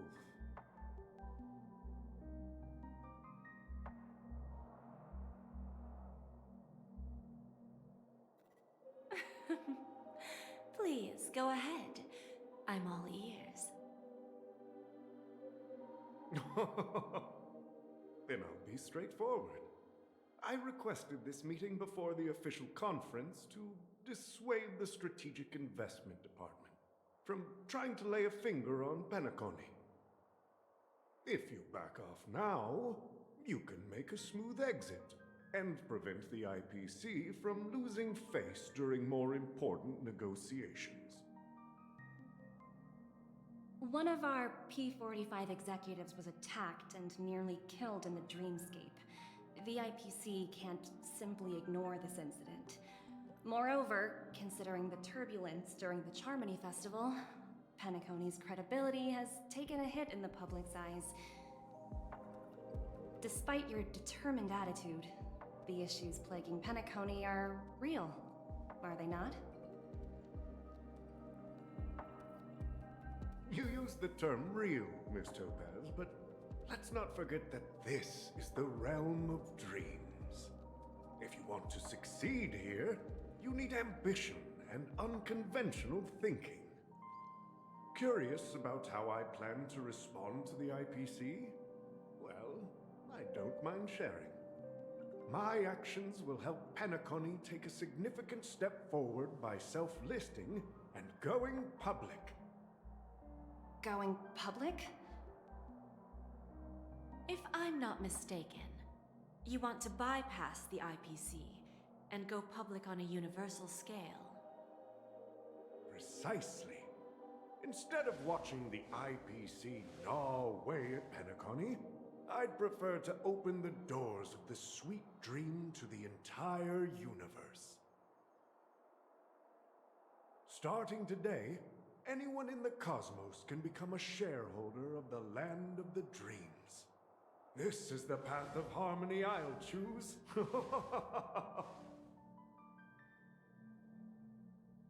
This reform should have been implemented earlier, but unfortunately, the Oak family were a bunch of blockheads blinded by order.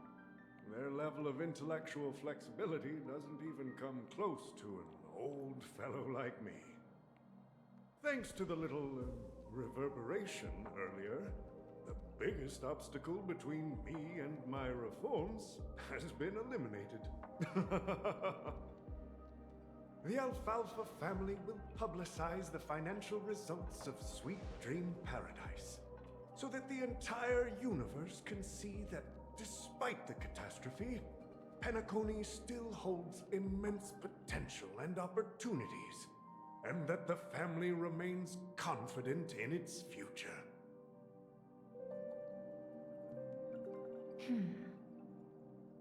Crisis and opportunity are two sides of the same coin. So, you've been waiting for the right moment for Penacony to regain the spotlight. And if Penacony should seize this opportunity to overcome adversity, even if the IPC tries to intervene, every move we make will be scrutinized by trillions of people.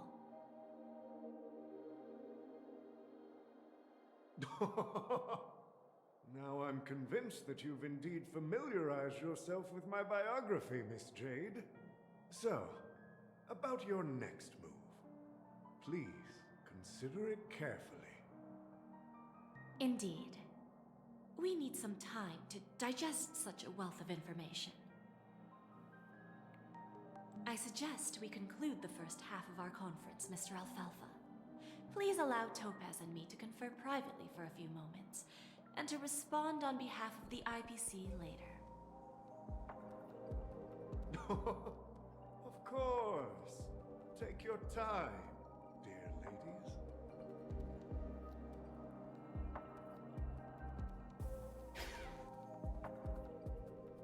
The Alfalfa family had a meeting with the IPC?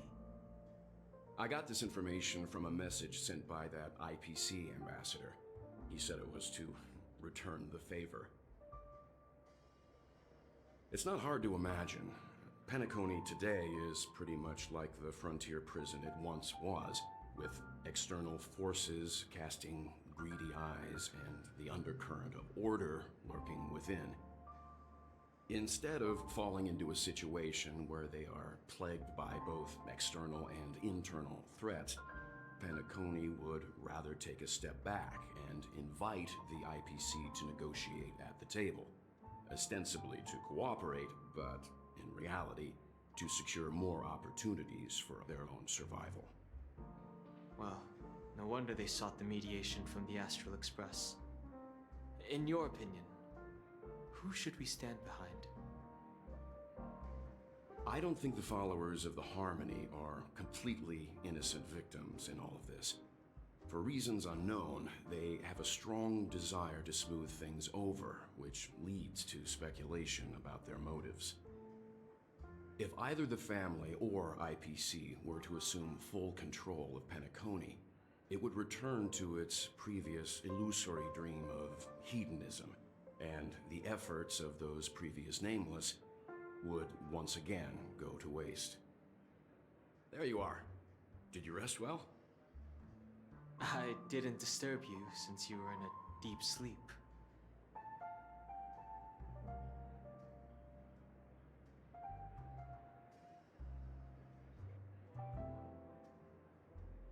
Ah, she went to negotiate with the family as a representative of the crew. She'll contact us once her arrangements are ready. After Enna's dream was shattered, the family branch from the Montour system soon arrived and swiftly took control of the situation. Most members of the Oak family fell unconscious, but fortunately, their lives were not in danger. The mastermind behind the plans was confirmed to be Gopher Wood, the previous Dream Master. But by the time we arrived, he was dead already.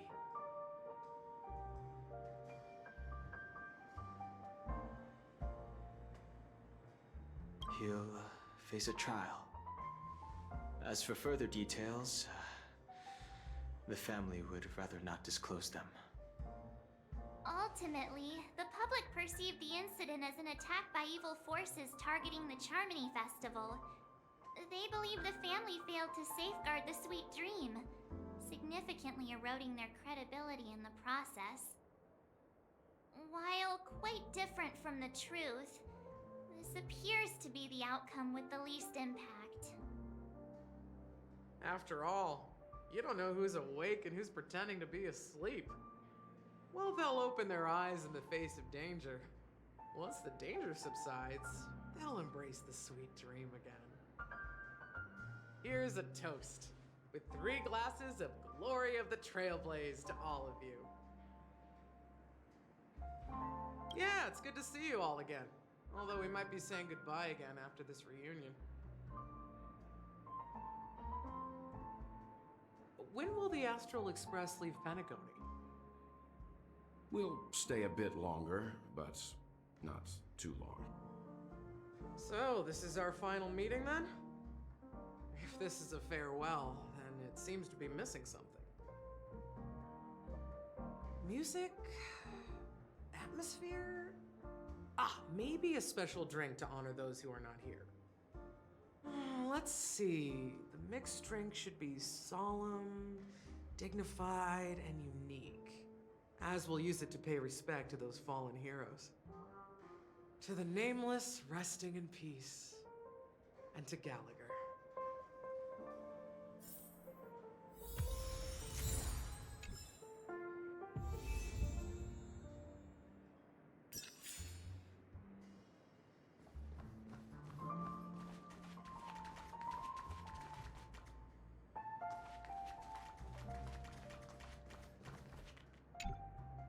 It's rare for all passengers to leave the Express together during a trailblazing expedition. But for Penacony, it seems most appropriate. Like I said, we'll go and see. Once we've packed everything, we should head to our next destination.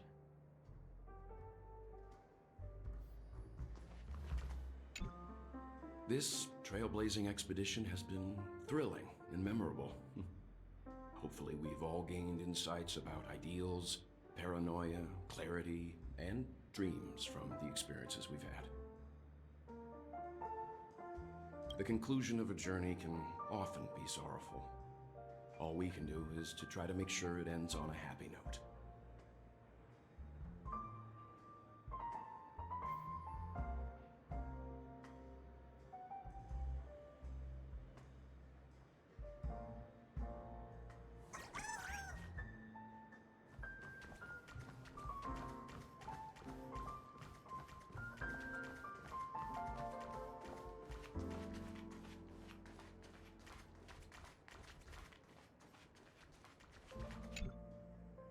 Guess what? Something weird just happened when I was on my way over here. Someone gave me a strange gift. So I unwrapped it and found out it was a button with a message on the back. Just press this button and all of Penacony will explode. That sounds terrifying. Of course not. Who would press something like that? By the time I turned around, the person had already vanished. So I handed it over to a nearby hound. I heard there were many similar reports before the Charmony Festival started. I'm really worried about the future of Penacony.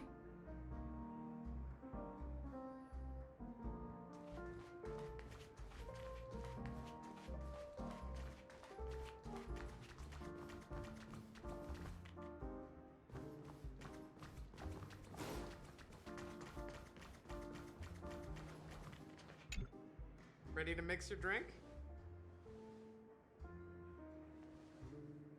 I'm not sure. I haven't seen him since our last meeting at the lounge. Come to think of it, he always did come and go quietly. We used to discuss everything here. But every time he'd leave, I'd realize that I didn't know him at all. Such is the mystery that is Gallagher. I have a hunch. Perhaps he's already fulfilled his wishes and won't be coming back. Before we start, would you like to talk to your friends? We have plenty of time. All right, as you wish. Huh. I think I have an idea about what drink to make. Would you like it bitter or sweet? It's up to you. Choose the flavor that suits you best at this moment. Here's Bitter Dreams, the least popular drink in this bar. It's bitter and sour, just like the harsh realities of life. Not a bad choice. Let's start mixing.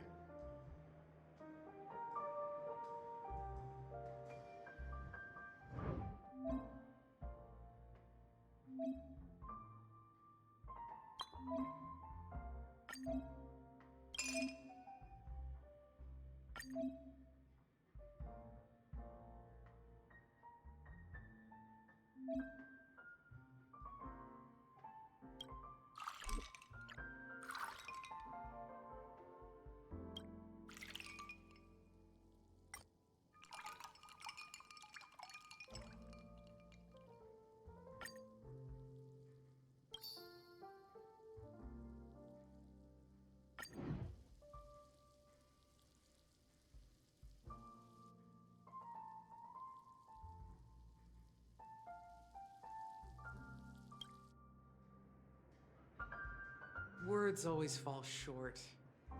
If you want to bring closure to past events at this lounge, there's no better way than mixing a drink. Blend all your memories and emotions together and stir them well. Through the filter of time, what remains in the glass is something to savor. Well, it's done. Here's to the Nameless resting in peace, and to my friend Gallagher. Death is a bitter truth, but what you did will be remembered by history. We're not accepted by the outside world, so we've gathered here. And one day, our souls will return to the same place. Cheers.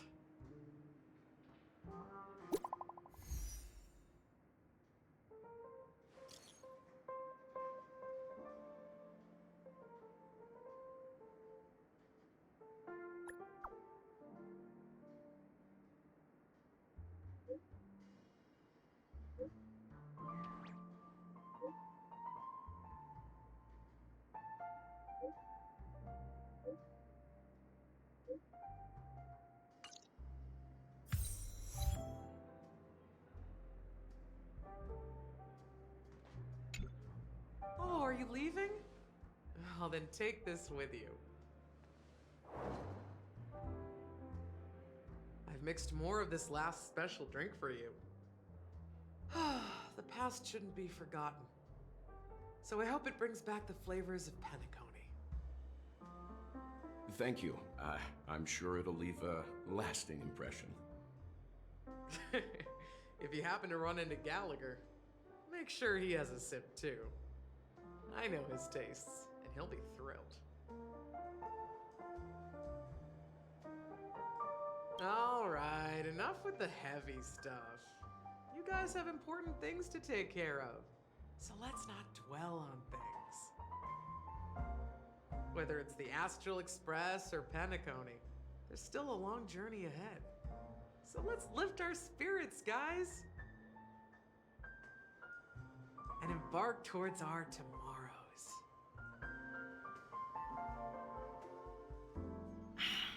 Old Odie is a tricky opponent. I didn't expect him to take the risky step of going public at such a critical moment for Penacony. Indeed. He's definitely bold. It's that kind of boldness that made him the Odie Alfalfa he is today. Still, the outcome is uncertain. Shouting loud doesn't necessarily carry any weight. What about the phone call I asked you to make, Topaz? Ah, they agreed. But it'll take some time before they arrive. Just as it should be. The sweet dew should be served after the bitter poison. Looks like we'll be skipping the exchanging apples step this time around. Now that we're dealing with a greedy merchant, a simple apple wouldn't make a difference. Well, I guess I included myself in that remark too. Now I'm a bit curious, Topaz. Do you think Penacony is a quality asset? Yes. Despite its recent calamity, Penacony remains a top quality asset within the cosmos. With good credit, lucrative potential, and promising prospects. Well, that's obvious. But what I truly wanted to know is, this project is obviously too bland for your taste, isn't it? That's true. I wouldn't be here if it weren't for Venturine. But despite that, you trust him.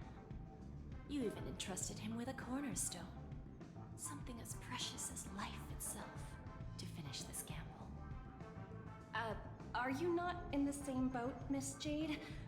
Without us playing along, your Jade Stone wouldn't have made it across the border so easily, allowing you to see all desires that flow through dreams to gain a bargaining chip in negotiations. And that's why I'm willing to stake my Topaz Stone to cover for you. It's like one big elaborate game of chess.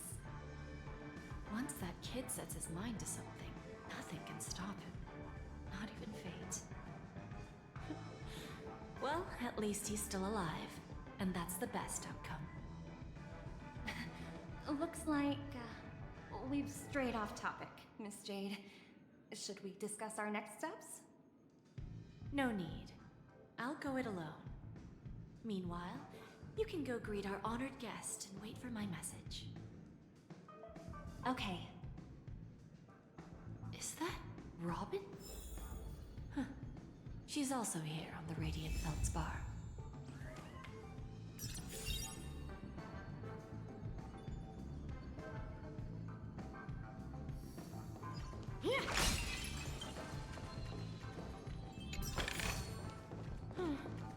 Not exactly eye-catching.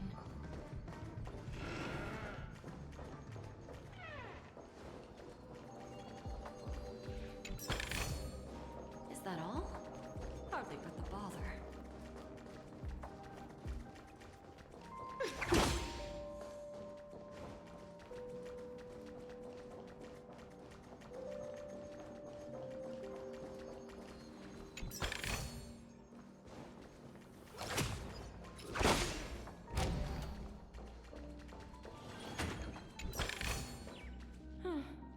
Not exactly eye-catching.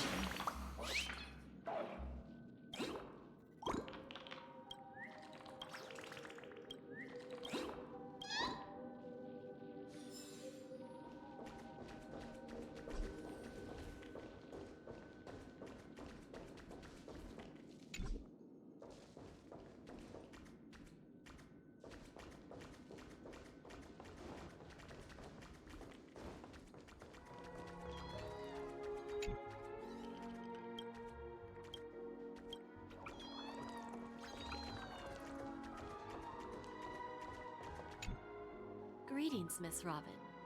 I didn't expect to meet you here. Miss Jade? Greetings. The opening ceremony for the Charmony Festival has been moved to the Radiant Feldspar, so I'm here making some preparations. How about you? Have you spoken with Mr. Alfalfa?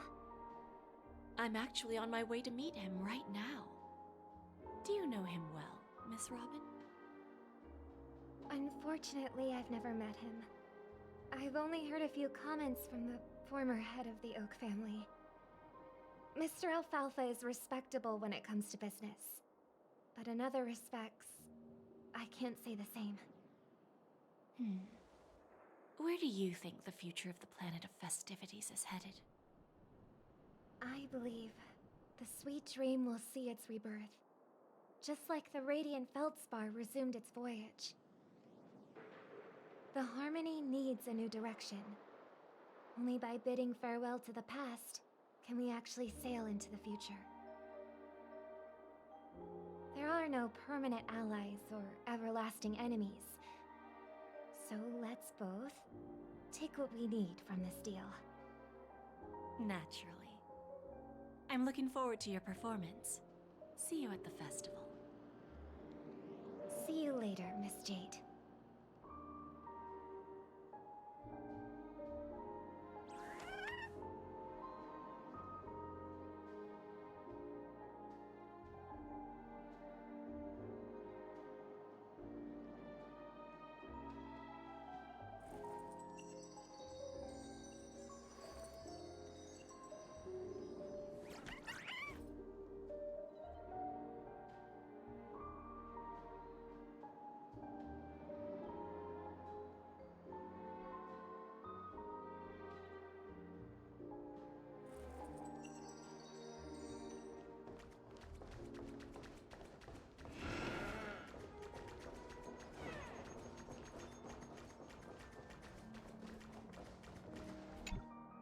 Thank you for your patience, Mr. Alfalfa.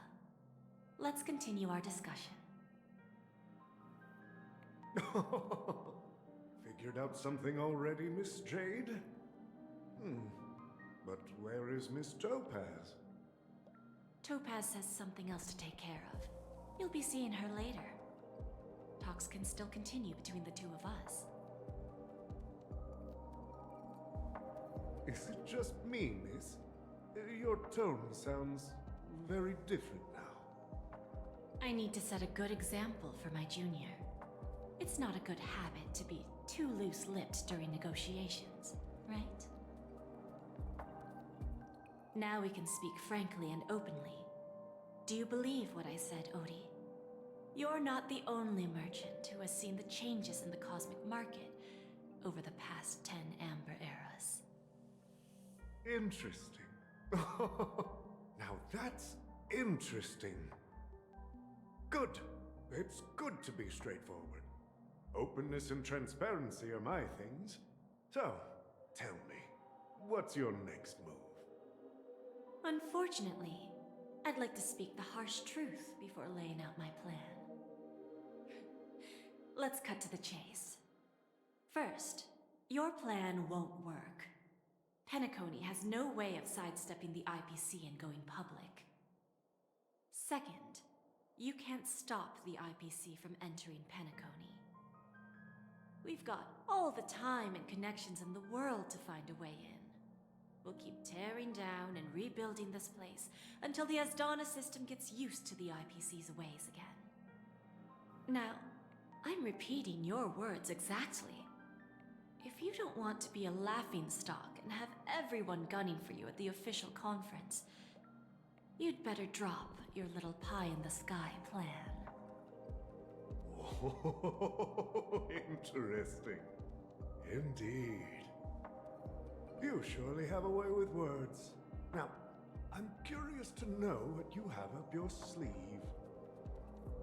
Mr. Alfalfa, let's not forget that the IPC controls the biggest interstellar publicity platform. More than half the news networks in the universe take their orders from us. The moment news spreads about Penacony going public, trillions of customers will immediately receive a message like this. The family's protection for Penacony has expired. Any mishaps in the dreamscape could result in permanent brain death. Care to guess how many ways we have to turn alfalfa credits into worthless junk within a measly 24 system hours? With the entire cosmos keeping a close eye on Penacony, I assure you, it won't be too hard. You really think you can pull that off? Even from Pier Point, as distant as it may be, I'm more than capable of keeping you on a tight leash. However, if you agree to give up that half-baked plan to go public, the IPC will assure you that we'll never jeopardize the interests of the family heads under your leadership. After all, we also need allies here in Asdana. The IPC can assist Penacony with financing, starting by acquiring 30% equity shares. With our financial support, stabilizing and rebuilding Penacony will be a piece of cake. 30% equity, you say? Who can guarantee you won't want more in the future? That's the brilliant part of it all. The answer is simple. No one. There are no guarantees. It all hinges on self-awareness and mutual respect. However, the board of directors will consider the interests of the family heads to some extent. You're a smart merchant, old Odie. Isn't the whole purpose of this elaborate game to showcase your business acumen and seek more benefits for the family? It benefits us if we both take a step back. And if that's not enough for you, I'm pretty sure that another goal of making Penacony go public is to expand the influence of the Planet of Festivities and attract more customers. I understand your concern, and I have a solution for that, too. Fine. Now I see your sincerity. As the head of the Alfalfa family, I don't think I have any reason to refuse your offer. However, as their chosen one, I still need one final answer. Go ahead. I'm listening. When I was a child, I heard the adults recite the tale of the ancient Amber Era, about the ascension of Shipe, the Harmony, and the downfall of Enna, the Order.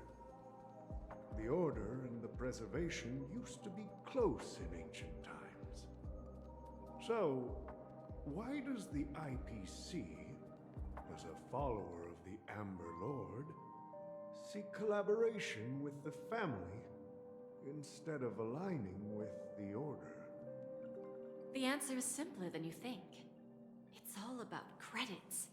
Everyone's favorite thing and the universally recognized currency among the stars. The IPC has the power to perpetually ensure their value. With each new world integrated into the credit system, the IPC adds another building block to its cause. Eventually, all exchanges, capital, and businesses will operate within a unified monetary system. By then, all planetary developments will be recorded in accounts with well-defined values and the ability for exchange and circulation. And the heart of everything will be Klepoth's credit. Ah, and then the IPC will be able to exert influence over everything. Our intention is to establish enduring preservation, so I'm sure you can understand.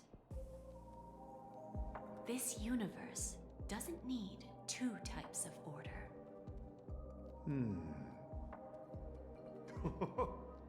Well said.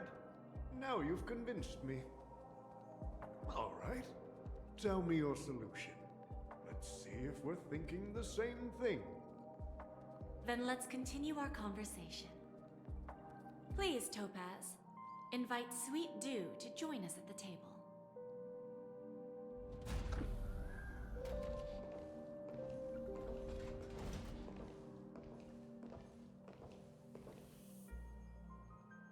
Thank you for your presence, Miss Himeko. Please allow me to introduce her to you, Mr. Alfalfa. This is Miss Himeko from the Astral Express, one of the future shareholders of Penacony. I've heard so much about you, Mr. Alfalfa. It's an honor to meet you as representative of the Astral Express.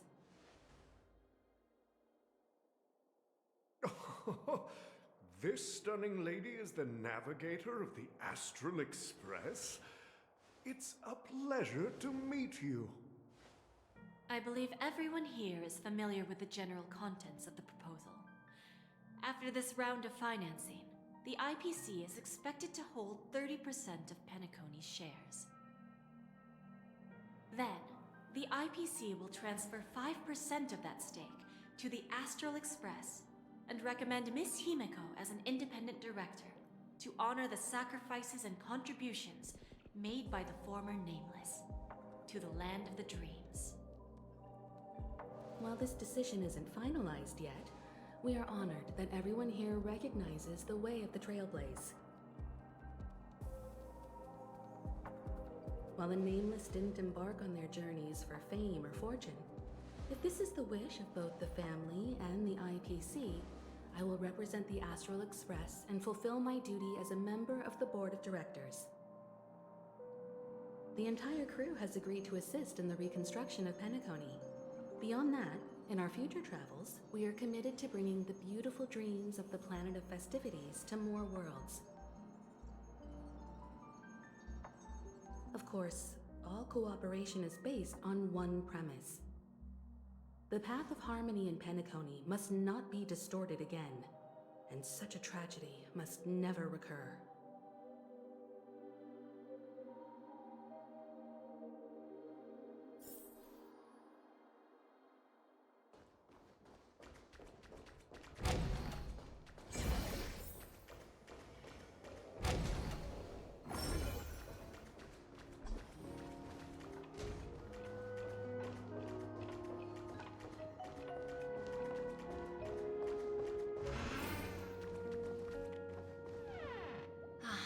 Old OT is in agreement, so the issue is settled, I presume.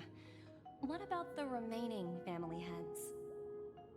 They will soon realize the situation. When the last question was asked, old Odie represented more than just the Alfalfa family. When should we schedule the formal negotiations?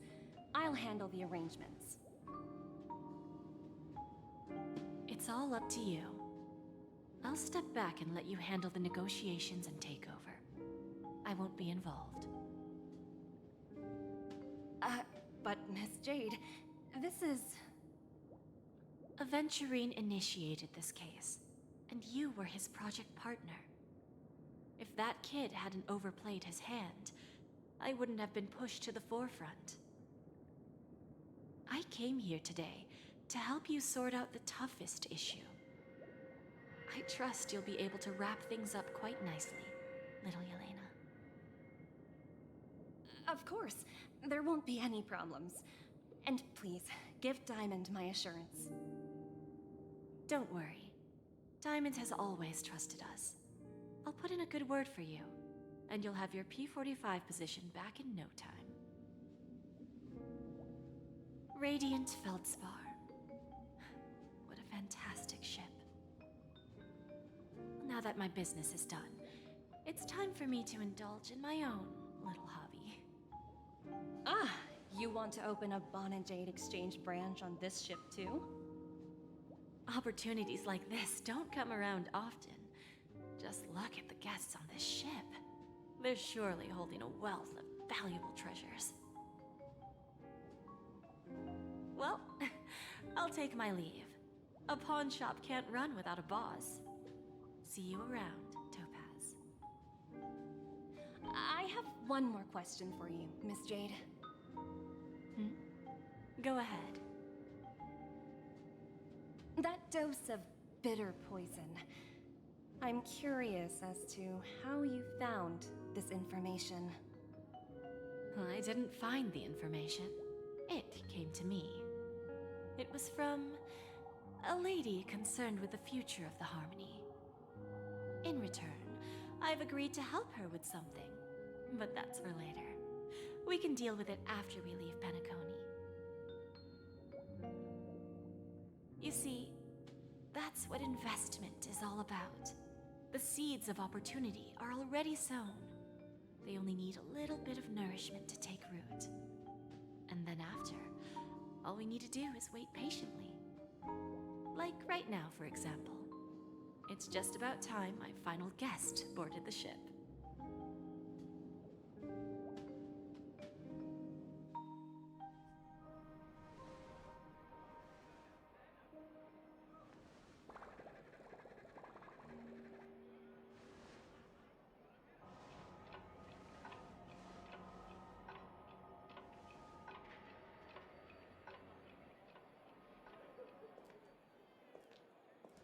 Sneaking in was way easier than I thought.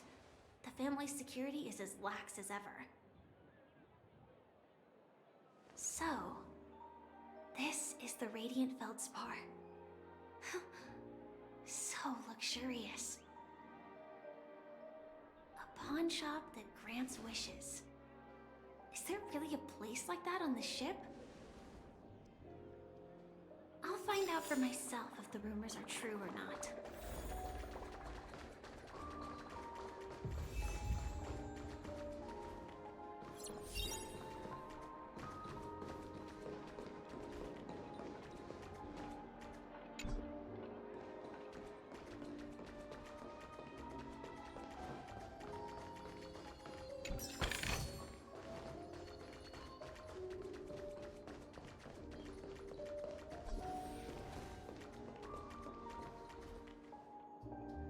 Is that him? Huh. Vanished in the blink of an eye. So the Astral Express is here too.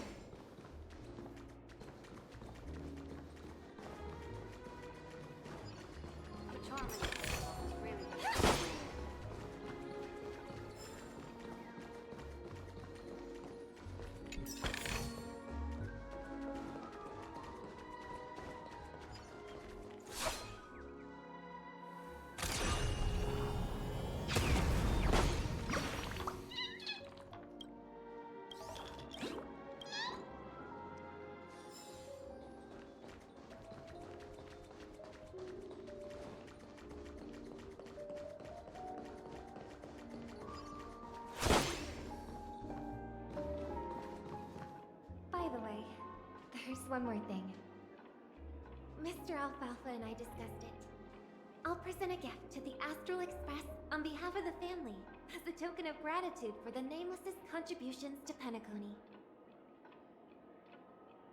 Please help me with the necessary arrangements. Right away, Miss Robin. Can I ask you something? Oh, greetings, miss. Is there anything I can help you with? Do you know how to get to the pawn shop? Pawn shop? Ah, you must be talking about Lady Bonajade's place, right? I heard she offers, special services there. I've marked the pawn shop's location on your device. Please feel free to check it out. Lady Bonajade. I think I've heard that name somewhere before. Was it from Silverwolf? Come to think of it, she disappeared after mentioning that she was going to meet with the Genius Society. I wonder how things turned out for her.